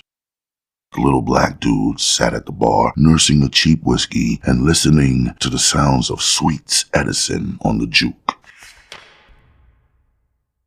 For 4 days, Miller had been talking with everyone he knew in the South Central District, attempting to gather as much information as possible on Kenyatta. The $140 he had scored from Benson and Ryan had come in handy, bringing him enough junk to last out the rest of the week. He wanted more and made every effort to secure information that would bring him some cash from the Detroit detectives. But the name Kenyatta was one that was not uttered in the Los Angeles ghetto. If anyone knew of the black leader's presence, they weren't talking about it. The hit on the OEO house had been discussed, and everyone assumed that it did in fact have something to do with the Black Maria gang and a vendetta. The arrest of Lucius Davis and his arraignment the following Monday on 2 counts of first-degree murder seemed enough to convince everybody that the small-time gang lord had been the main man behind the murder and fire. The other members of the Black Maria had disappeared quickly, and the talk was concerned mainly with when they would hit again and whom. So the grapevine on the streets had been fruitless for Miller. He had not picked up on any particular tensions or on the usual calm before the storm when something big was coming down. Everything seemed as it should be, but this Wednesday night was to change all that. It began with the arrival of Kurt Horning, a small-time dealer in junk and who often did a little business with Miller. He arrived at the Center Club around 9 o'clock and sat down on the stool next to Miller. What's happening, baby? Horning asked, knocking on the bar twice to get the bartender's attention. Not much, man. F***ing quiet out there tonight. Horning ordered a Jack Daniels, not just a shot, but a bottle. Big time's coming down, Miller. Big f***ing time. Miller looked at the small, rotund black man who wore expensive double knits and ascots. He had never known Horning to bullshit. The man was a cynic about his life and always played his honesty to the point of being absurd. He knew that he was small, and he accepted that fact. That is why Miller was so shocked by the man's words. What are you trying to lay down, Horning? Miller asked after the smaller black man poured out a shot of the good whiskey for each of them. I'm telling you, my man, there's talk out there, on the streets. Heard little bits down at Jimmy's pool hall. Miller grunted. Shit, man, you know where those dudes are at? Ain't nothing but one piece of bull after another. Yeah, Horning replied. But it wasn't all there was, man. Heard something from Willis. Willis was the main information man in the ghetto, the man to whom all the smaller dealers went when they needed a score. Willis took commissions and lived pretty damn well. His job was to keep his fingers on the pulse, know when things were tight and when they were plentiful. If a man didn't know the score, Willie would tell them in no uncertain terms. Well, Miller began, now impatient. what the fuck did Willis say? Horning continued to stare at the wood bar in front of him. He put both hands on the smooth surface and examined his nails as he spoke. Big shipment, Miller. I mean, really fucking big. Came in sometime, maybe this morning, maybe last night. No one knows for sure. Miller felt the excitement growing inside. Shipments of the stuff came into L.A. quietly. Suddenly, they would appear on the streets, with every pusher unloading his bit. The announcement of a large shipment, even the rumor, could only mean one thing. There was someone new. Some dude was attempting to break into the L.A. market. How they know? Miller asked Horning. Word from France is what I hear. That's all, you dig? Just word from France. Yeesh. It's not beaner junk? No way, Horning replied. It's fine powder. The good stuff, baby. The really fine-ish. Miller felt himself grow weak. He took a shot full of whiskey and poured it down, letting the warm liquid return some energy to his legs. This was really the big time, he thought, if what Horning was saying was true. Something was going down, and it was bigger than he had feared it would be. Horning lifted himself off the stool and pushed a bottle of Jack Daniels across to Miller. I told you this shit, Miller. Because if you get any action off the stuff, I expect a favor return. You dig where I'm coming from? Miller nodded. You got it, my man. And I thank you. Horning nodded and ambled out of the bar like a man who knew the secret of life. As Miller watched him, he realized that quite possibly the short, flabby black man did know at least the secret to his life. Detectives Benson and Ryan were spending their Wednesday night poring over the files on Joe Collins at police headquarters. The mutilated body of Collins had been discovered Monday morning by two black children on their way to grammar school. The sight of the emaciated body had so disturbed the kids that they were now under a doctor's care and staying home from school. When Benson and Ryan had arrived on the scene, both kids were in a state of shock. One, a little girl of 6 years, could not speak to the two detectives. She was so terrified that she was virtually gagging on her own vomit. They had searched the remains of Collins and had found nothing in the way of evidence. The young black's suitcase was lying at the head of the alleyway where he had dropped it, and his jacket lay only a few yards away. Other than that, there was nothing that provided any kind of clue as to who the hitmen were. Lieutenant Stein arrived on the scene only moments after the two Detroit detectives. He had spoken immediately, saying that the killing was only a vendetta action by members of the Black Maria against the man who had taken Elliot Stone from the hospital. The fact that Stone's presence in the hospital had been kept out of the newspapers didn't faze Stein at all. That, according to the lieutenant, was Collins' involvement. Benson disagreed quickly, saying that as far as they knew, there was nothing in Collins's background that would even indicate he had been a member of a gang. The young orderly had worked in the hospital since the age of 17, being the sole support of his mother after his two brothers were killed in action in Vietnam. Stein just shrugged his shoulders and glared at Benson. You're trying to blow up this whole thing, Stein warned.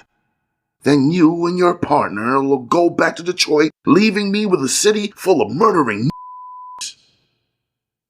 This time, Stein did not hesitate in using the word. That had been Monday, and since then, Benson and Ryan had become more determined than ever to piece together what was coming down in the city of the angels. Something was up, and both men felt it. They could not put a finger on it, but they knew that this time Kenyatta had come close to hitting someone's nerve. 3 men had died because of it, and there was no telling how many more would get hit before the whole thing was over with. Well, that's about enough for me, Ryan said disgustedly as he threw the last portfolio onto the large desk in front of him. Benson looked up from his wide-open folder. You want to grab something to eat? Sure, why not? Before leaving the police headquarters, Benson phoned up Biltmore and checked to see if anyone had left a message.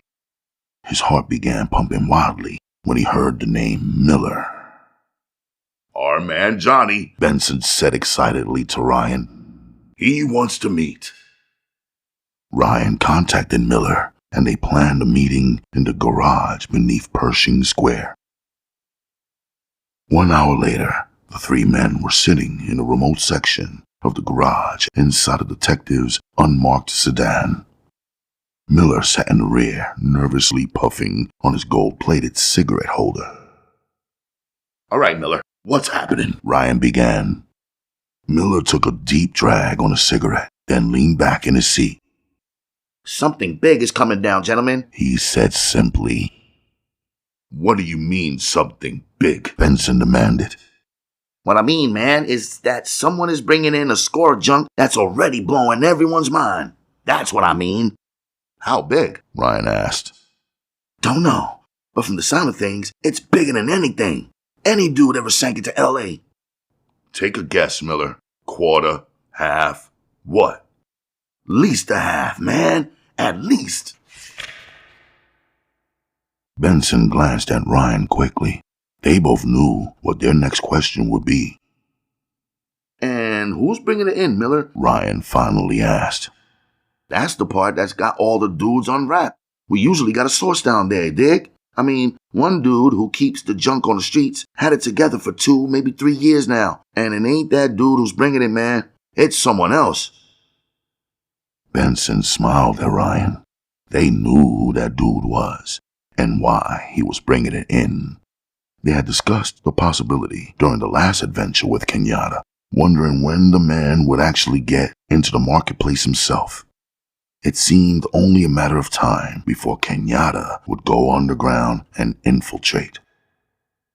Any idea as to when it came in? Benson asked.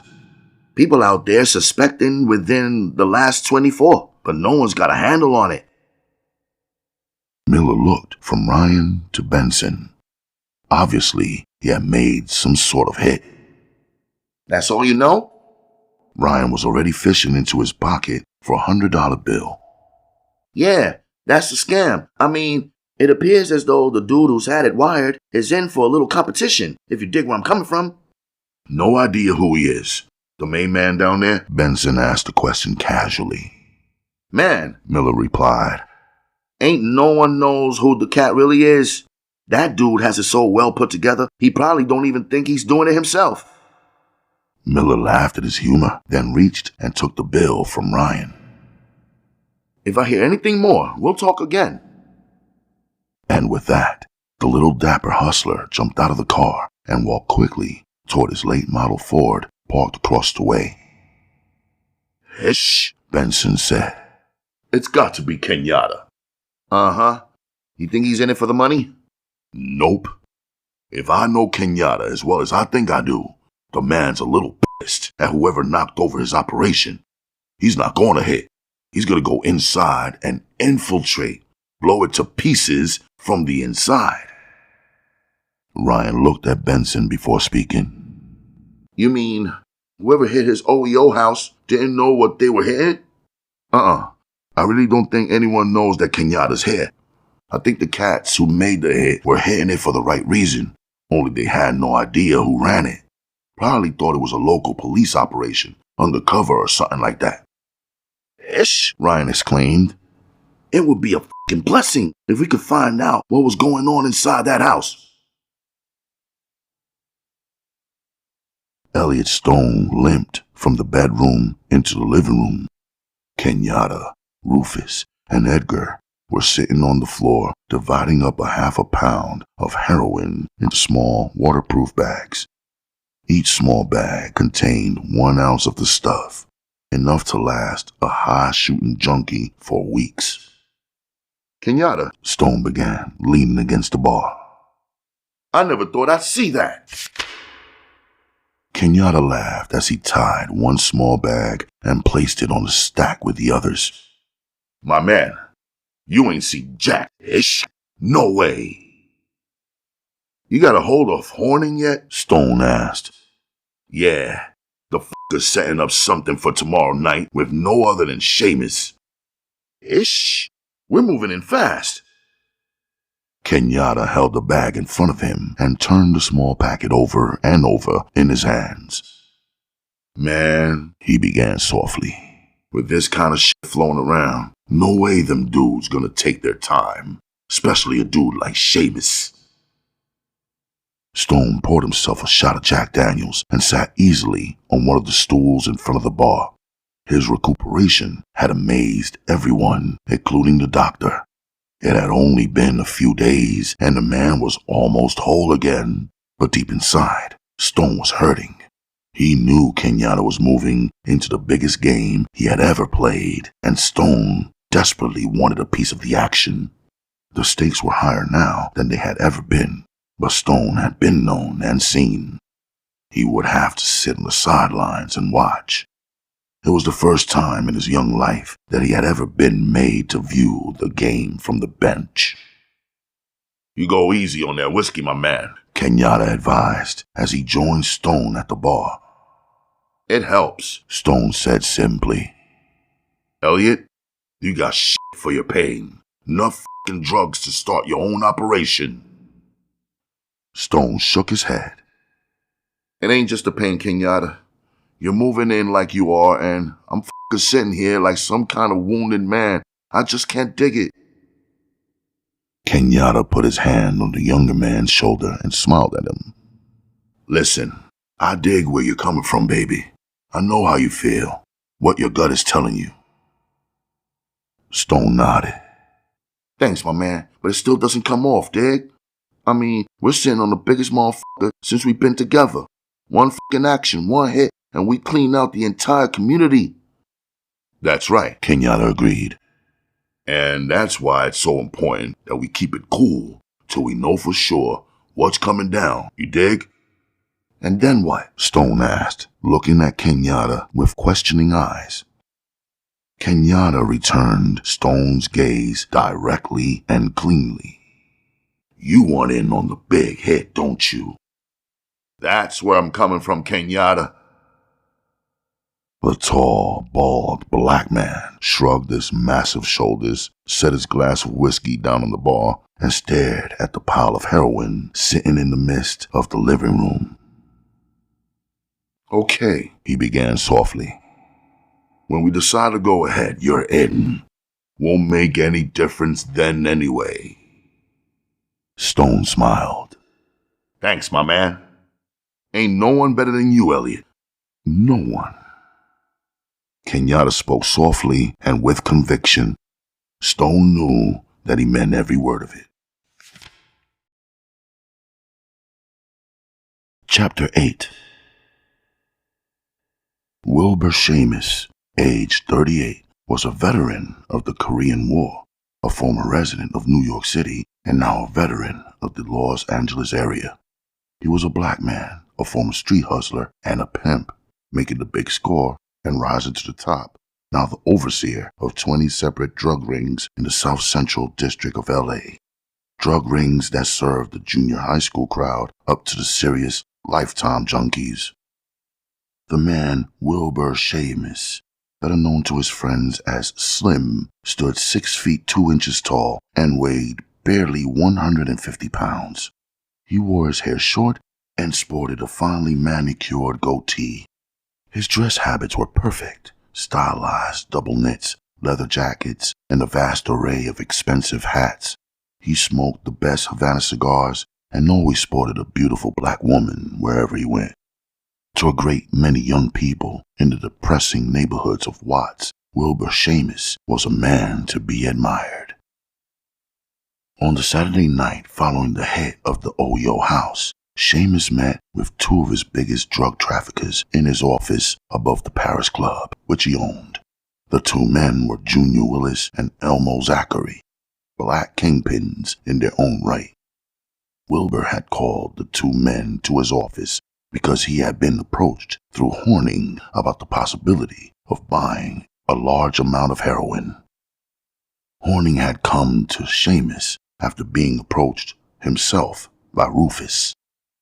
Kenyatta's man had told the street hustler that his man had scored big and was seeking a buyer. Horning was also told that there was $5,000 involved as a finder's fee if the man would set up the buy with Seamus. Horning had agreed instantly to try. $5,000 was more money than the small-time hustler had ever seen at one time in his life. As he left Rufus that night, the plump black man chuckled to himself, remembering telling Johnny Miller only hours before about the big times coming down. They were bigger than Horning ever would have dreamed. Using his slight knowledge of Seamus's operation, Horning had been able to make contact with the big man through Junior Willis. Willis, who owned a small pawn shop as a front, had been ready to listen. After being told of the stash, Willis had gone directly to Seamus. Now the three men sat in the office trying to work out the possibilities of what they had learned. Wilbur Seamus spoke in a high-pitched voice, occasionally growing even higher whenever he became excited. He was excited on this Saturday night, and his voice cracked. If we can get the shit at a lower price than Manning delivers, we'll go, Seamus said. Junior Willis sat on the expensive couch and sipped at his bourbon and water. He had been listening to the same line for the last 3 hours, but he still had his doubts. What you mean? Willis said. As if we know who the f***'s bringing this shit in, right, my man? Man, Seamus replied. This can't be no setup. The pigs in this motherfucking town ain't got no access to that much ish, and if they did, no cop with his head on straight will be using it to nail some dudes. I could dig it. Elmo Zachary nodded. They'd unload the ish themselves, make some fine off green. Right, Seamus said quickly. I think we're onto something here. Something big. Man, we got another connection besides that motherfucking white off Manning. We'll be playing both sides against the middle. Seamus laughed. If they're scoring that big, my man, then they heard of Wilbur Seamus. You dig where I'm coming from? It was always within Seamus's character to forego safety when in doubt and rationalize himself to dangerous positions. It was not that he enjoyed the danger or the uncertainty, but because he was truly conceited about himself and his position in the underworld. Willis knew it, yet he was powerless to stop him when Seamus got himself hyped. Okay, my man, you know where you're coming from. I can't say no more. Willis leaned back on the couch and stared at the glass he held in his hand. Seamus knew what the man was thinking, but once again, the tall, thin black dealer refused to allow Willis's questions to penetrate. Seamus had come a long way and had traveled the rough terrain by himself, without help from outsiders. His judgment, good or bad, had brought him this far, and he wasn't about to desert it now. Willis? Seamus began in a low-keyed voice. I don't know who the hell you think you're dealing with, man. But let me say something down on your damn head. Willis remained seated on the couch, staring at his half-finished drink. He knew what was coming and was prepared for it. Seamus glared at his black hustler for a moment before beginning. I'll tell you, Willis, He said. ain't no one in this f***ing world knows anything more about my shit than myself. No one. And that includes you. You dig? Willis nodded, then took a long swig from his drink. Seamus stood directly in front of him and stared down at the black man, hoping to garner some better response than he had. But Willis refused to budge. In the brief moment, Seamus's urge was to swipe the glass out of Willis's hand, take the smaller man by the lapels, and throw him across the room. But once again, the tall black man managed to control his temper. He knew that any action like that would only mean a tougher time down the road, and with the amount of money that was now at stake, it would be a mistake to jeopardize their future. Annie's restaurant was a small, greasy spoon diner located on Alvarado of Wilshire in downtown Los Angeles. Most of Annie's regular customers were winos, the down-and-out men of the streets. There was no racial imbalance inside the garishly lit room. Both blacks and whites were accepted. Junior Willis stood out amongst the poorly dressed men with his mohair suit, trimmed tie, and alligator shoes. His tall, lean frame seemed to dominate the small diner when he entered. Quickly, he took a seat at the counter and ordered a cup of coffee. 2 country and western tunes later, Willis was joined at the counter by Horning. The small, heavy-set black man was excited, his eyes bulging with interest as he waited for Willis's reply. "Well?" Horning asked quietly after a long silence. "You got it, my man," Willis replied quietly. "You mean we're going with it?" "That's right, Horning. Just spoke with the man a few minutes ago. We set it up with equal men on both sides. No guns and a chemist that my man will supply." Horning stared down at his coffee for a moment. What's in it for me? "You jiving me?" Willis snapped. Man, Horning pleaded. we ain't got down to no talking that I can recall. Willis sighed. All right, my man. 2% of the sale. That's enough for you. Horning could not control the smile that etched its way across his face. 2% of $1 million was a lot of cash. More bread than the little black man ever thought he would see. Okay, Willis. Horning replied. You got yourself a deal. I'll call you as soon as I see my man. The 2 men shook hands as Horning rose from his stool. The smaller man was happy, excited about his prospects. But as he looked into Willis's face, a sudden tremor of fear surged through him. The money sounded good, was good, but there was something else happening here that Horning could not quite grasp. As he left Willis sitting alone at the corner, Horning kept telling himself that his fears were coming from the fact that now he was dealing in the big time. And at that altitude, every man suffered. The Los Angeles night was hot and clear. Horning drove his old, beat-up Chevy through the downtown area and continued on through the city center towards Watts. He had done his job, and from now on, he hoped that he could just go back and collect his money. He would tell the tall, bald-headed supplier named Jim that the arrangements had been made and everything was ready to go. That dude, thought Horning, envisioning the massive size of the man named Jim, is one hell of a fucker. Horning had met Kenyatta just that one night, only 24 hours before, when Rufus had approached him. They had gone together to a small apartment on 54th Street, a place rented by Kenyatta just for this occasion. There, with Rufus and Edgar standing watch and Elliot Stone looking from the bedroom, Kenyatta, known to Horning as Jim, had laid it down. "We know you got motherfucking good connections in this town," Kenyatta had said, watching Horning closely. "And we intend to use them." Horning had sipped on his Jack Daniels and listened quietly as Kenyatta explained to him just how big a deal it was that was coming down. Without mentioning specifics, Kenyatta told him that all of the South Central area could be taken care of for at least 6 months with the amount of stuff in Kenyatta's possession. After explaining it all to Horning, the room had fallen into silence as the men waited for the small black man's answer. I think... Horning began slowly, feeling the tension rise in himself. that I can help. Kenyatta smiled.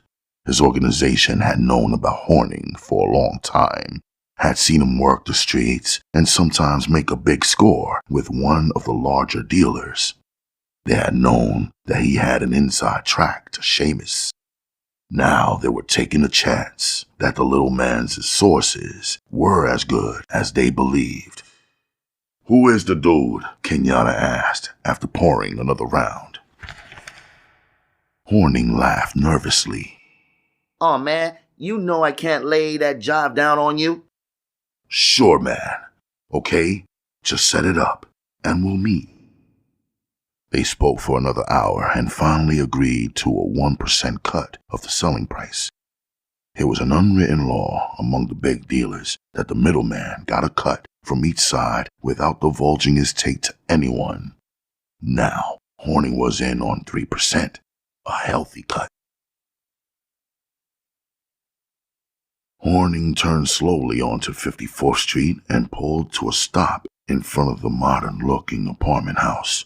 Palm trees swayed in the wind outside, and Horning listened as he heard the laughter of partygoers in an apartment upstairs. In his mind, he saw the day when he had money and would be able to party like the people upstairs. Throughout Horning's life, that had been his ultimate goal. A little bread, some fine women, and a whole lot of liquor. Outside of that, nothing much interested the short, plump black man. After knocking 3 times on the door, Horning waited. He heard the sound of footsteps inside, then someone coming to the door. In a moment, Rufus swung open the door. "Hey man, what's happening?" Rufus asked, his drawl much thicker than usual. "Got to talk with Jim, man." Horning said. Rufus grinned and winked at Horning as he stood aside and let the smaller man into the living room. The apartment was just the same as when Horning had seen it the night before. A sofa, 3 chairs, a small coffee table. The kitchen off to the side sported a stand-up bar, and that was about it. Horning knew that when men dealt with the kind of stash these guys did, the simpler things were the easier and safer the sale would be. Kenyatta entered the room after Horning had taken a seat on the couch. He was wearing a turtleneck and tight-fitting pants. He looked bigger than Horning had remembered, and somehow much more threatening. "Well, my man, what's jiving?" Horning took a deep breath before speaking. He looked up quickly at Rufus, leaning against the door, then back at Kenyatta. "Jim," he began. "they want a deal." Kenyatta glanced at Rufus and smiled. "See, man? I told you this little dude was gonna come out all right. He's our man." "Yeah, baby," Rufus exclaimed. That cat's straight. It should have come off as a compliment to Horning, but instead, he felt a cold chill of suspicion run up his spine. Something wasn't quite right, and he was beginning to feel it. "Man," Kenyatta began again, "you gon' be one rich son of a bitch. Can you dig that, Horning?" The small black man nodded. The thought of the money had left him for a moment, but now it took a center place in his mind. He realized that all thoughts he might have, all paranoid feelings, were due to the fact that he was dealing with such high stakes. This was no street gig this time, he told himself. Kenyatta poured a drink for Horning, then for Rufus and himself. As he handed the drink to Horning, he asked, "All right, man. What's the gig?" "Well, Jim," Horning began. "he wants a meeting. 2 of your people, 2 of his. And a chemist, some dude to analyze the shit." "Sounds righteous," Kenyatta replied. "Anything else, my man?" Yeah. No guns." "That go both ways?" Kenyatta asked. "Yeah, no shit, man. It's straight." Horning took a quick sip of his drink. "Okay. Set it up. Make the arrangements for the place and the time. We'll bring a sample, enough to analyze, then we'll talk a little bit about the business, you dig?" Horning nodded. "I'll get back to him tonight. Should have something happening later." Kenyatta reached down and patted Horning on the shoulder. The little man seemed to collapse inside himself, withdraw into a shell. Kenyatta knew the man was dealing outside his league, and he also knew that. If the deal was to succeed, Horning would have to have confidence. My man, Kenyatta began softly. You bring this thing off for us, and I'll take you in with me. We need a dude who could think, and I can see you ain't much for action. Think about it, Horning. You remember you got yourself a place here. You dig where I'm coming from? Horning looked up and smiled. Yeah, and thanks, man. Don't mention it, baby. We're all in the same f***ing game together. After Horning left, Kenyatta watched him through the window. That little dude's gonna get himself cut real bad before this gig is through.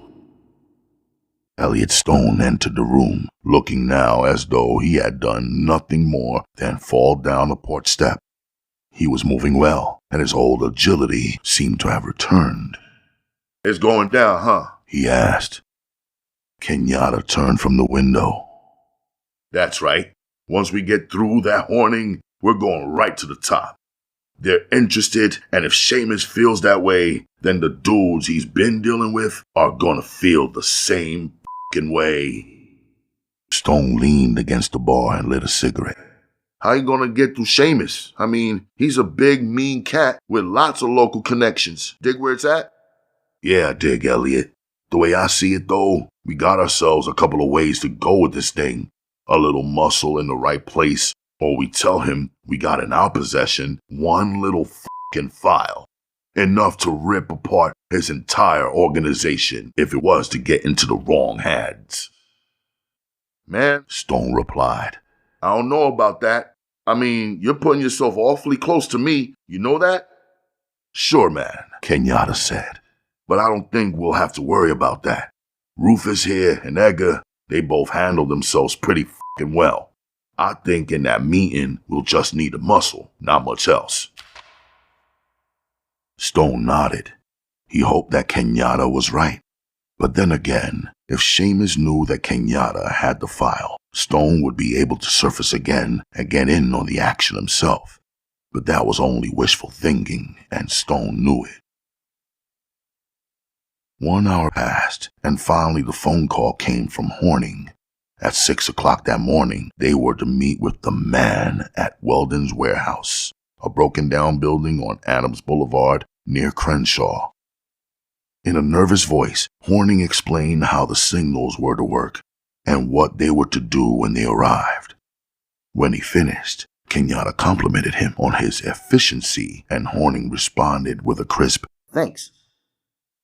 the kind that men utter when they know that no matter what they do, they are going to lose anyway. After hanging up the phone, Kenyatta turned to Stone and Rufus. Well, gentlemen, He said, break out the Jack Daniels. Looks like we're going to have one long motherfucker tonight. Weldon's warehouse was dark at 5 minutes to 6 that morning. The street running along the south wall was empty except for an occasional wild dog roaming the gutters looking for food. The tall 2-story building stood between an empty lot on one side and a deserted factory on the other. Rufus drove the big Cadillac slowly in front of the wooden warehouse, then turned the corner after the factory. Kenyatta sat in front, peering silently at the dark shadows and the empty terrain. Behind him, Edgar sat tensely waiting, holding a small satchel that contained 1 ounce of pure, uncut heroin. Behind the warehouse was an alleyway. Rufus pulled into the small opening and cruised slowly until he reached the rear loading dock of the warehouse. There was a white light bulb burned above the platform. When the front bumper of the Cadillac was parallel to the end of the platform, the light suddenly went out. That's our signal, gentlemen, Kenyatta said coldly. Rufus nodded as he pulled the car to a stop just beyond the platform.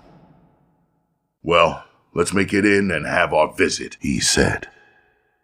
Remember, Kenyatta began before either Rufus or Edgar could get out the car. Elliot and his men are just outside in front. If this is some kind of motherfucker setup, go that way. Man, Edgar replied. you best believe I haven't forgotten that ish. Kenyatta nodded, opened his door, and climbed out. He stretched his tense body in the early morning chill, but the cold was not affecting him. His adrenaline had been flowing all night, waiting for the chance to deal with Seamus. It had been a year in coming, and now he was about to break it open. Or at least he hoped he was. He knew what the danger would be inside, since no one was supposed to be carrying weapons, and he hoped that none of Seamus's men had black belts in karate. Kenyatta, Edgar, and Rufus had black belts themselves, but only a handful of men had ever seen them use it, and they were now dead. Rufus and Edgar joined Kenyatta, taking their stance on either side of the tall black man. Okay, Kenyatta said, you motherfuckers remember my name is Jim, dig? Rufus chuckled. With everything that was going down, Kenyatta's biggest worry all night had been whether or not the two men would blow the name. The men approached the platform slowly.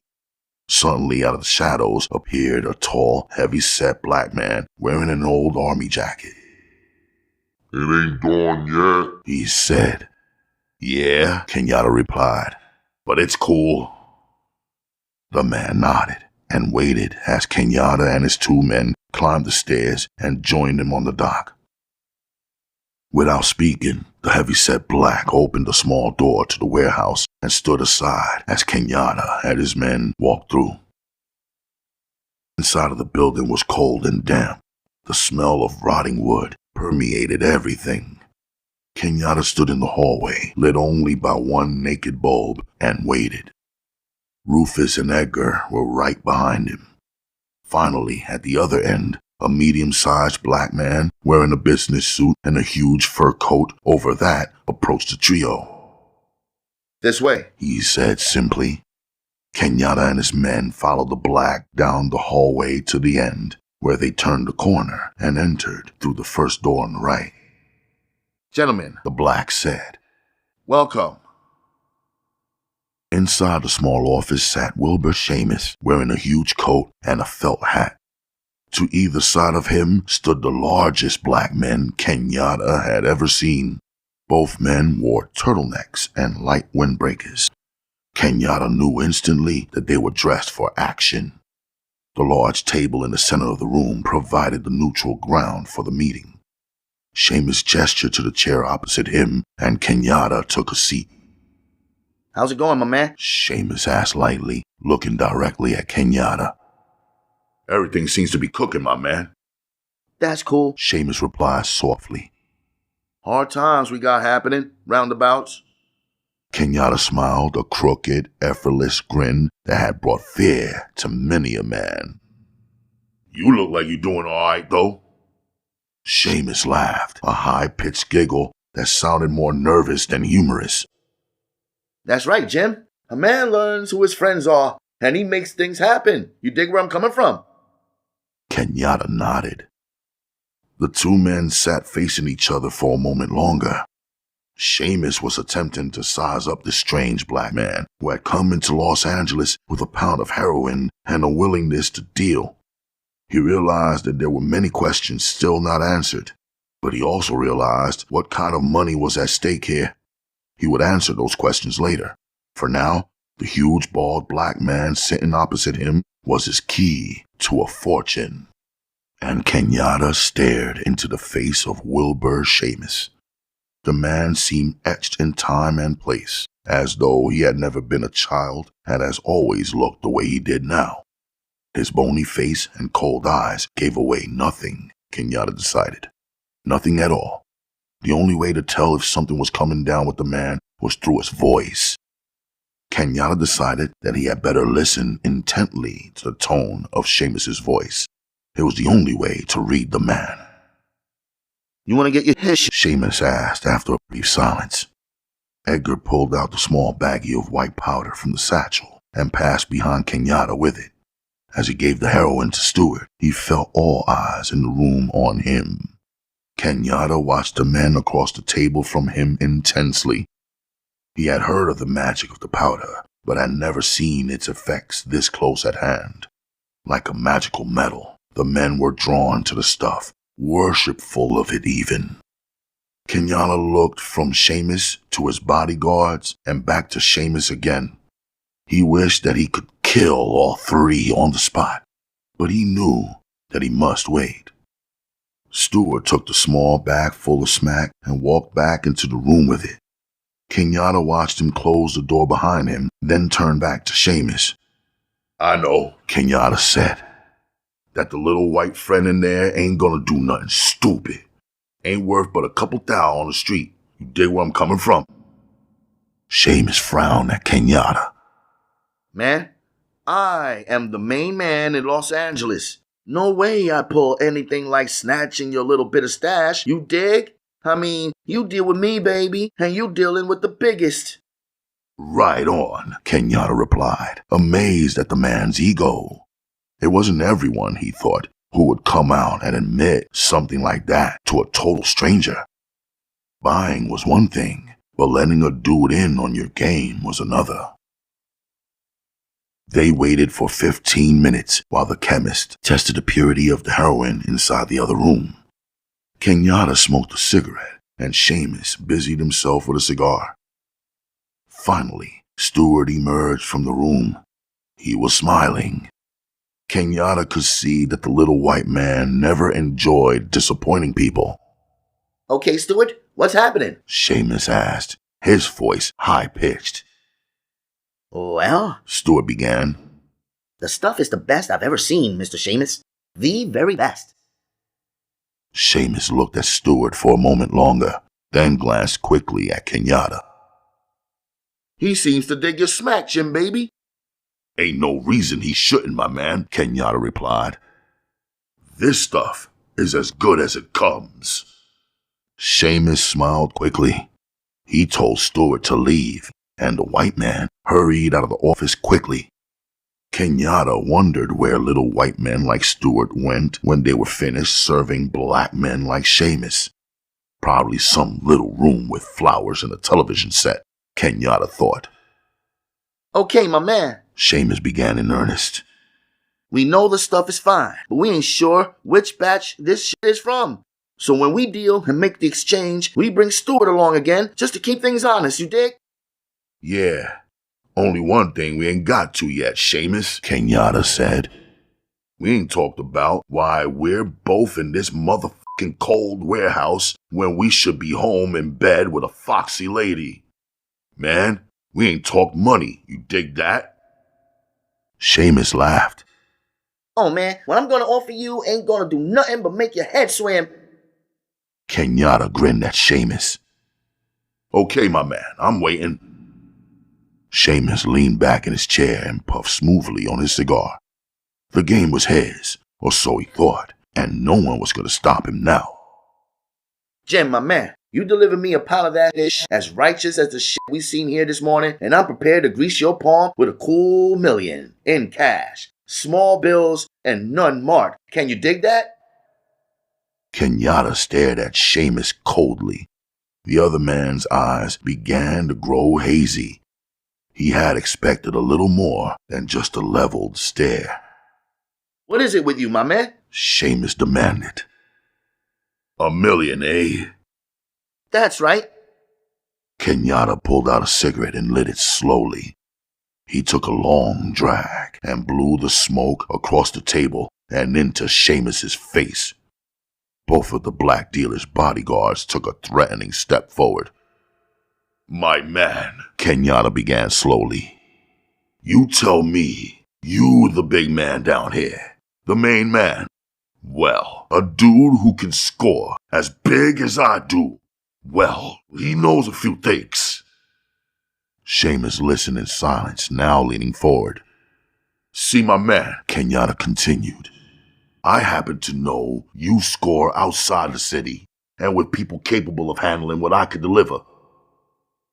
Tension began filling the room.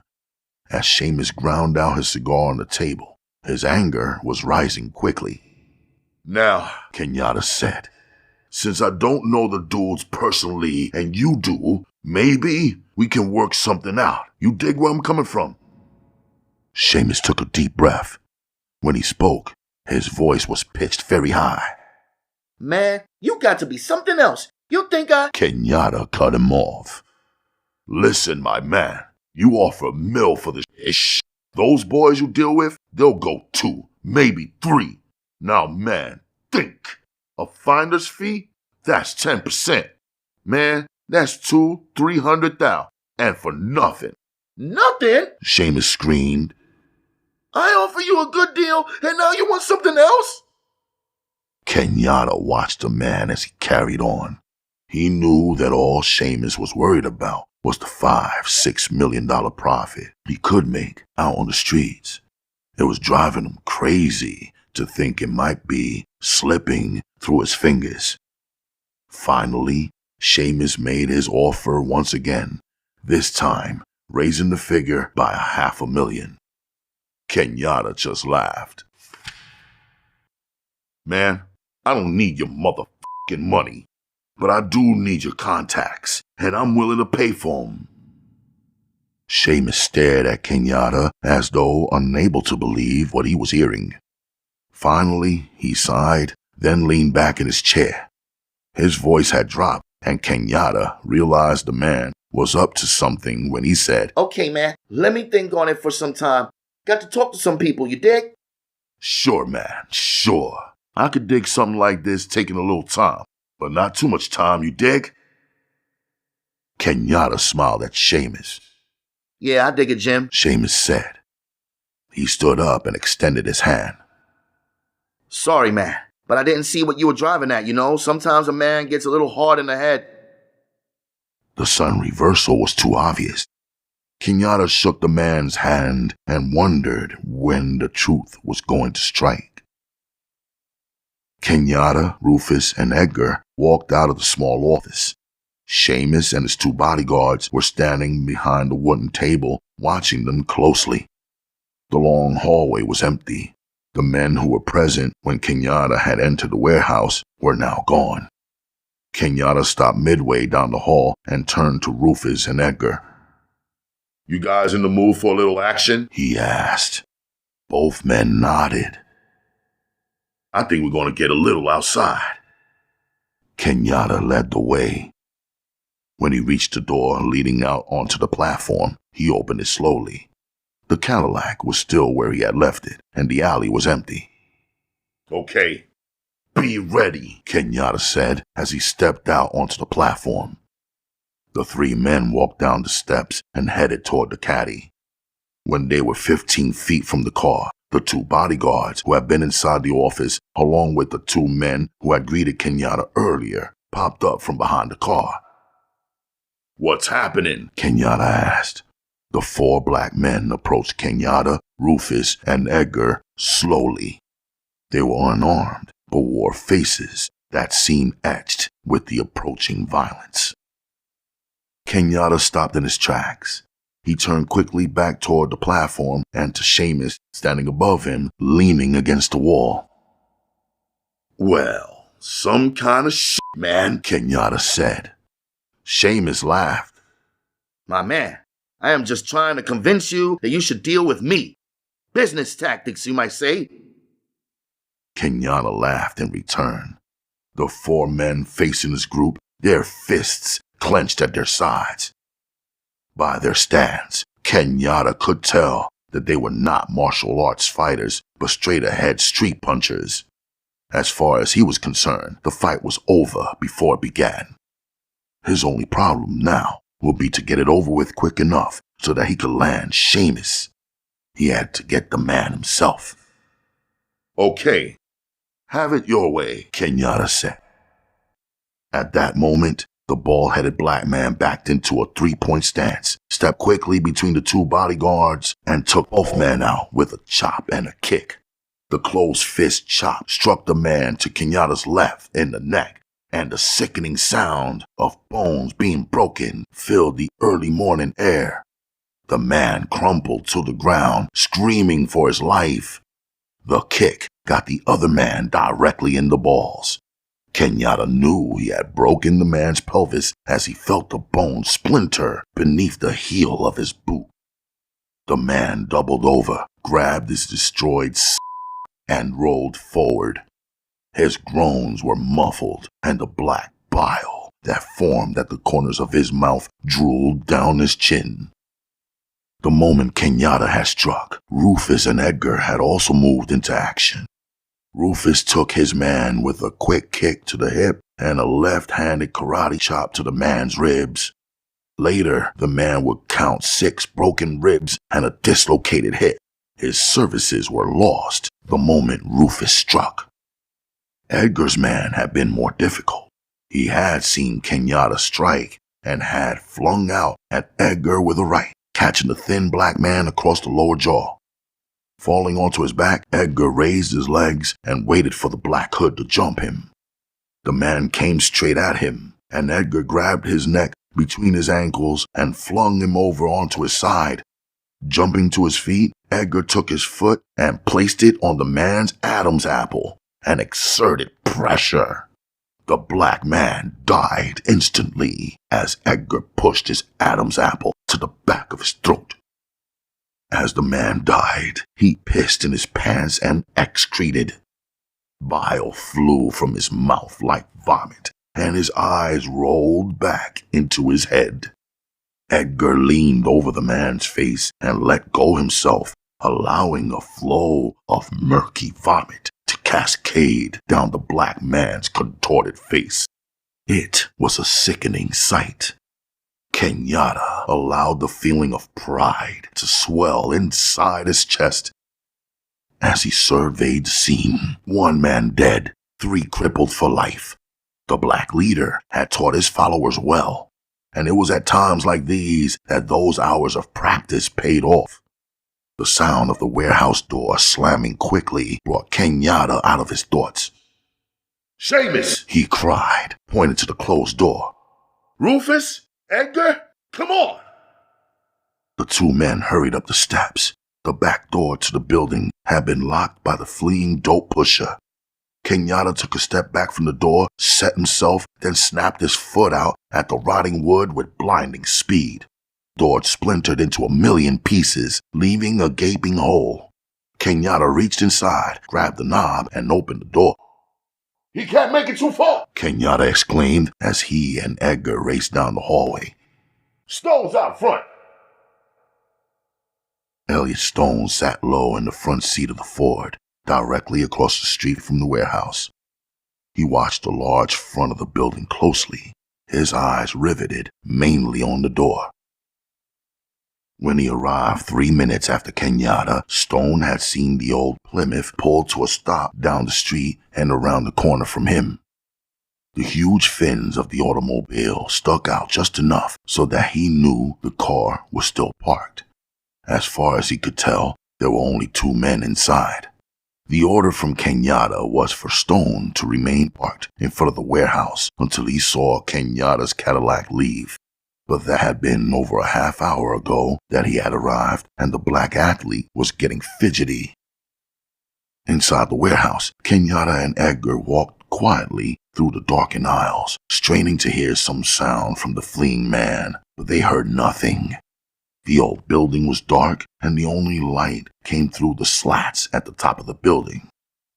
Kenyatta knew the man was still somewhere inside the building, and that he was playing a waiting game. Rufus crept up behind the 2 men, carrying 2 .38s, 1 in each hand. He gave the weapons to Kenyatta and Edgar. "Any sign?" Rufus asked in a whisper. "The dude vanished," Kenyatta replied. "But he's still in here." "Think he's armed?" Rufus asked. "No way. Would have used it outside if he was."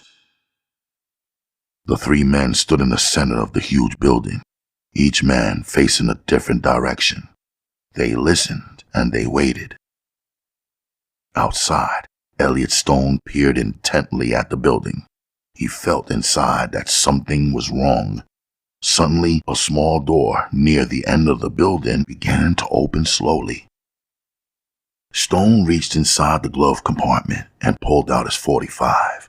He held the heavy pistol in his right hand, the barrel pointing at an angle towards the ceiling. The door opened a little farther, and a man peered out wearing a felt hat. Stone recognized him instantly. "Seamus," he said softly to himself as he gripped the .45 and pulled the hammer back. Wilbur Seamus bolted from the door, ran down the sidewalk, and turned the corner. Stone reached for the ignition key and started the engine. He never took his eyes off the tail fins of the Plymouth, still visible around the corner. As he started to pull away from the curb, Stone jammed on the brakes. Suddenly, the Plymouth began backing up. In another moment, the entire car was visible. Stone could see the head of Seamus looking around nervously from the back seat. Damn, Stone cursed. He watched as the car backed up all the way to the opposite side of the street. Then the driver turned the wheel hard and peeled down the street towards Stone. Stone grabbed the steering wheel, pulled it with all his might to the right, waited for the approaching Plymouth, then stomped in the accelerator. The Ford stalled for a moment, then picked up and careened out into the middle of the street. The Plymouth was 10 feet away when the Ford blocked its way. The driver pulled hard to the right, but could not avoid slamming into the rear fender of the Ford. Before Seamus or his two men inside the Plymouth knew what was happening, Stone was out of his car, his .45 leveled at the three men inside. Kill the motherfucker! Seamus screamed, his voice so high it sounded like a wounded animal. Stone saw the passenger reach inside his coat. Without hesitating, he pulled the trigger on his pistol and watched in horror as the glass shattered. The black man's face disappeared in an orgy of blood and bone as the slug entered him just above the nose and between the eyes. Stone whirled and fired 1 second later at the driver. This time, the bullet entered the man's eye, and like an exploding red rose, blew out his eyeball and brains at the same moment. Seamus had disappeared inside the car. Stone held the gun at arm's length, aiming into the car. The two dead men in the front seat were plastered against the upholstery, their heads barely recognizable as human. Kenyatta heard the first crash of the cars and began racing toward the front of the warehouse. When he, Rufus, and Edgar reached the door, they heard the two gunshots. For a moment, Kenyatta felt sick to his stomach. His first thought was that Elliot Stone had been gunned down in the waiting car. shit! Kenyatta screamed, keeping himself and his men inside. No sounds, man. Rufus said. It can't be Elliot. Kenyatta knew he was right. Quickly he opened the door, and he was greeted with the sight of Stone standing like a statue, holding his gun toward the wrecked Ford. Kenyatta ran out and came up next to Stone. Shit, Elliot, where's Seamus? He demanded. Don't know, man. Elliot replied, his voice shaking with excitement. He was in the motherfucking car. Kenyatta smiled to himself, raised his .38, and walked slowly around the side of the car. He passed the front seat, then peered into the rear. There on the back seat lay Wilbur Seamus, big-time pusher of heroin to the kids, the junkies, and the whores of Watts. The man lay curled up in the seat, his knees up to his chin and his hands around his legs. He was shaking like a little child. Brain matter and blood from the two men up front were all over him, some of it on his face and lips. He had been vomiting, and his face was covered with his own vomit. Man, Kenyatta said bitterly, you are some kind of motherfucker. Seamus flinched, then turned and looked up at Kenyatta. The man's eyes were like marbles, large and unseeing. Don't shoot! He begged, his voice like a little girl's. get the Out, Kenyatta ordered. Seamus lay there, not moving. Kenyatta turned to Stone, who was now standing beside him. Elliot, get the caddy and bring it around. We got to get the out of here. Stone ran at full speed to the rear of the warehouse and jumped inside the car. The bodies of the 4 men lay next to it, and their stench of bile, excrement, and death hovered heavily in the alleyway. "All right, motherfucker," Kenyatta demanded when Stone had brought the car around. Get the f*** out of there, lest you want a bullet down your shit-ass mouth.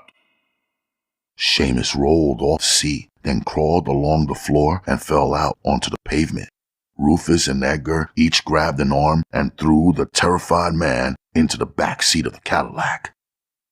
Kenyatta got into the front with Stone and they drove off. The massacre they left behind would be found within another 10 minutes by an aged wino who had been sleeping behind some trash cans in the alley. The man, his brain rotted with the juice, would be able to do one thing for the police: identify the tall, bald-headed black man. Chapter 9. At the moment the massacre was taking place at the warehouse, Detectives Ryan and Benson were standing on the lot where the charred remains of the OEO office lay. The FBI agents, still on the scene, rummaging through the debris, had made a find. They had called Lieutenant Stein and informed him of their discovery. A small strongbox embedded in the wall containing a file. Stein had come down to the house alone without notifying Benson and Ryan. Agent Comstock, the black man who had met with Ryan and Benson that first day, had spoken with Stein as 2 of his men attempted to pry open the small strongbox. The problem was that the metal was so twisted from the heat that the normal method of prying was impossible. In order not to destroy the contents of the box, the agents virtually had to chip away at the metal piece by piece.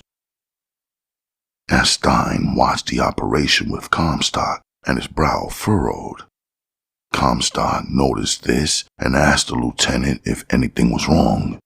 The white officer shrugged his shoulders and shook his head. "Where's those 2 cops from Detroit?" Comstock asked Stein. "Out on a lead, I think," Stein replied, looking quickly at the black agent. "They were staying at the Biltmore, weren't they?" Comstock asked. "Uh-huh," Stein replied, staring intently at the men who were attempting to open the box. Comstock watched the big lieutenant carefully. He had disliked the man since the day he had been brought into the case.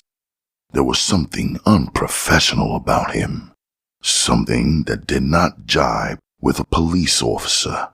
And now, when the possibility of a clue was present, he had not bothered to contact the 2 detectives. To Comstock, this kind of lapse was intolerable and inexcusable. "Listen, man," Comstock said after a few minutes of silence. "I'm going over to the cafe for some coffee. You stay nearby and keep an eye on things, all right?"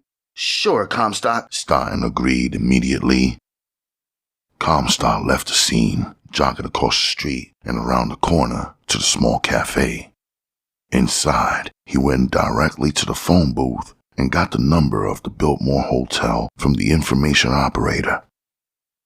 Benson answered the phone and listened as Comstock explained what was going on at the site. After hanging up the phone, the black FBI agent began to sense that what he was feeling was correct. There was something about Stein that he did not like.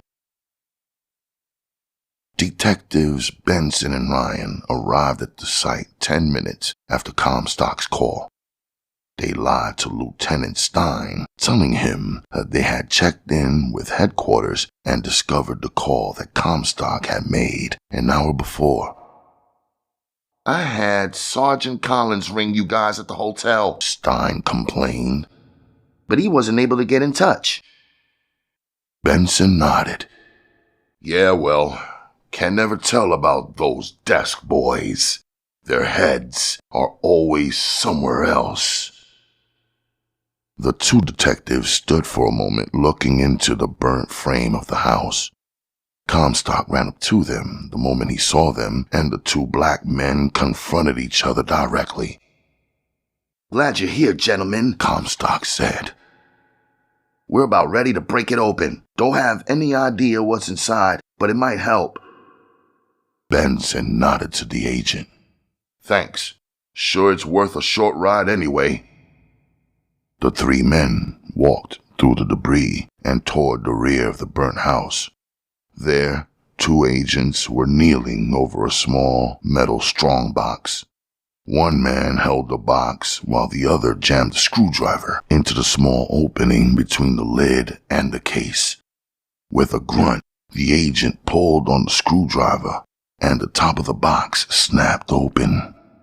"Finally," Comstock said. "We've been hacking this thing for over an hour. Didn't want to destroy anything inside." The three men knelt down around the small box. Comstock pulled out a pair of tweezers from his coat pocket and began lifting the pieces of paper from inside the box. After about 20 sheets, he came to a small packet with the name of a photography laboratory on the outside. He lifted this out of the box and laid it on the ground next to the sheets of paper. Detective Benson read each typewritten page carefully, passing it on to Ryan when he finished. Then, after reading all of the written contents, he had Comstock pull out the photos from the packet. The agent spread the pictures on the ground in a small circle around the papers. The three men sat on their haunches and looked at the photos. "Ish," Benson said. "I think we just solved it." "Looks that way," Comstock said. "Wilbur Seamus." Ryan pronounced the name again, then continued. "This is what Stone and the office were doing." Benson chuckled. Exactly. Kenyatta's whole thing. Break down the pushers, the large rings, bringing smack into the ghettos. He must have been about ready to hit Seamus, and Seamus knew it. "I got one thing to say for this Kenyatta," Comstock said. "He certainly is thorough. He's got enough of this guy to put him away for life." Suddenly, one of the typewritten sheets of paper caught Benson's attention. He picked up the paper and read it out loud. We know that there is a contact within the Los Angeles Police Department. An officer. Seamus's street pushers, even though picked up, never spent more than 1 hour or 2 in jail. Never prosecuted, and all charges dropped. The three men looked at each other. "Can you beat that?" Comstock said. There's more. Benson said, reading on. He talks about a white man, a certain connection from outside the city. Then he says the operation must be huge, with inroads into organized crime. Jesus. The three men stood and stared down at the evidence on the ground at their feet. "Cannot believe this," Comstock said slowly. "We got ourselves onto something really big here." Yeah, Benson agreed. But so has Kenyatta, and he's still one step ahead of us. At that moment, Lieutenant Stein joined the group of men. For some reason, they all stopped talking and began picking up the contents of the strongbox. "Find anything?" Stein asked. "Not much," Comstock replied. "Just a bunch of junk. You know, personal papers, stuff like that." Benson watched Stein closely. The white officer was vague and seemingly uninterested in a matter that any officer worth his badge should have been. You want to take a look? Benson asked the lieutenant. "Yeah, sure, okay," Stein replied. They watched as Stein leafed through the contents of the strongbox. Finally, he put the papers down. Beads of perspiration had formed on the man's pink forehead. His body seemed to be breaking out in a strong sweat. "Looks good," he mumbled. Ryan nodded. "Sure as hell does, Stein." Suddenly, the lieutenant turned on his heels, said something about making a report back at headquarters, and walked quickly towards his car. Comstock, Benson, and Ryan watched him as he jumped into his unmarked car and sped off. What do you think? Benson asked. I think, Comstock said slowly, that we got ourselves a real case. The conversation was disrupted by an excited uniformed officer who ran across to the burnt house, shouting to the officer that a full-scale massacre had taken place only 3 miles away. Before leaving the site, Benson quickly packed a strongbox and held it close to his body as he ran toward his car to join Ryan. Neighborhood children had gathered behind and in front of the abandoned warehouse. The little black kids dressed in torn and tattered clothes, and some of the older boys wearing colorful beanies milled around the squad cars and ambulances. They were silent as they looked down upon the mangled bodies. Blood was everywhere, still seeping from the dead men. Ryan, Benson, and Comstock pulled up to the site and were signaled through by the uniformed officer. The entire block had been sealed off by the police. News crews with their cameras humming were at that moment still trying to break through. They came upon the Plymouth still sitting in the middle of the street with the 2 dead men in the front seat. Their already rotting bodies were covered with flies and the stench of death. Has anyone run a make on the license number yet? Benson asked a uniformed policeman standing next to the car. Yes, we're still waiting, he answered. Ryan walked to the front of the car and noticed a dent on the right fender and the black paint that must have come from the other car. He called Comstock over and asked if their men could run a lab check on the paint. Comstock jotted down the request in a small black book. Sergeant Harry Clemens, a thin white man with a huge mustache and very little hair, approached Benson and Ryan. You guys, Benson and Ryan from Detroit? Clemens asked gruffly. That's right, Benson answered, staring into the officer's clear, cold blue eyes. I called you both. We got a witness in the alley, an old wino who fits the description of the black you're looking for. Now, Willie, Clemens began, addressing the old man slowly and kindly. Tell these 2 men here what you saw this morning. Willie swung his feet over the edge of the platform and looked to Benson. Got a cigarette, man? He asked in a hoarse, wine-soaked voice. Sure, man, Benson said, pulling out a Pall Mall and handing it to the wino.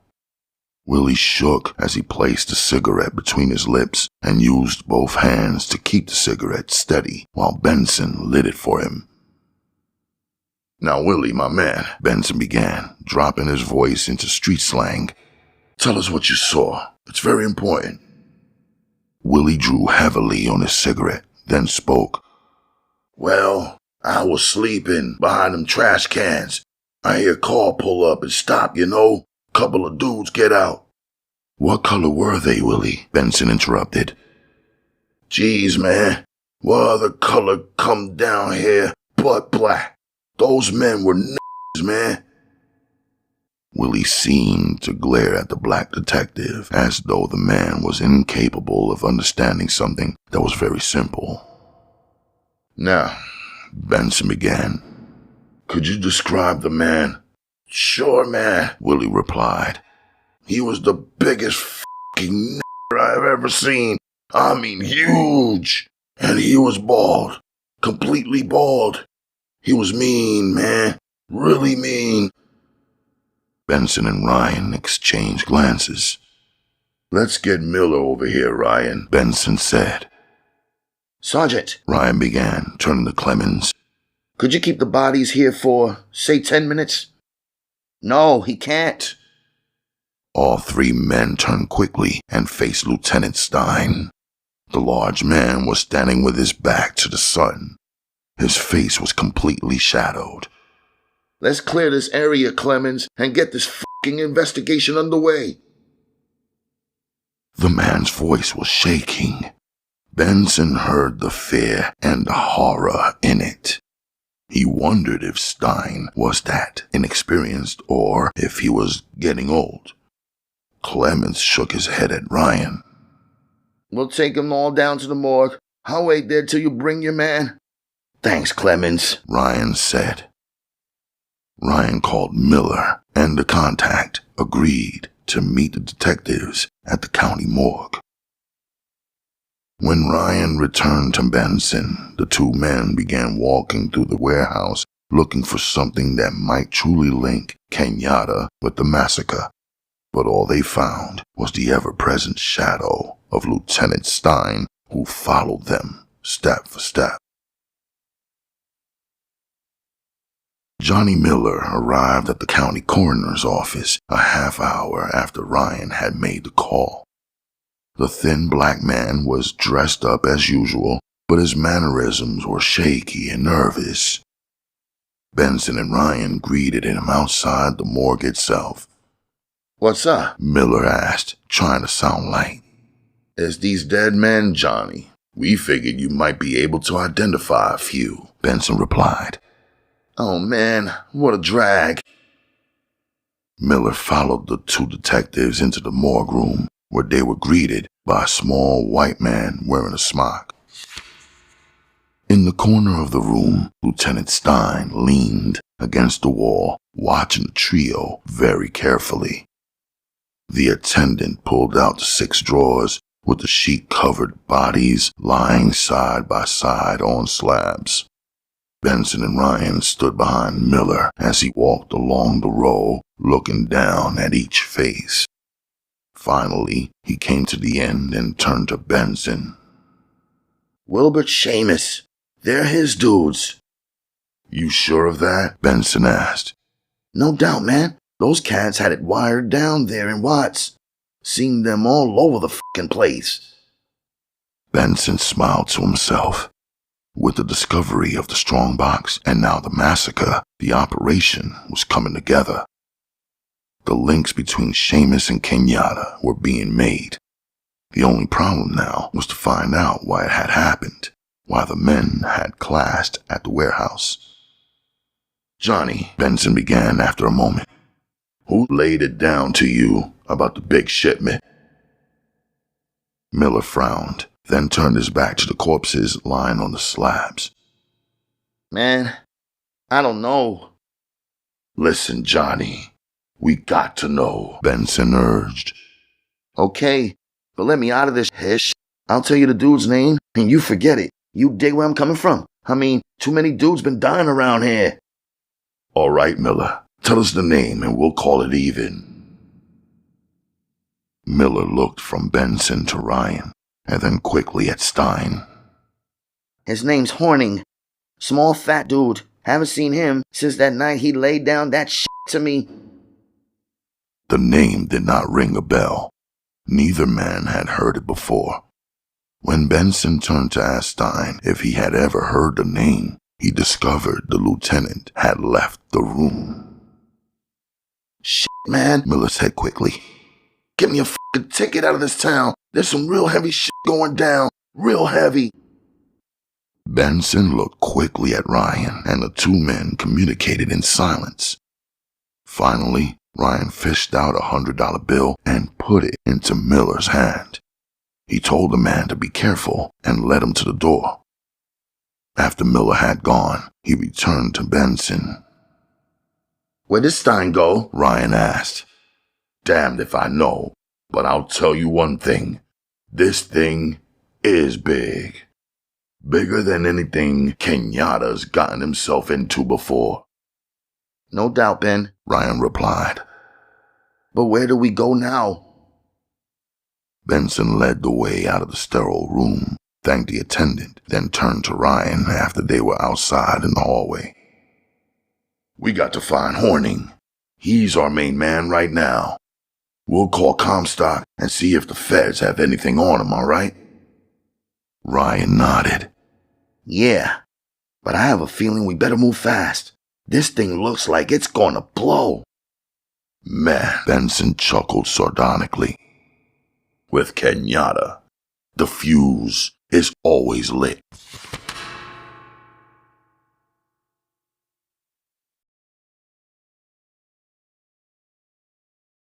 Chapter 10. Once again, the elite of Kenyatta's group were gathered in the Black Leader's apartment. Duke Sims, Amos Cortner, Mike Allen, and Stonewall Manfred sat on a large couch, sipping their drinks quietly. Elliot Stone and Kenyatta stood at the bar, with Rufus and Edgar seated on dining room chairs against the wall. In the center of the room was Wilbert Seamus, a shaken and broken man who was bartering for his life. For over 10 hours, Kenyatta had been with the man, attempting to break him down. It had taken a little heavy-handed work to convince the former kingpin that his glory days were over. But after a few raps against the side of the face, struck by Elliot Stone in such a manner as to leave no traces, Seamus had finally agreed to call his man outside the city. The phone call had been made, and Seamus had told his connect that he had a source of heroin unequaled in the country. The connect had taken Seamus's phone number and told him to wait for his return call. That had been 2 hours ago, and the men had waited during that time for the response. Now remember, Seamus, Kenyatta said coldly, when he calls, you tell him like I told you. Seamus nodded. Yeah, He began, his voice weak with terror and fatigue. you won't deal with anyone but the big man. I'll tell him. You'd f***ing better, my man, Kenyatta said. Or else your motherfucking life ain't worth a piece of shit. You dig what the f*** I'm coming from? Yeah, I dig it. Seamus stared straight ahead, his eyes following the pattern on the rug in small circles. He had been confronted with that onslaught of Kenyatta throughout the long and bloody day. At 10 minutes to 9, the phone rang. Kenyatta picked up the receiver and handed it to Seamus. The look in the black man's eyes was enough to frighten any man. It practically turned Seamus speechless. Wilbert Seamus spoke for 10 minutes, mostly nodding his head and answering with short, Yes. The conversation finished. He hung up the phone and turned to Kenyatta. He'll meet us, Seamus said softly. Where? Kenyatta asked quickly. in the desert, out of town, near Barstow. At least, Kenyatta thought, they were moving out of the ghetto and closer to some of the big action. Barstow could only mean one thing: Las Vegas. And coming out of that town meant the organization, the brotherhood, the mafia, or whatever one chose to call it. Okay, when is it set? Seamus asked for a cigarette before replying. Tomorrow night, 9 o'clock. The old Hanson Ranch, just outside of town. Will he be alone? Stone asked, speaking for the first time. Seamus looked warily at the man he had ordered killed. The sight of Elliot Stone still alive had sent cold chills down the man's spine. It was an omen, an indication to Seamus that his end had come. He knew now that he would be fortunate just to survive what lay ahead. I said, my man, Stone exclaimed. will he be alone? Seamus nodded. He knows the stuff is all right, 'cause I told him it was. He wants you to bring it yourself, all of it. Kenyatta chuckled. Sure, man. Now, why don't you go into the other apartment with Rufus and Edgar here and get yourself some sleep? Seamus struggled to his feet with Edgar and Rufus on either side. Each man grabbed an arm and led Seamus from the living room. Kenyatta called out to his 2 men and tossed them a 5th of Jack Daniels. Rufus caught the bottle and grinned back at his man. Thanks, my man. Gonna be a long f***ing night. Kenyatta walked around behind the bar and rested his elbows on the fine mahogany. Well, I don't really know. I'm going out there tomorrow night with Elliot here right beside me and a backup car on the road. Aside from that, I can't tell nothing till we know who it is that we're meeting with. I could dig that, Ken, Stonewall said. but we're getting pretty fucking close to the main supplier, ain't we? I mean, shouldn't we lay down some kind of precautions? Kenyatta stroked his bald pate for a moment before replying, You're right, my man. I was thinking that each of you should get your people together and prepare them for traveling. Get your cars filled with gas. Get your rods together. All the shit you need. Is that it, man? Sims asked. Yeah. Just be ready for a phone call from me. I'll call you dudes at Stonewall's place. Where do you think it'll be coming down, Ken? Sims asked. Kenyatta took a long sip from his drink, then placed the glass gently on the counter. He looked to Stone. Where do you think, Elliot? Stone did not hesitate. Las Vegas. The way things are looking, the man's bringing the stuff in by car. It's the dude we saw those times out front of Seamus's place. No doubt that the pickup was close by. Now, with the desert scene happening out there in Barstow, I will lay odds it was Vegas. That's about the way I see it too, Kenyatta added. And that's where I hope we finally get. I mean, if this dude's willing to come out all the way to Barstow, then we'll hit him there if we can. If not, we'll get him in Vegas. But we got to be sure first. The 4 men on the couch stood up and made ready to depart. Listen, Kenyatta, Sims said. If you need a damn army, we'll have one waiting for you, you dig? Kenyatta smiled and grasped Sims's hand. Yeah, dude, I dig where you're coming from. Let's get it moving. You're gonna hear from me tomorrow night. The men shook hands all around, and finally, only Stone and Kenyatta were left in the living room. Kenyatta poured another round of drinks, and the 2 men drank in silence. You know something, Elliot? Kenyatta began after refilling the glasses. After all the shit I've been through, I began to think that finally it's going to pay off. I see where you're coming from, Stone replied. Yeah, Kenyatta continued, his voice softer now. There was nothing as big as this shit going down in Detroit. I mean, seemed like all we hassled with were a bunch of street pushers and fucked up junkies. But this scene, well, this is something different. Stone nodded. You think we'll be able to pull it off? Shit, man, Kenyatta exclaimed. Man like me waits all his fucking life to pull something like this off. And he knows he's got to. Ain't no 2 ways about it, my man. Stone laughed and Kenyatta joined him. Both men knew within 24 hours they were going up against men who would just as soon kill a man as look at him. They also knew they were going up against men, possibly white men, who had the law on their side. They were the controlling powers, the fatsy who sat back in their leather office chairs, dealing out death and corruption with one flick of their pudgy pink fingers. These were the men whom Kenyatta had always been after, yet men whom he had never really seen. The possibility that finally he would be meeting them face to face was an invigorating thought. Kenyatta and Stone drank in silence. Both men thought about the events of that day and what would be the events of the upcoming days.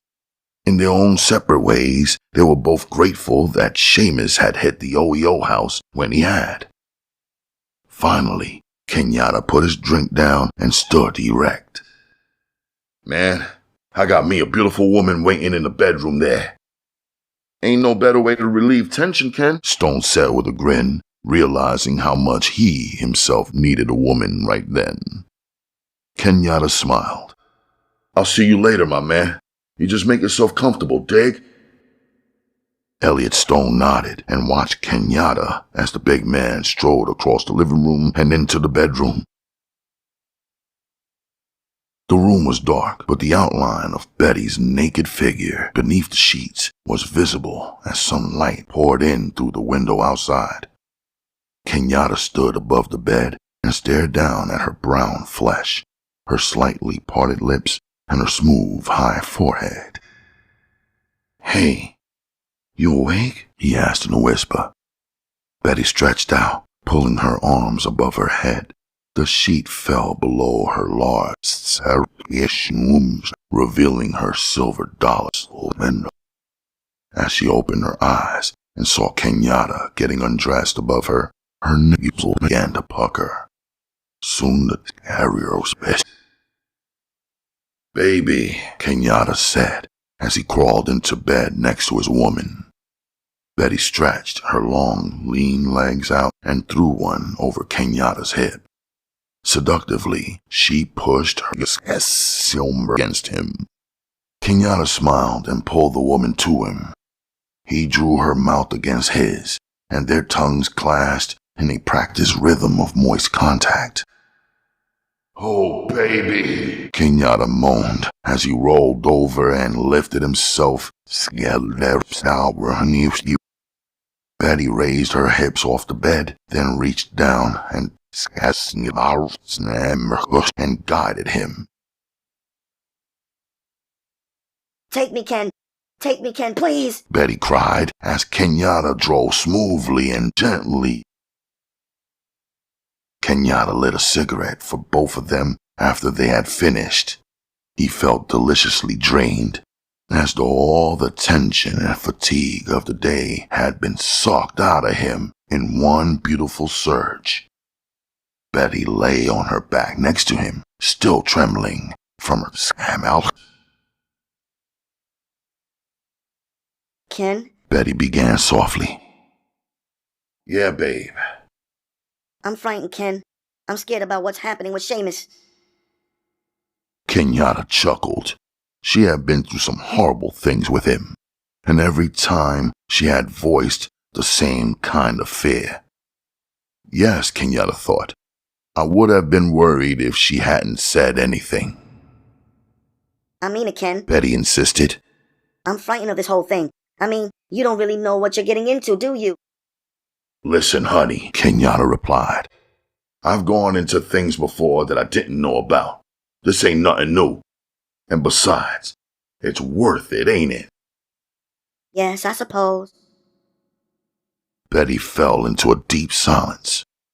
They lay in bed smoking cigarettes, with the only sound being that of their breath as they exhaled. After a while, Kenyatta felt the bed shaking slightly, and he knew that Betty was crying. He reached across to her and took her hand and held it against his chest. They slept like that until morning, when Stone knocked loudly on the door to awaken them. At 10 o'clock in the morning, after a huge breakfast fixed by Betty, Kenyatta was ready to leave. He, Stone, and Seamus would ride in the Cadillac, with Rufus and Edgar trailing behind in the Chevrolet. Elliot Stone sat on the couch, cleaning his .45 and checking the trigger action. Seamus, having been brought into the room by Edgar and Rufus, sat in the same chair in the center of the room. His hands were tied behind his back. He sported a new suit and otherwise looked like the Seamus of old.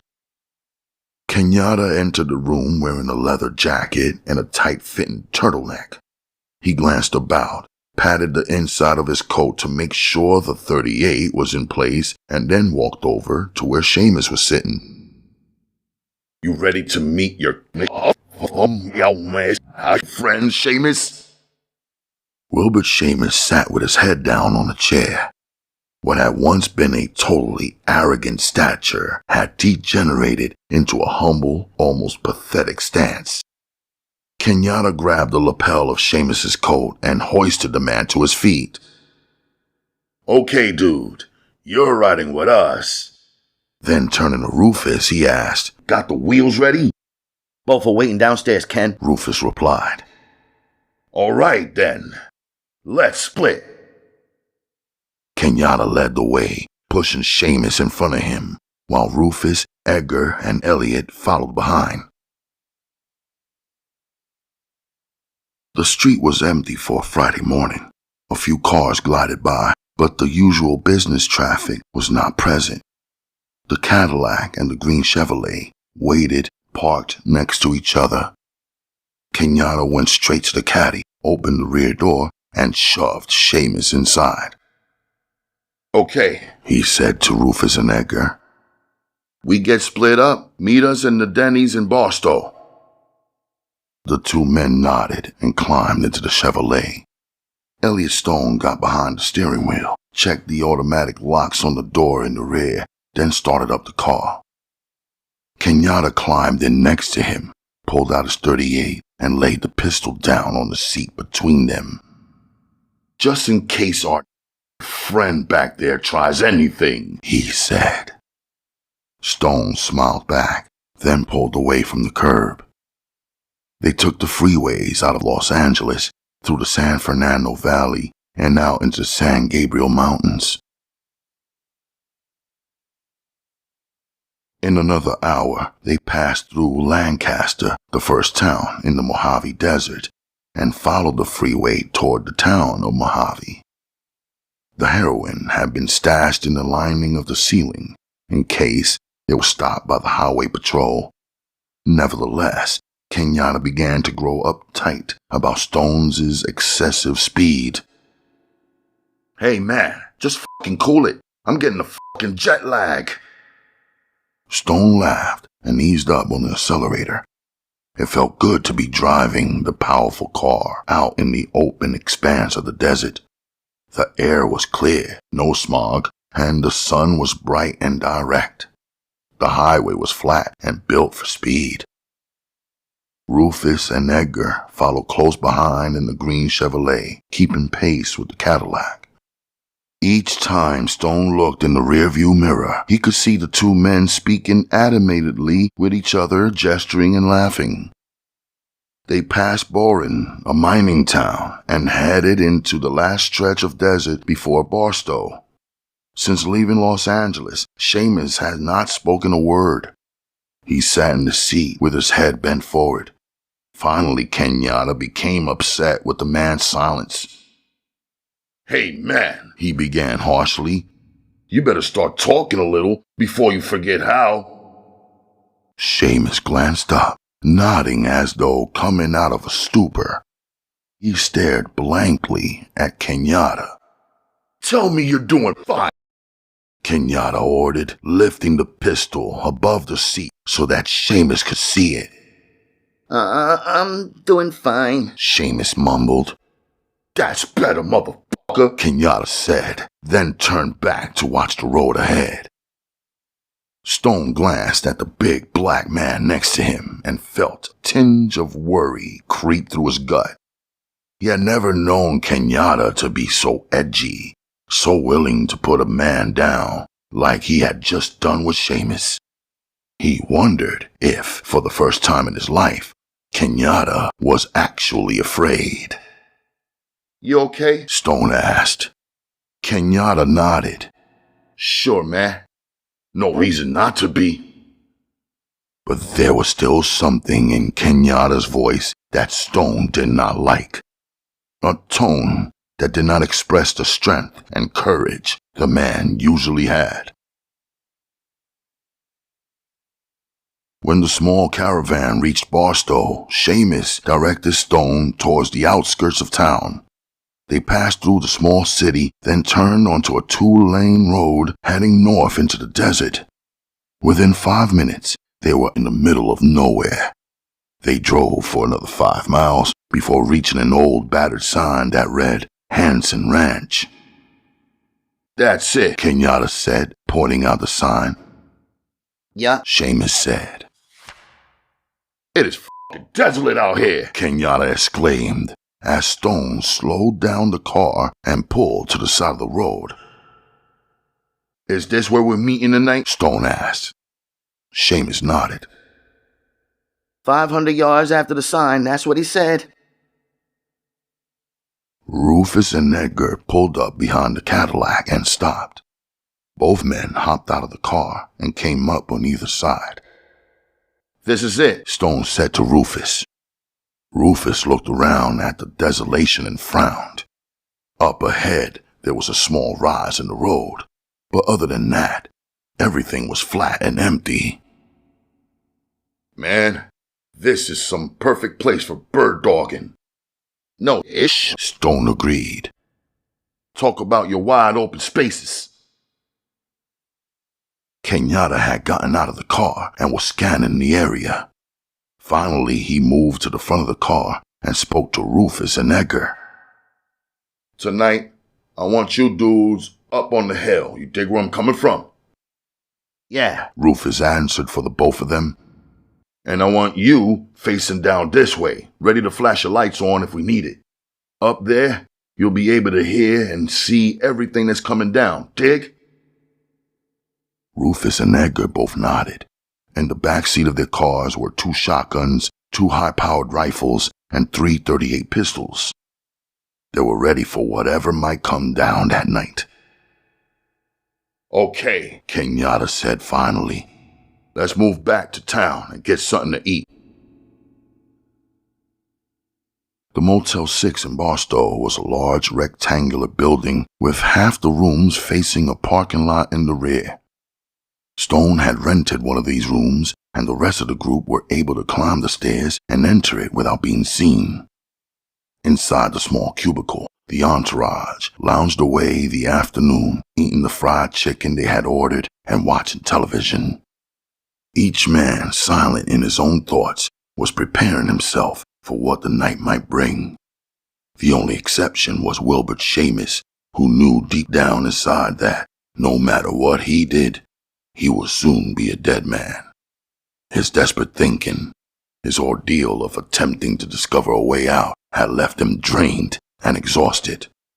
He slept soundly throughout the afternoon on the small lounge chair in the motel room. Over 150 miles northeast of Barstow, Clement Jenkins stood on the 12th floor of the Sands Hotel. The white-haired man, now in his late 60s, gazed out the huge picture window of his penthouse suite. Beneath him were the buildings, the casinos, the hotels, and the multitudes of people swarming the Las Vegas Strip. Beyond them was the clear, distant desert. Well, Oscar Manning asked. Jenkins turned slowly to his prime heroin runner and stroked his small mustache thoughtfully. Oscar, I think we should take a stab. The man is obviously intent on moving his stuff, and if he's black, he's going to sell at a very low price. Oscar Manning, a white man in his early 50s, a former real estate broker who had finally discovered where the big money was, just nodded. He had come a long way in his 50 years, but nothing compared to Clement Jenkins. Clement Jenkins had inherited over $500,000 and a small light bulb factory from his father. Jenkins had been 29 at the time and broke.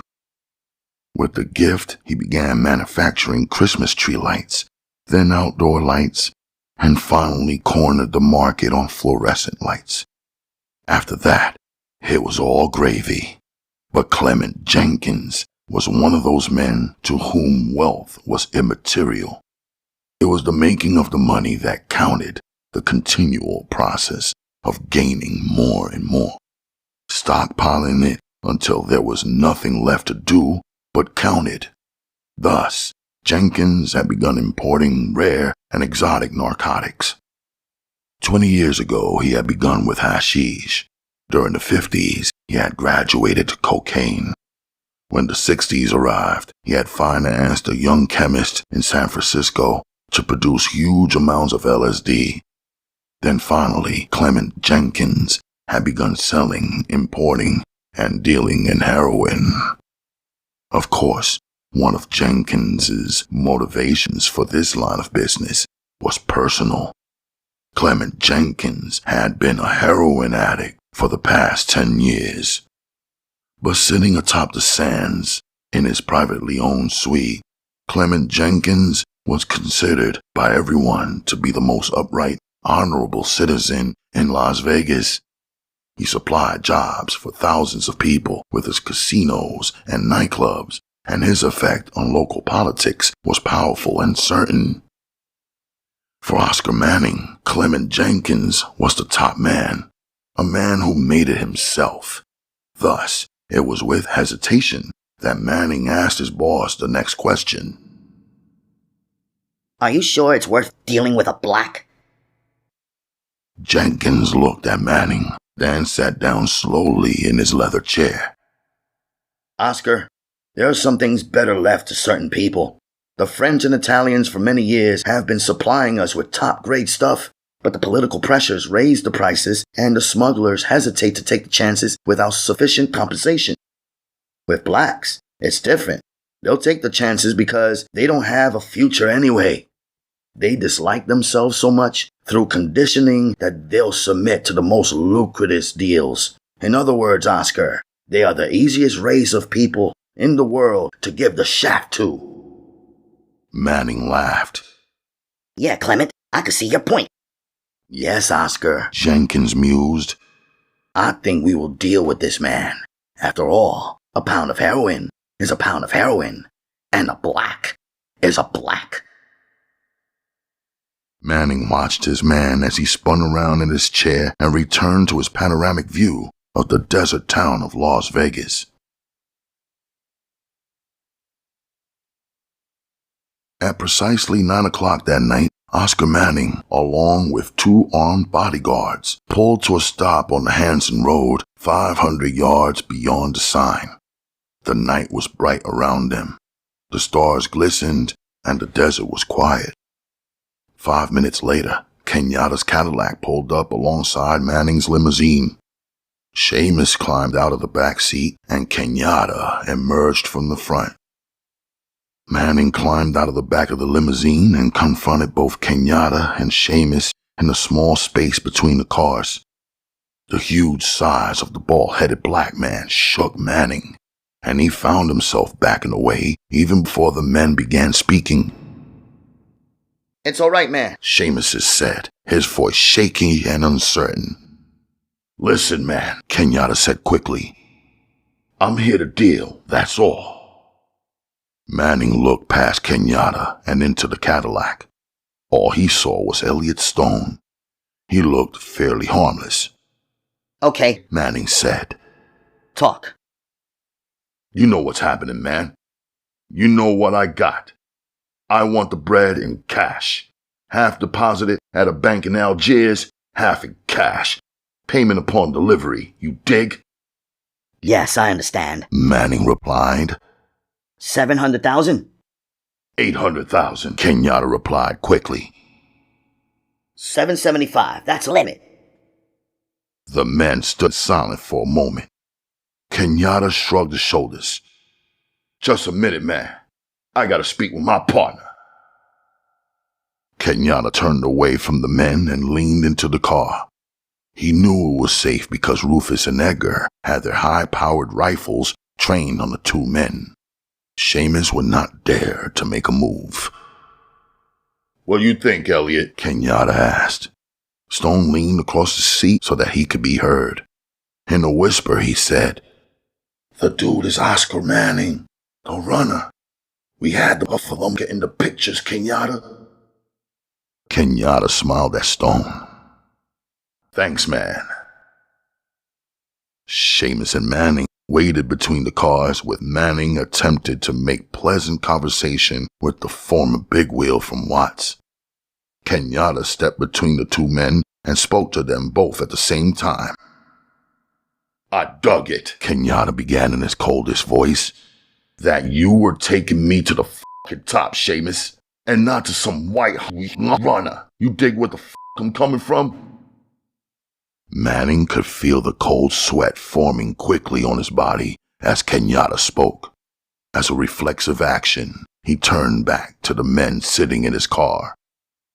Kenyatta grabbed the white man's shoulder and spun him around. I wouldn't do that, man, Kenyatta warned. I got two high-powered motherfuckers sitting on that hill up there ready to blow your motherfucking brains out.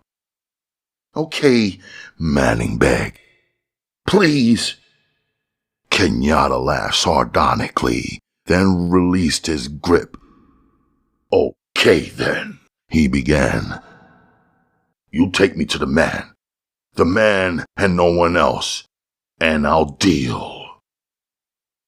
But we never... Manning began. You never what? Bullshit. This is a new fucking day, Jack, and if you want what I got, we deal with the man. You dig? Manning shrugged. I'll call him. You do that! Kenyatta shouted. Manning got into the back seat of his limousine and picked up the phone. He explained the situation. Then he listened. Finally, he hung up the phone. He wants to see me before he deals with you, Manning explained weakly. Kenyatta thought quickly. He could keep Manning under the barrel of his gun, but that would set off the big man. The closest he would ever get to the source would then be one of his flunkies. He would have to take the chance with Manning and hope that the man was as greedy as he thought he was. It was his only chance to get to the top. Okay, give me the number to call. Manning reached into his pocket and pulled out a card. Kenyatta took the card and guessed at the prefix on the phone number. Vegas, huh? Manning nodded. That's right. Call him tonight. Kenyatta nodded. Manning got into the back seat of the car and told his driver to take him back. All the while, Seamus was trying to tell Manning something, staring at him intently with begging eyes. But in the darkness of the desert night, the black man's attempt failed. In the car, Seamus, Kenyatta ordered. Seamus jumped into the back seat and Kenyatta got into the front. Drive, Elliot. We got to get to a phone booth. Stonewall and the others shouldn't be more than 2 hours behind us if we get them driving right now. Elliot Stone flashed his headlights twice to signal Rufus and Edgar, then spun the car around and headed back to Barstow. His adrenaline was flowing like crazy. This time around, he could sense that they were really onto something worthwhile. Man, He exclaimed to Kenyatta. I'm beginning to enjoy this ish. I can dig it, Kenyatta replied softly. I can dig it. Chapter 11. At about the time Kenyatta and his men were heading into Las Vegas, Johnny Miller was packing furiously. In his small bachelor apartment on Adams Boulevard, the slightly built Negro was putting together his bare essentials. His closet was full of fine threads, but Miller had suddenly lost his interest in clothes. The events of the day had confirmed in his mind that he needed to get out of town and to get out fast. He had known since that first day when Benson and Ryan had approached that something big was coming down. But the money and the protection that the two detectives offered him were enough to allay his fears. Not so anymore. Not with those 6 corpses lying motionless and twisted in the morgue. Miller tightened the last strap on his bag and took another long swig on his bottle. The effect of the booze was getting to him, allowing him to relax and feel mellow. But even though his body was easing off, his mind was screaming at him, warning him to get the f*** out. The knock on the door came abruptly and without the usual warning. of approaching footsteps. Miller spun on his heels and faced the door. Yeah? He shouted without thinking. Miller? Johnny Miller? The voice called out. Who's there? Miller asked. Stein, Lieutenant Stein. I was with Benson and Ryan earlier. I just wanted you to confirm one photograph. Miller breathed much easier now. He recognized the man's voice and knew it to be Stein. Quickly, he opened the door and stood aside as Lieutenant Stein pushed his heavy frame into the apartment. How'd you find me? Miller asked. Benson. He gave me your address. Stein replied, surveying the room, his eyes finally coming to rest on the suitcase lying on the bed. You leaving, eh? Yeah, Daddy, Miller replied quickly. Things getting to be just a little hot out west. Stein smoothed down his thinning hair and smiled. Probably a good idea after what happened today, you know? I could dig it, man. Now, if you'll just get on with it, I can get myself grooving. Stein reached inside his coat pocket. Miller watched him closely. Suddenly, the slim black man was standing face to face with a police special. The gleaming barrel of the pistol was pointed directly at Miller's forehead. Hey, man, Miller exclaimed. What is this shit? You little n***, Stein said coldly. King little n***, playing both sides against the middle. You should have known one day it would close in on you. Miller stared into Stein's pale eyes and saw nothing. He knew the man meant to kill him, and there would be no way to talk him out of it. Please, man, Miller begged, his voice cracking. I ain't done nothing no sensible n*** would have done. You know that. Stein just laughed as he pulled out a silencer and began screwing the pipe onto the barrel. You little n***s are all alike. You think you're in the big time. You do nothing but f*** it up for everyone else. Johnny Miller lost his ability to speak as Lieutenant Stein raised his pistol toward the black man's face. Stein closed his eyes as he pulled the trigger. The bullet penetrated Miller's forehead just above the bridge of his nose. A tiny hole appeared where the bullet had made entry, and a stream of blood began pouring out of the hole. The bullet had entered Miller so cleanly that the black man was not thrown back by the impact. Instead, he stood weaving in his place, his eyes still open with the look of horror that had invaded them when Stein had raised his pistol. The large lieutenant looked at his victim for a moment, then reached out and pushed Miller backward. The slightly built black man fell in a heap on the floor, his eyes still open and his wound still bleeding. Quickly, Stein packed his weapon and left. He locked the door behind him. He figured it would be days before anyone would find the body. The Paradise Room on Manchester Boulevard was Stein's next stop. It was a large room, usually filled with hundreds of jazz aficionados. Tonight, Gloria Lynn was appearing with Harry Sweets Edison. Stein pulled into the crowded parking lot of the nightclub and walked across the pavement toward the entrance. The black man standing at the door looked down at the police badge that Stein produced and nodded for him to pass by. The club was dark and smoke-filled. The tables were packed with people, all of them black, listening to the tender voice of Miss Lynn as she moved gracefully through on Green Dolphin Street, quote-unquote. Stein moved through the back of the club along the wall until he reached the bar.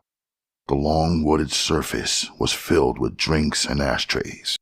Each stool was occupied as a few hookers and a lot of men listened to the song. Stein walked slowly along the bar until he reached the second to the last stool and found what he was looking for. Horning, He said directly to the plump, balding Negroes sitting on the stool. Horning looked up at the white face of Stein and knew instantly that he was police. Only the white cops dared to come into the all-black nightclub, and that was because they carried guns. Horning, come with me. Stein produced his badge again and showed it quickly to the small black man. Horning looked around him quickly. He was trapped. If he made a scene in the club, his reputation as a street man and reliable contact would be blown. And if he was seen walking out with Stein, he would be fingered as a pigeon. A lot of the tougher dudes in the club were already watching the silent confrontation at the bar. A lot of men whom Horning relied upon for his business. Worried about your friends, are you? Stein asked. Horning nodded. Stein grinned, reached out, and took Horning's arm. He led the man through the darkened nightclub quickly, sometimes giving the small black man a convincing nudge. After they were outside, Stein pushed Horning across the parking lot and into his car. Then Stein jumped behind the wheel and drove off, heading down Manchester Boulevard toward the ocean. What's this all about, man? Horning asked, his voice high-pitched and tinged with fear. You should know, Stein replied simply. Man, I don't. You dig? Stein chuckled. You set it up, right? A bum set up with a dangerous man. Lots of deaths. All kinds of shit. Horning felt himself sink. After setting up the initial meeting, he had thought himself out in the clear.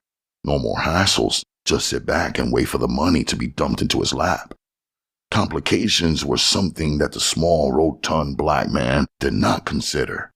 But now, he wished he had.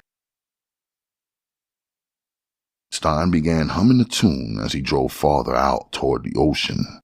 He took Horning through Hermosa Beach, then turned left on the Pacific Coast Highway and headed toward the gigantic oil refinery in the distance. A pretty sight, eh? Stein asked jovially, as if the two men were on a sightseeing trip. Horning looked at the massive structure, the lit beams of steel, and the huge smokestacks. The prettiest sight the man could hope to see now would be his own life, secure and with a future. Stein drove the car towards the huge refinery, then pulled off the road on the desolate section of the beach. He stopped the car and turned to Horning. Okay, he said. This is where you get off. Horning stared back at the heavy-set lieutenant. He was screaming 1,000 words inside. His skull was crying out with pleas for his life. But as much as he tried, he could not utter them. His mouth just opened and closed in silence. Go ahead, Horning, Stein ordered. It was as simple as that. Horning knew what was coming, yet he was powerless to stop himself as he reached for the door handle and yanked it up. He felt the cool night air of the ocean, and he could hear the sounds of the waves crashing nearby. As he stared at Stein, the lieutenant was screwing his silencer onto the barrel of his pistol. Now whatever doubt or hope Horning might have had was gone. Still, he moved as if in a dream, climbing quietly out of the car. He stood next to the open car door, peering in at his slayer. Lieutenant Stein held the pistol with 2 hands, as he had been taught in the academy, and pulled the trigger. The bullet struck Horning in the neck. His cords and muscles seemed to explode from that area. Red seeped down across his upper chest, and the black man fell backward onto the sand. Stein pulled his pistol back in his shoulder holster after removing the silencer. He leaned across the seat, groaning loudly with the strain of the movement, and pulled the door closed. As he backed up, his headlights drifted across the still twitching body of Horning. The black man was crying and uttering guttural sounds that drifted with the wind. Stein smiled to himself and drove back onto the Pacific Coast Highway toward the airport. His job was finished, and Stein felt an incredible sense of relief flood in his mind. He had taken the orders from his man, the go-ahead to eliminate the two blacks who had set Seamus up with Kenyatta. After those were carried out, Stein would then take his long trip to Mexico. Upon his return, the whole situation that had blown way out of proportion in the Los Angeles ghetto would be solved. The turnoff to the Los Angeles International Airport was empty. For a Friday night, it was an odd state of affairs, but Stein welcomed it. He drove quickly down Century Boulevard and into the circle roadway that would carry him to his terminal. He turned into a parking lot opposite the Mexicana Airlines terminal and parked. His luggage was in the trunk. Hurriedly, Stein pulled it out. Just as the police lieutenant was about to slam the trunk door, he heard footsteps behind him. Two men were approaching quickly, the intent in their walk unmistakable. Stein whirled on his heels just in time to see one of the men raising a sawed-off shotgun towards his head. The huge explosion was muffled in the heavy sea air, and the second round seemed even less noticeable. Stein did not have time to react. The first shell hit him directly in the face, ripping away the flesh around his mouth and cheeks. The entire lower part of his face became a seething mass of blood and bone tissue. The second shell hit just a little lower, around the neck. Basically, it took the man's head off, leaving only one muscle cord to keep the large head attached to the body. A second after the two blasts from the shotgun, a 747 jetliner took off. The thundering roar of the plane's engines covered any trace of what had happened. Lieutenant Stein's mutilated body was the first of three to be discovered. An elderly couple, returning from their terminal after seeing their children off to their home in the east, stumbled onto the remains of the police officer. While trying to comfort his fainting wife, the old man called the police. The word of Stein's death spread quickly through the Los Angeles police building. It was quickly picked up by Detectives Ryan and Benson as they were leaving headquarters. The two officers raced across town on the crowded freeways toward the airport. When they arrived at the parking lot, the scene of the killing was cordoned off by uniformed police and airport security. FBI agent Comstock was standing just outside the small circle of men when Benson and Ryan managed to push their way through the crowd of the morbidly curious. It looked like a hit, Comstock said as he led Benson and Ryan to where the body lay. Stein's fleshy figure was plastered against the open trunk of his car. Half of his head had been shot off. Blood, excrement, and urine covered his frame in equal parts. Jesus, Ryan exclaimed when he saw the body. They weren't fooling, were they? You find anything else? Benson asked Comstock. The tall black agent turned to the black officer and frowned. In the file, we found the inside man at the department. Benson nodded. He had suspected it all along. Well, Comstock continued, this was our baby. His bags were packed, and he had a passport and a visa to Mexico. Also, his pistol had been fired 4 times within the last 2, maybe 3 hours. Benson turned to Ryan. We got an address on Johnny Miller? He asked. Ryan nodded. Yeah, we got an address. Benson explained the situation to Comstock and what his theory was. Basically, the black detective said, the bastards are cleaning their house. They're hitting everyone who could place the ring in jeopardy. And if we don't get there before the f***ers are all massacred, we lose, right? Comstock tensed. Benson stared at the ground. That's right, Comstock. It's coming down fast, and we're still a couple of steps behind. Benson and Ryan left Comstock with the body of what once had been a policeman, a respected man of the community. Later, they would dig through the various bank accounts and investments of Lieutenant Stein and discover the man was worth more than $200,000. None of that had come from the man's modest salary. The two Detroit detectives drove across town. The night was brightly lit throughout Los Angeles, and wherever they stopped, they saw couples and single people gathered in their cars having a good Friday night. Benson looked out the windows at these people and wondered. They had been stalking the trail of death for the last couple of weeks. Men were dying, men who were virtued unknowns outside the cloudy area of crime in which they lived. Benson wondered if those men who dealt in death had ever taken their pleasures on a warm Friday night like the people he was seeing this night. The modern apartment house on Adams was still noisy with sounds of a Friday night party. People were laughing, unaware that within a few feet a man laid murdered. Benson and Ryan pulled their guns out of their coats and walked carefully through the patio. Ryan led the way, taking the steps slowly up to the second floor. At the end of the balcony was the well-lit apartment. Both men stopped and looked through the window at the people inside. For a moment, Benson had hoped that Miller was all right.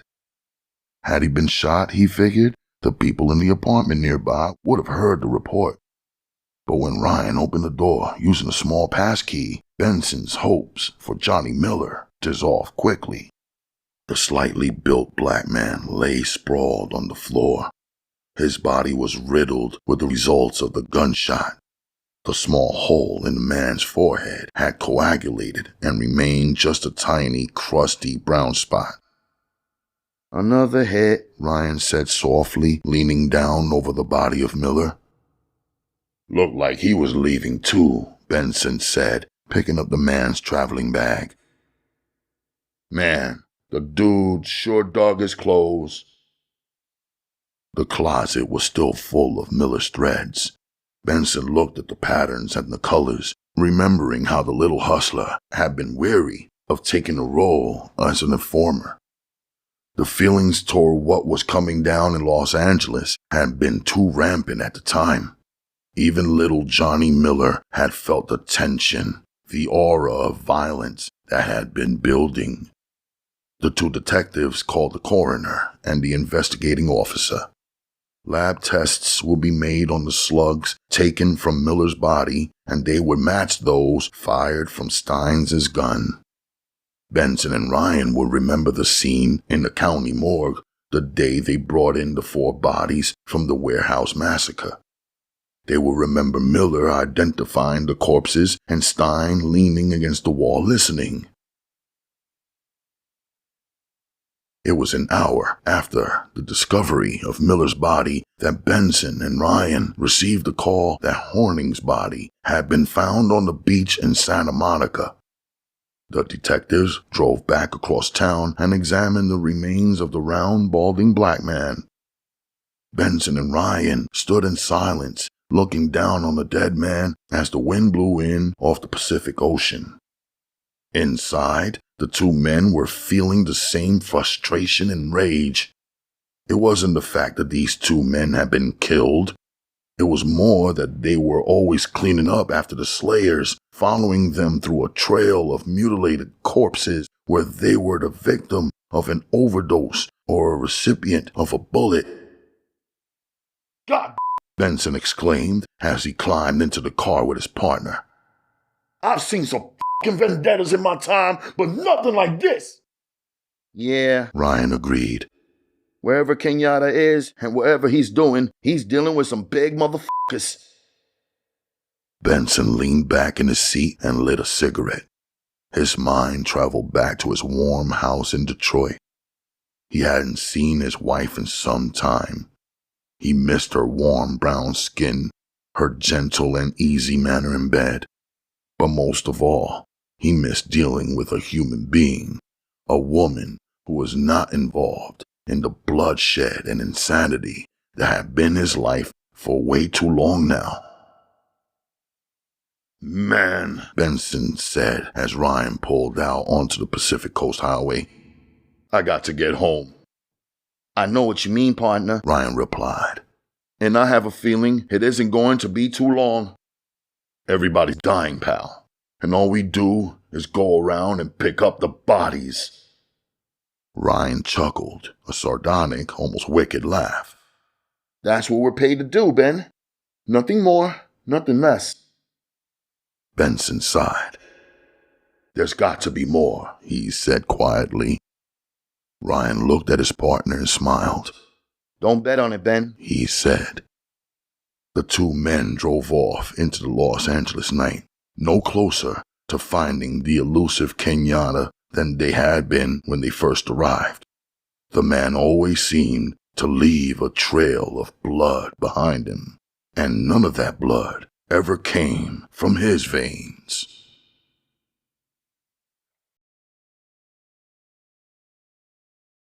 Chapter 12. As they drove down off the mountain into the valley, the garishly lit town of Las Vegas greeted them.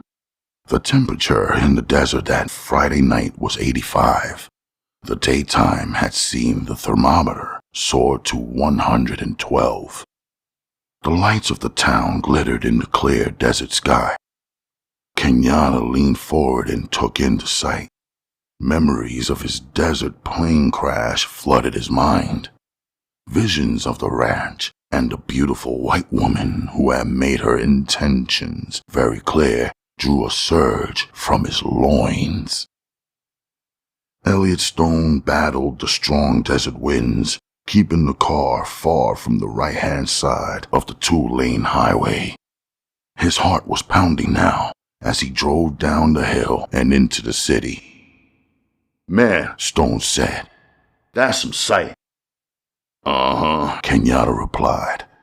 And that fucker ain't never gonna be the same after we get through with it. The words sent a chill up Stone's spine. They were the invaders approaching their objective. Single-handedly, they would attempt to smash the power structure that supplied heroin to the men, women, and children of Watts, 285 miles to the southwest. In the midst of the pretty neon lights and happy people was a vicious operation, a death-dealing force that had taken the lives of more men and women, mostly black, than Stone or Kenyatta would ever know about. You know, Stone said, when I was a kid, I always wanted to make it to this town. I mean, I dug the whole scene. Lights, music, beautiful chicks. It seemed like some kind of dream place to me, you dig?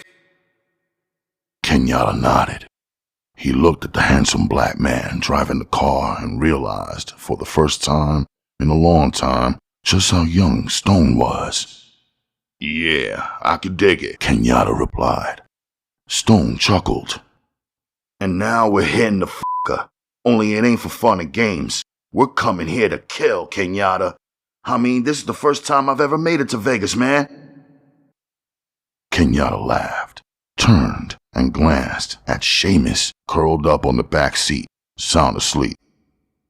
Man, Kenyatta said, we're coming here to get rid of a killer, not to kill. Dudes like our fucker in the back and his men, they're the killers.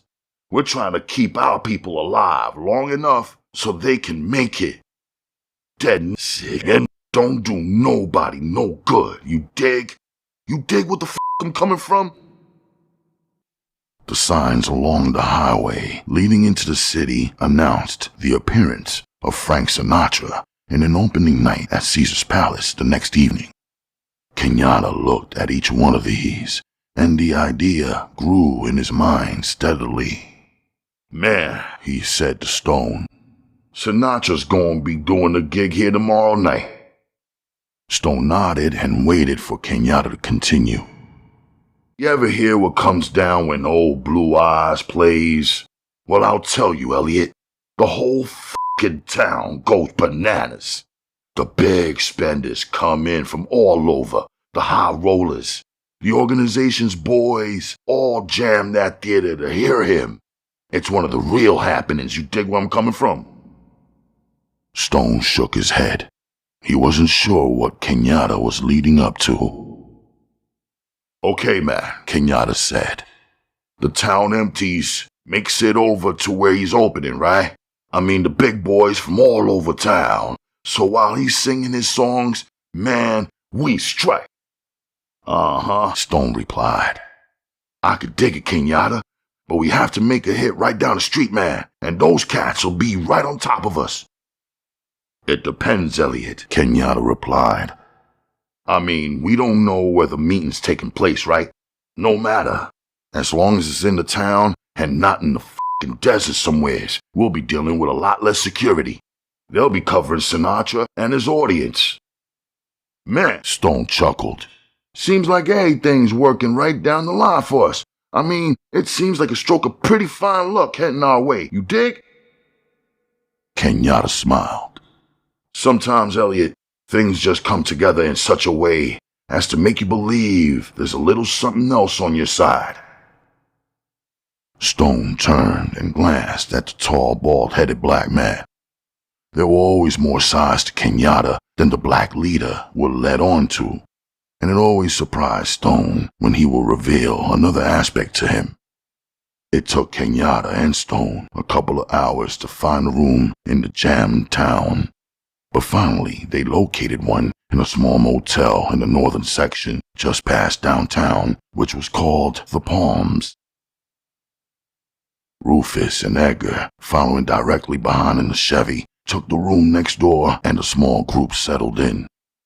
Inside the room, Kenyatta tied Seamus to the corner of the bed, then sent Rufus out for a bottle of Jack Daniels and some fried chicken.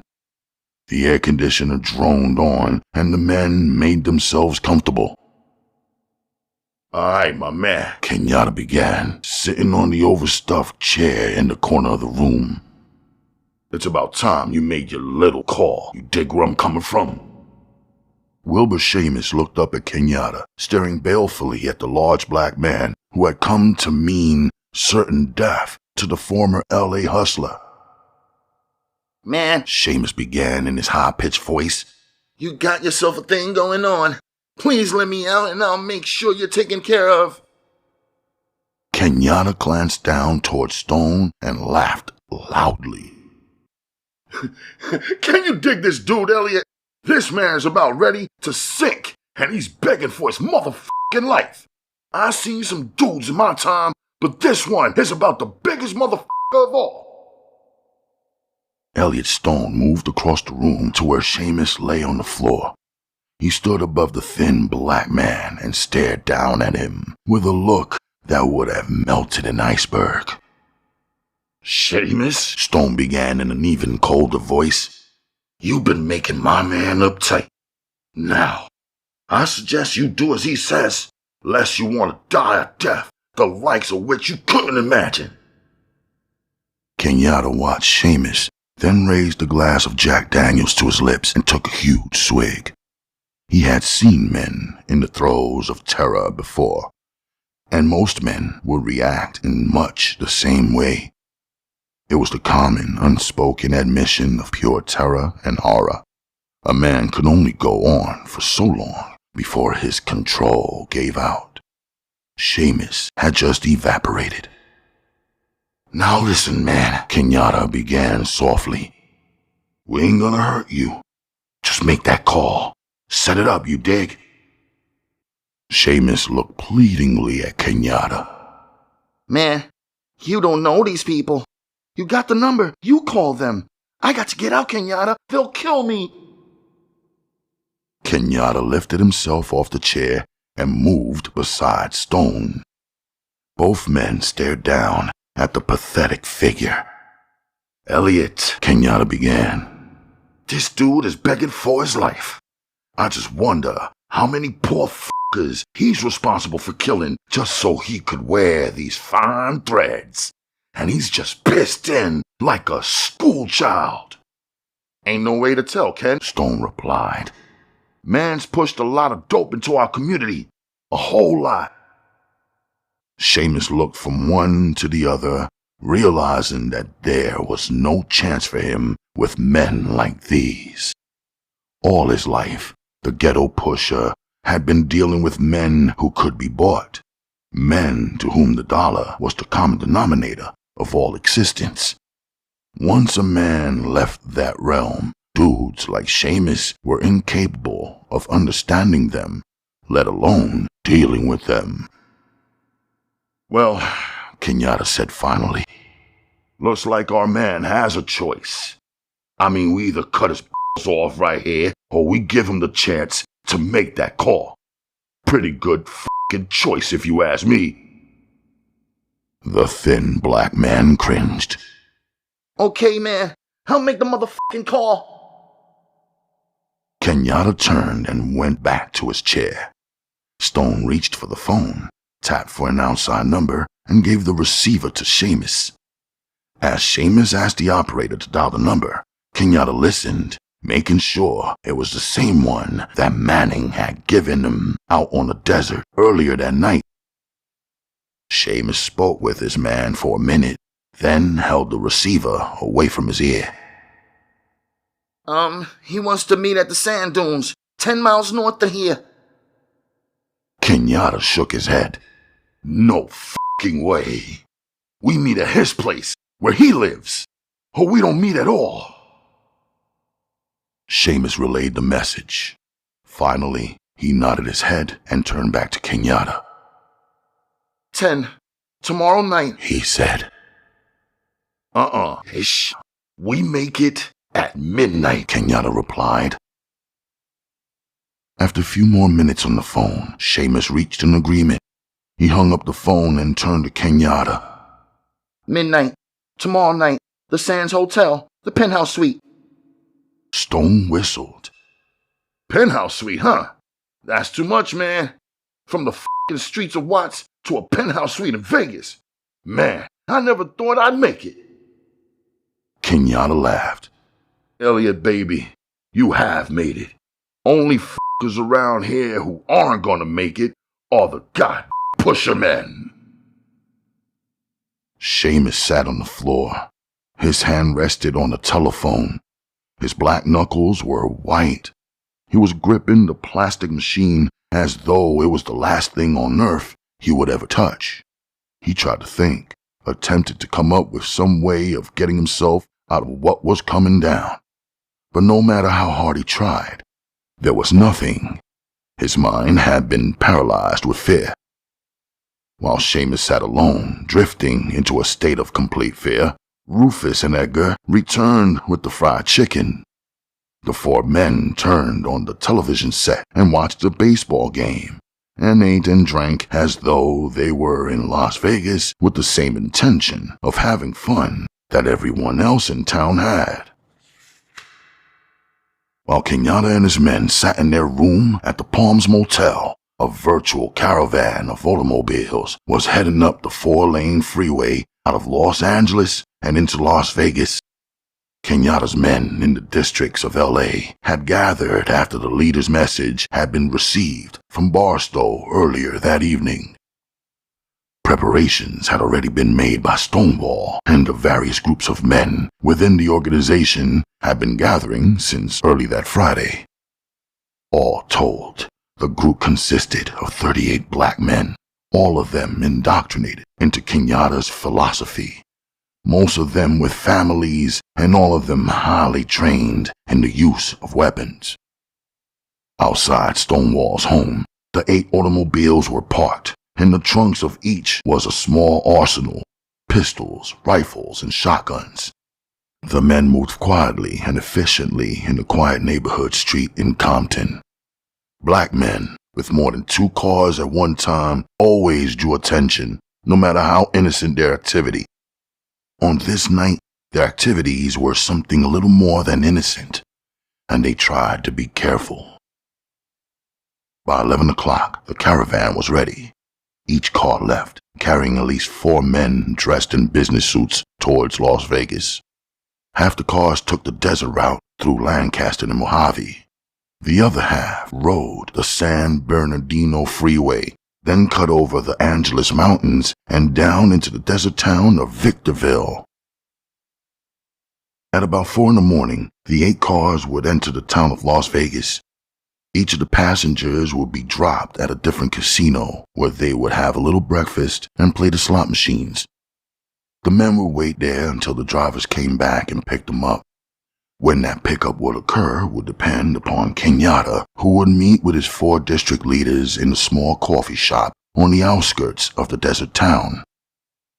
After making sure the cars and men were inconspicuously slotted in the many casinos throughout town, Stonewall drove up Las Vegas Boulevard, past the luxurious strip hotels, and headed through the downtown area.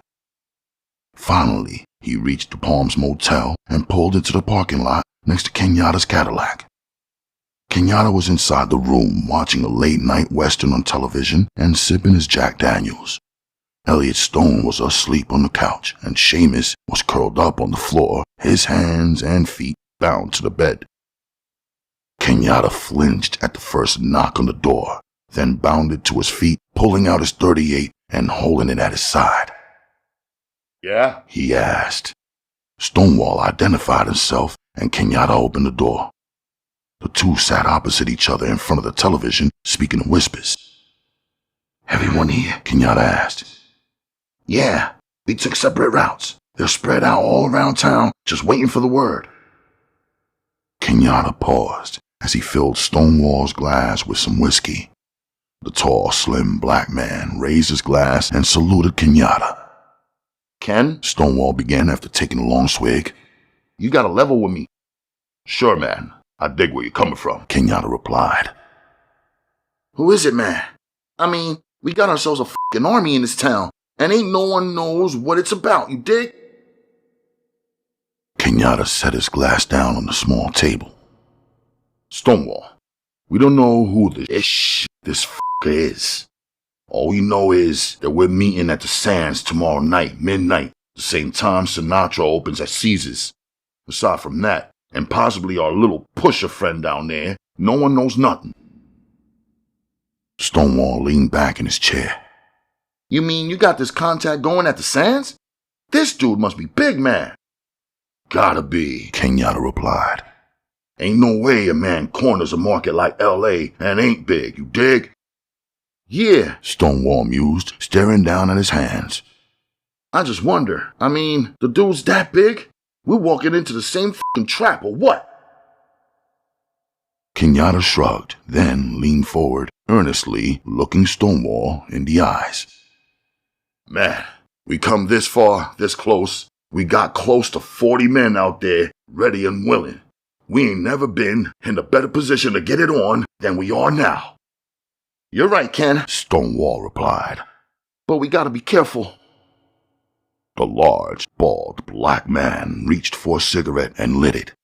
He exhaled the smoke slowly and thoughtfully. Who we got at the Sands? I mean, right now. Stonewall thought for a moment, then said, "Roscoe Baker. Good young dude out of Compton." Can you get in touch with it? Kenyatta asked. I mean, right now? "Sure, we got a code. I page him, then tell him Gloria is ready. He comes out to the parking lot 15 minutes later." Kenyatta smiled. Okay, page him now. While Stonewall paged Baker at the Sands, Kenyatta woke up Stone.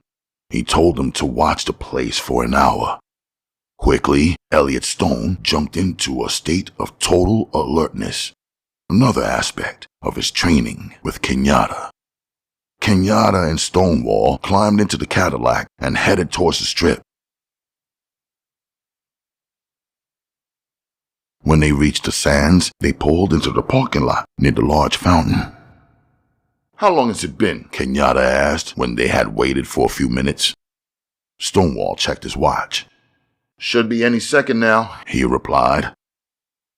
At that moment, a young hip-looking black dude with a stylish afro appeared at the doorway, scanning the parking lot. He spotted the large Cadillac and ambled across the pavement toward Kenyatta and Stonewall. Roscoe Baker peered into the car, recognized Stonewall, and climbed into the back seat. What's happening? Baker asked in a low, easy voice. This here, Stonewall began. is Kenyatta. The reaction was potent as Baker reached across the seat and grasped Kenyatta's hand in a thumb shake. Man, Baker said. it's a groove. Same here, Kenyatta replied. We need some work done, and quick. Stonewall began. Right, Kenyatta continued. we need you to go inside the sands, check out everything you can about the place, the elevators, the access to the penthouse, where the security guards are, the back entrances, service entrances, everything. You dig where I'm coming from? Baker nodded, then looked towards Stonewall. Then what? The young black asked. Then, Stonewall replied, grab a taxi and have him take you to the Palms Motel on North Las Vegas Drive, room 16. We'll be there waiting. Baker nodded, then turned to Kenyatta. I'll be there in an hour, Kenyatta. Good man. Kenyatta smiled, then shook the young man's hand. In the flash, Baker was out of the car and gliding across the lot as though he were a young stud on the prowl. Kenyatta watched him for a moment, then turned to Stonewall. Looks like a righteous dude, He said. All our cats Stonewall said. are righteous dudes. Kenyatta looked at his old friend and smiled. He drove through the parking lot and headed back to the small motel.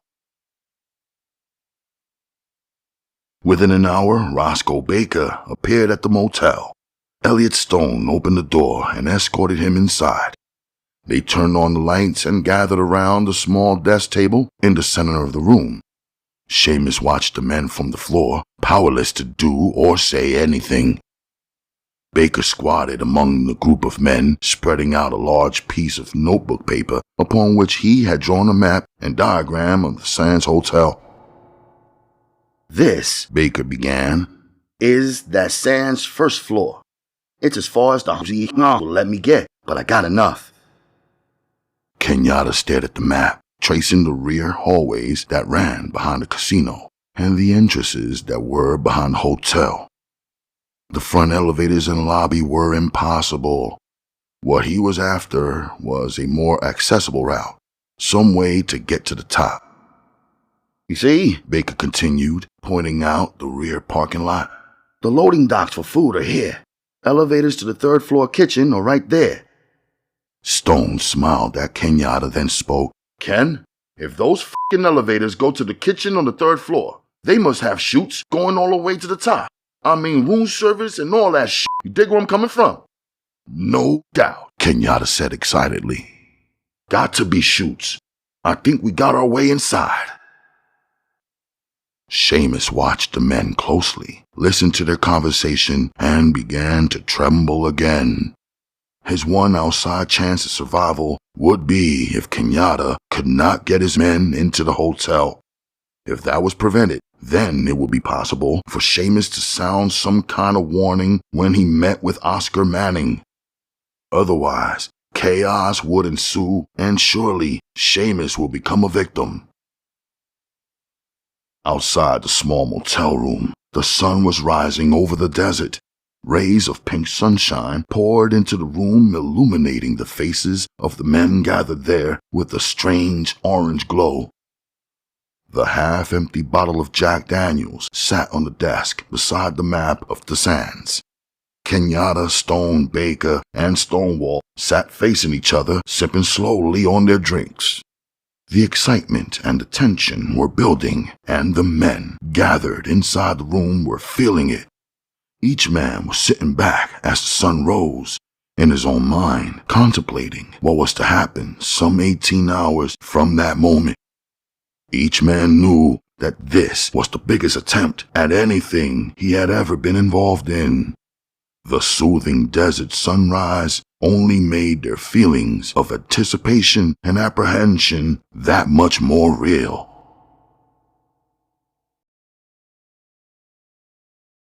Chapter 13. By 4 o'clock that afternoon, every motel and hotel room in Las Vegas was filled. Thousands of normal, everyday people had converged on the desert town, along with hundreds of wealthy, crap-shooting white men. Frank Sinatra was opening that evening in the gala 12 o'clock show.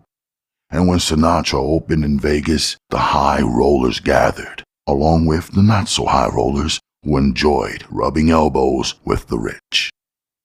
The strip itself was jammed with people as the sun began making its descent in the western sky. The air was dry and hot, and a soft wind blew from the north. In front of Caesar's palace, where huge fountains spurted forth tons of water, thousands of people had gathered. They stood around, dressed in casual polyester and double knits, waiting for a glimpse of the king, or maybe the opportunity of spotting some famous celebrity. As the evening progressed towards midnight, the other casinos and rooms around the strip would gradually empty, the throngs gathering in front of the palace. They all wanted to be where the action was. Kenyatta continued to stare at the happy, thronging people as they drove past. "Man," he began softly, "someday I'd like to come up here, catch a show, bring Betty, shoot a little craps, you know." Elliot Stone did know. They had both resolved themselves to spending the rest of their lives looking in from the outside. Neither man would ever know what the good life was about, what it would be like to live a normal, violence-free life. "Sometimes," Stone said after a long silence, "all this ish, the lights, the beautiful broads, all of it makes you forget where things are really at." Kenyatta nodded. Then he quickly lit a cigarette, and his face became frozen into a mask of determination and purpose. Stone drove down to the hacienda at the far end of the strip, turned around and headed back toward the downtown area and the motel.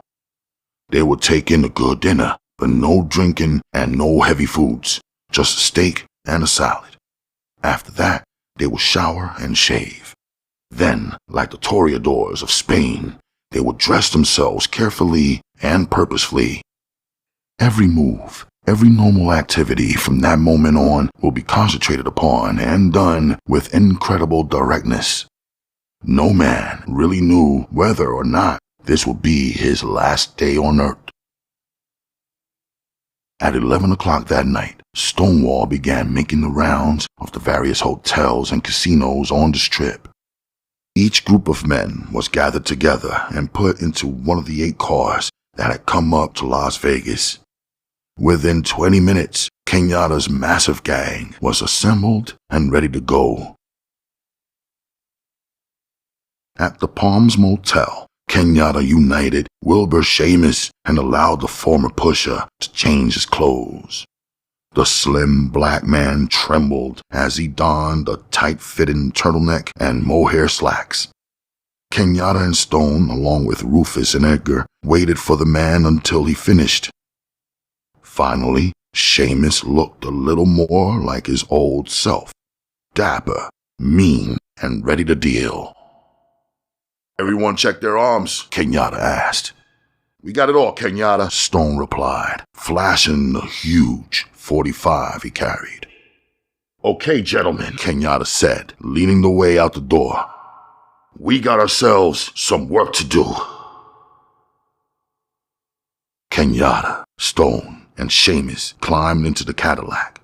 In the trunk was an empty suitcase supposedly filled with the heroin, but the white powder was still sealed tightly in the lining of the roof.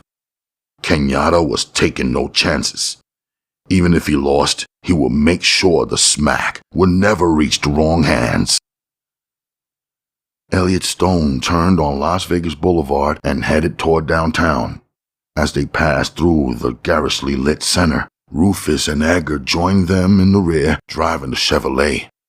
The strip was virtually empty. It was 15 minutes to 12, and far up the street in front of Caesar's Palace, Kenyatta and Stone could see the milling throng. "Man," Kenyatta exclaimed, "we sure picked a righteous hour." Stone laughed nervously. The tension was building to a peak inside him. "Just keep those people away from here, and we'll be all right." The Sands was quiet, as were the rest of the hotels on the strip. Stone pulled into the lot in front and parked the car in the self-serve area. Quickly, he and Kenyatta jumped out, then waited for Seamus. "One wrong blink of your eye, Seamus," Kenyatta threatened coldly, "and I'm gonna blow your motherfucking head off." There was no need to threaten the black man. His nerves had been shattered for some time. Nothing was going to make him take a chance now. Slowly, the three men walked the entrance of the hotel. Kenyatta carried the suitcase and kept his other hand ready to go inside his coat for his .38. At that moment, in the rear of the hotel, 4 cars slowly cruised the parking lot.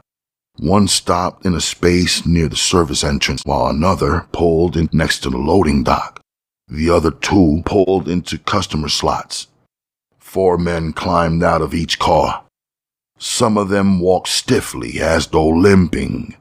Sawed-off shotguns were held firmly beneath their jackets. At the other end of the building, near the pool area, these men scampered across the small putting green and toward the patio.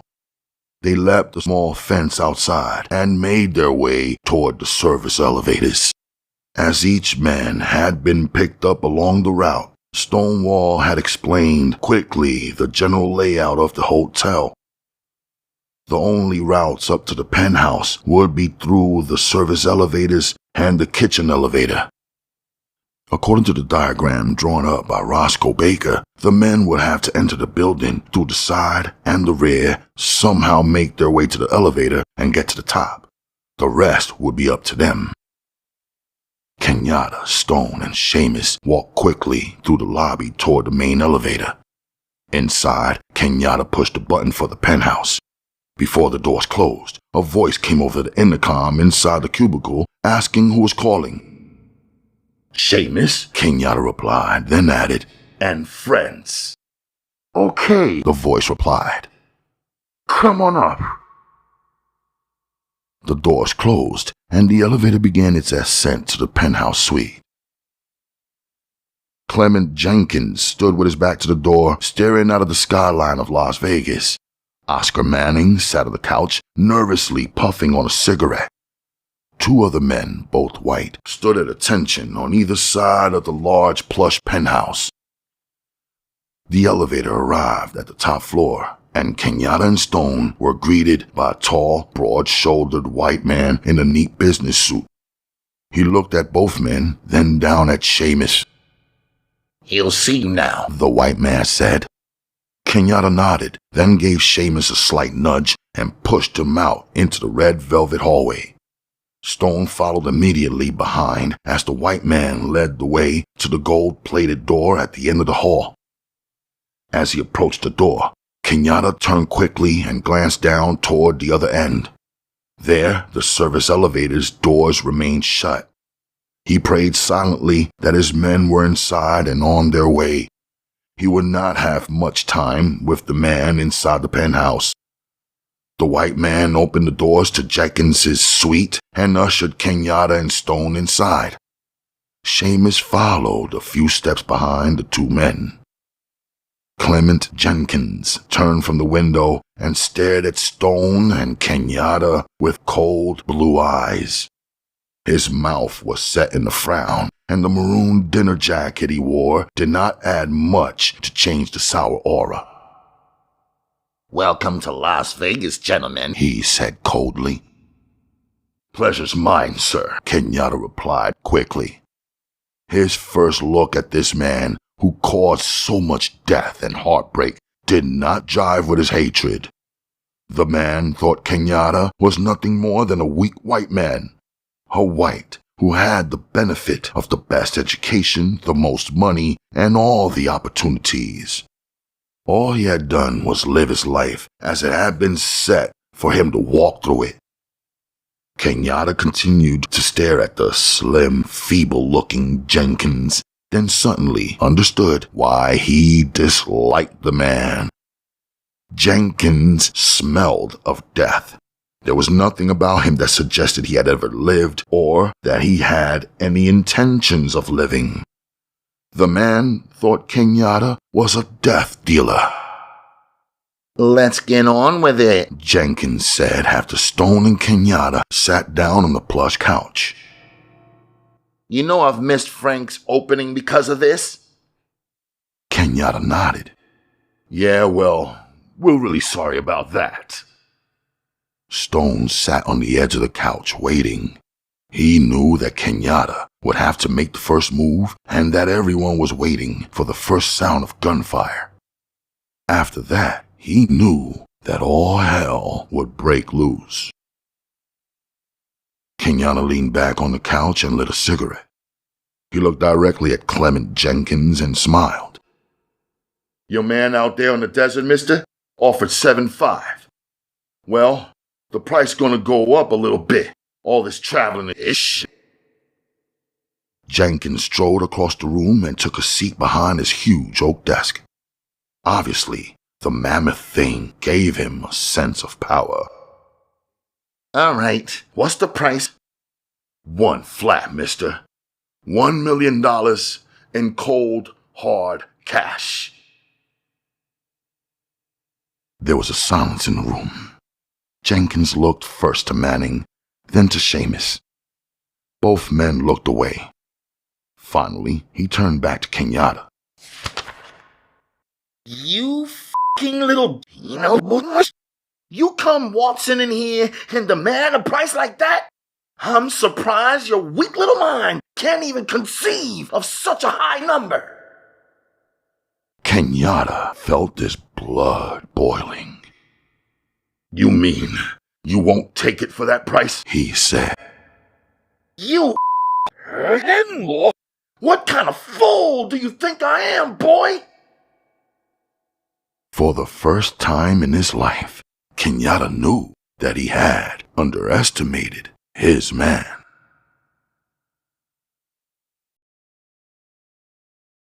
Chapter 14. Stonewall stood with his back against the wall of the elevator. There were 16 black men jammed into the small cubicle, riding slowly toward the penthouse suite. They had managed to sneak by the 2 security guards outside the kitchen, then to make it through the cooking area itself.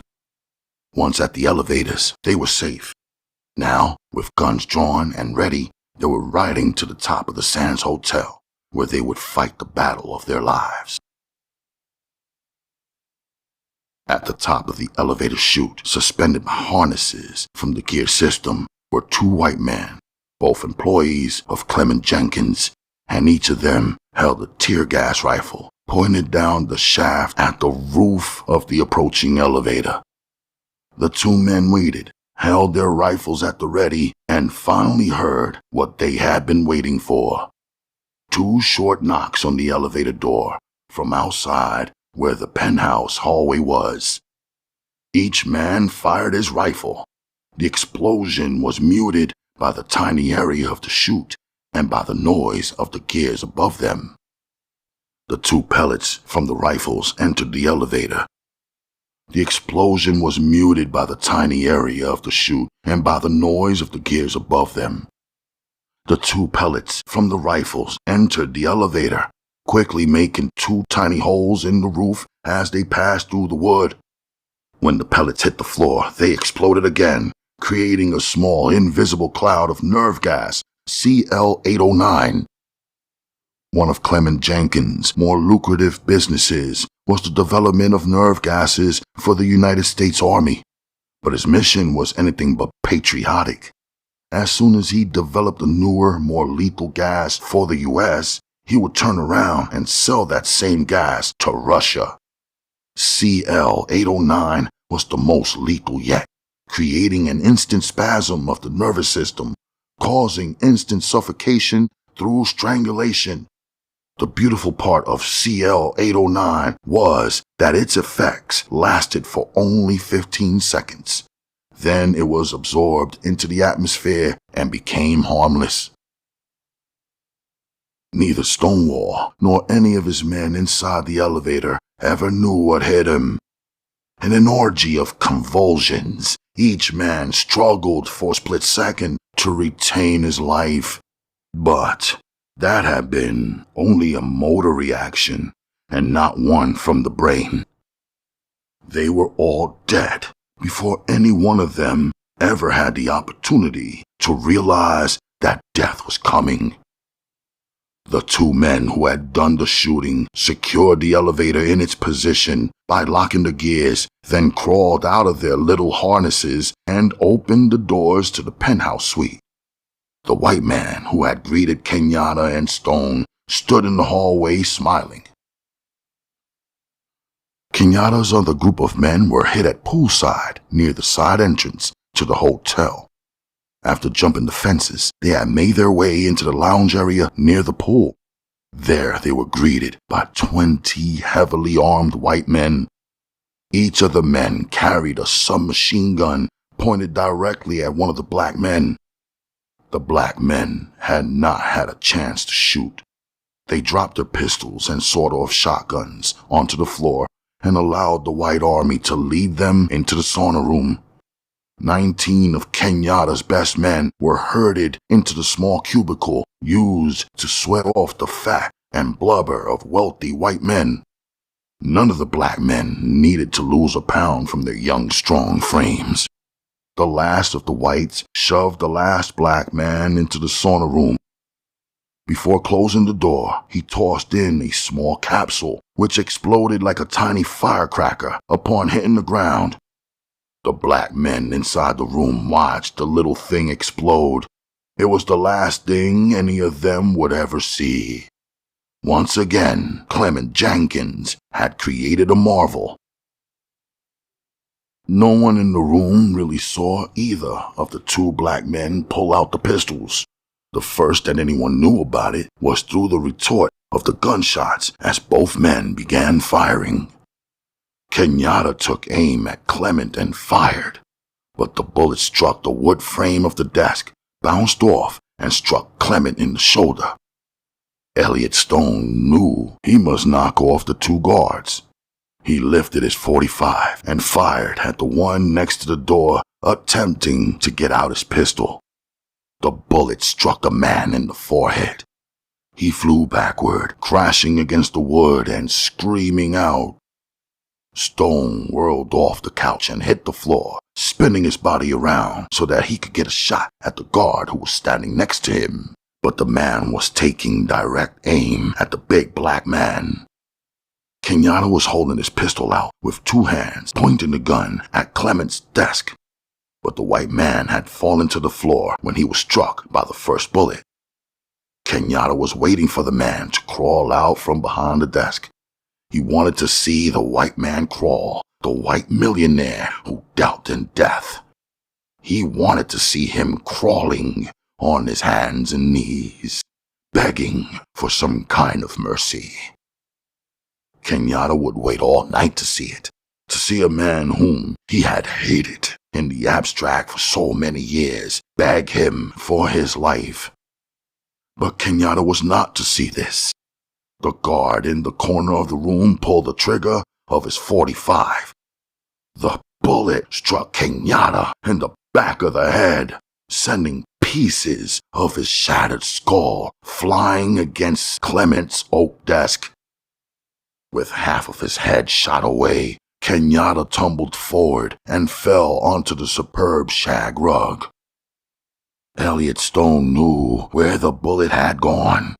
He had been aiming at the guard's stomach, but now raised his sights to the man's eyes. He leveled his barrel, then pulled the trigger.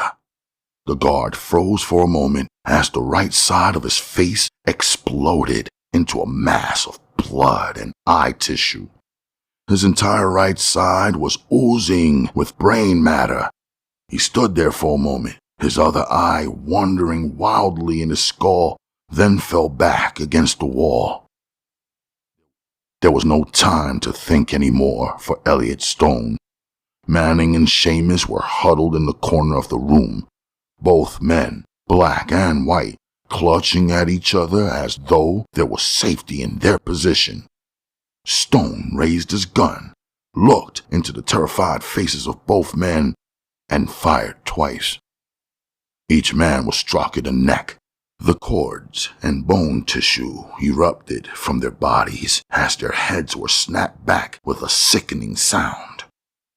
As their heads rolled ungainly on their shoulders, they still clutched at each other, now locked tightly by the fear of death. Suddenly, the penthouse was silent. Outside in the hallway, the two men from the elevator and the white man who had greeted them were trying to push the doors open, but the body of the guard was blocking their way.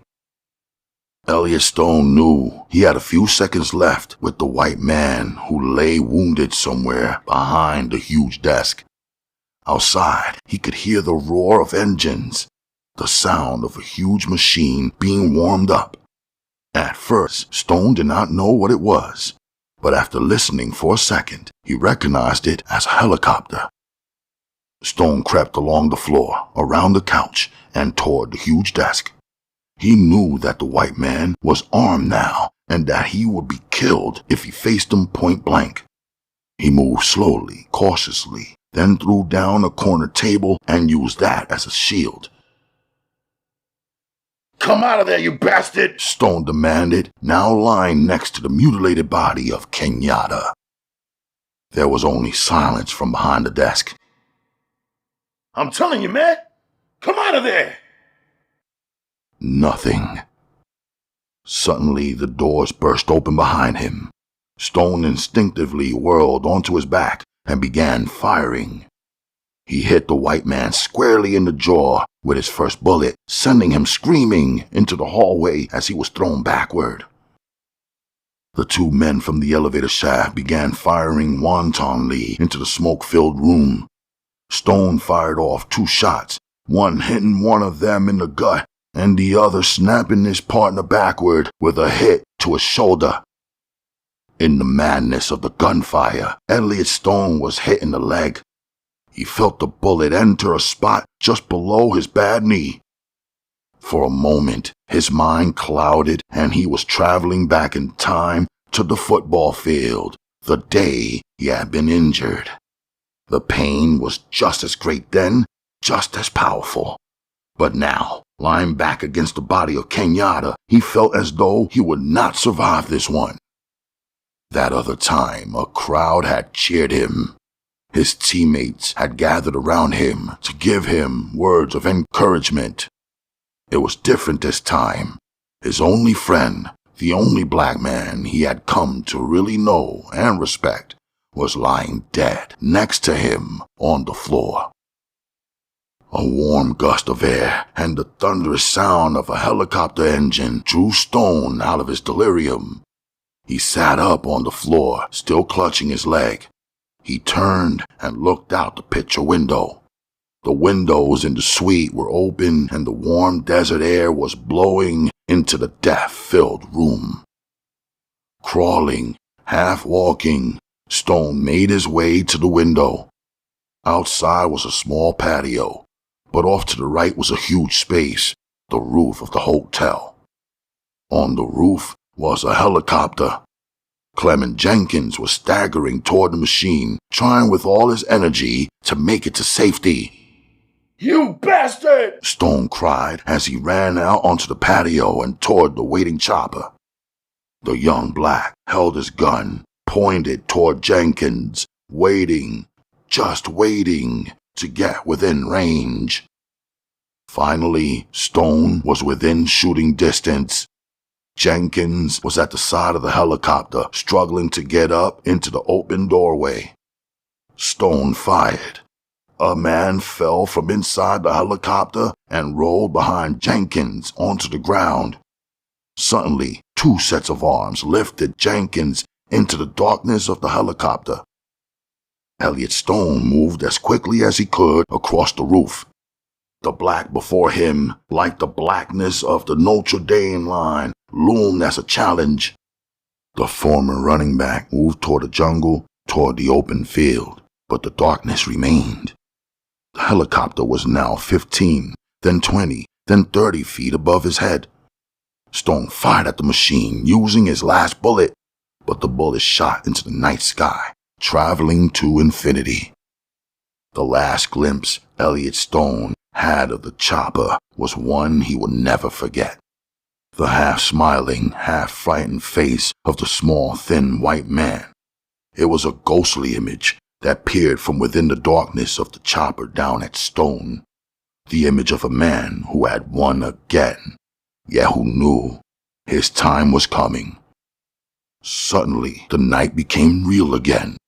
The strong wind blowing off the desert, the light of Las Vegas below, and the penthouse suite across the rooftop. Stone turned, not knowing where to go, and saw the room filled with armed men running around excitedly. Kenyatta was still there, and Stone wanted to go back. But he knew, no matter what he did in his lifetime, he could never bring the big man back. He knew he must run. Using the fire escape on the side of the hotel, Elliot Stone managed to escape the small army of Clement Jenkins. The parking lot in front of the Sands was quiet. Stone had expected police to be swarming the place. Instead, just a few late-night strollers passed nearby. Trying to cover his wound, Stone limped to where they had left the Cadillac, fished inside his pocket for the keys, and climbed inside the car.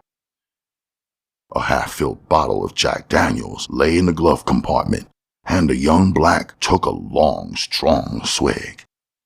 He started the car and drove out onto Las Vegas Boulevard. As he drove out along the strip, he passed Caesar's Palace. Huge crowds milled around the fountains in front, talking and laughing in the warm desert night. Stone clutched his leg and tried to stop the bleeding. It would be a long, nightmarish drive through the desert back to Los Angeles.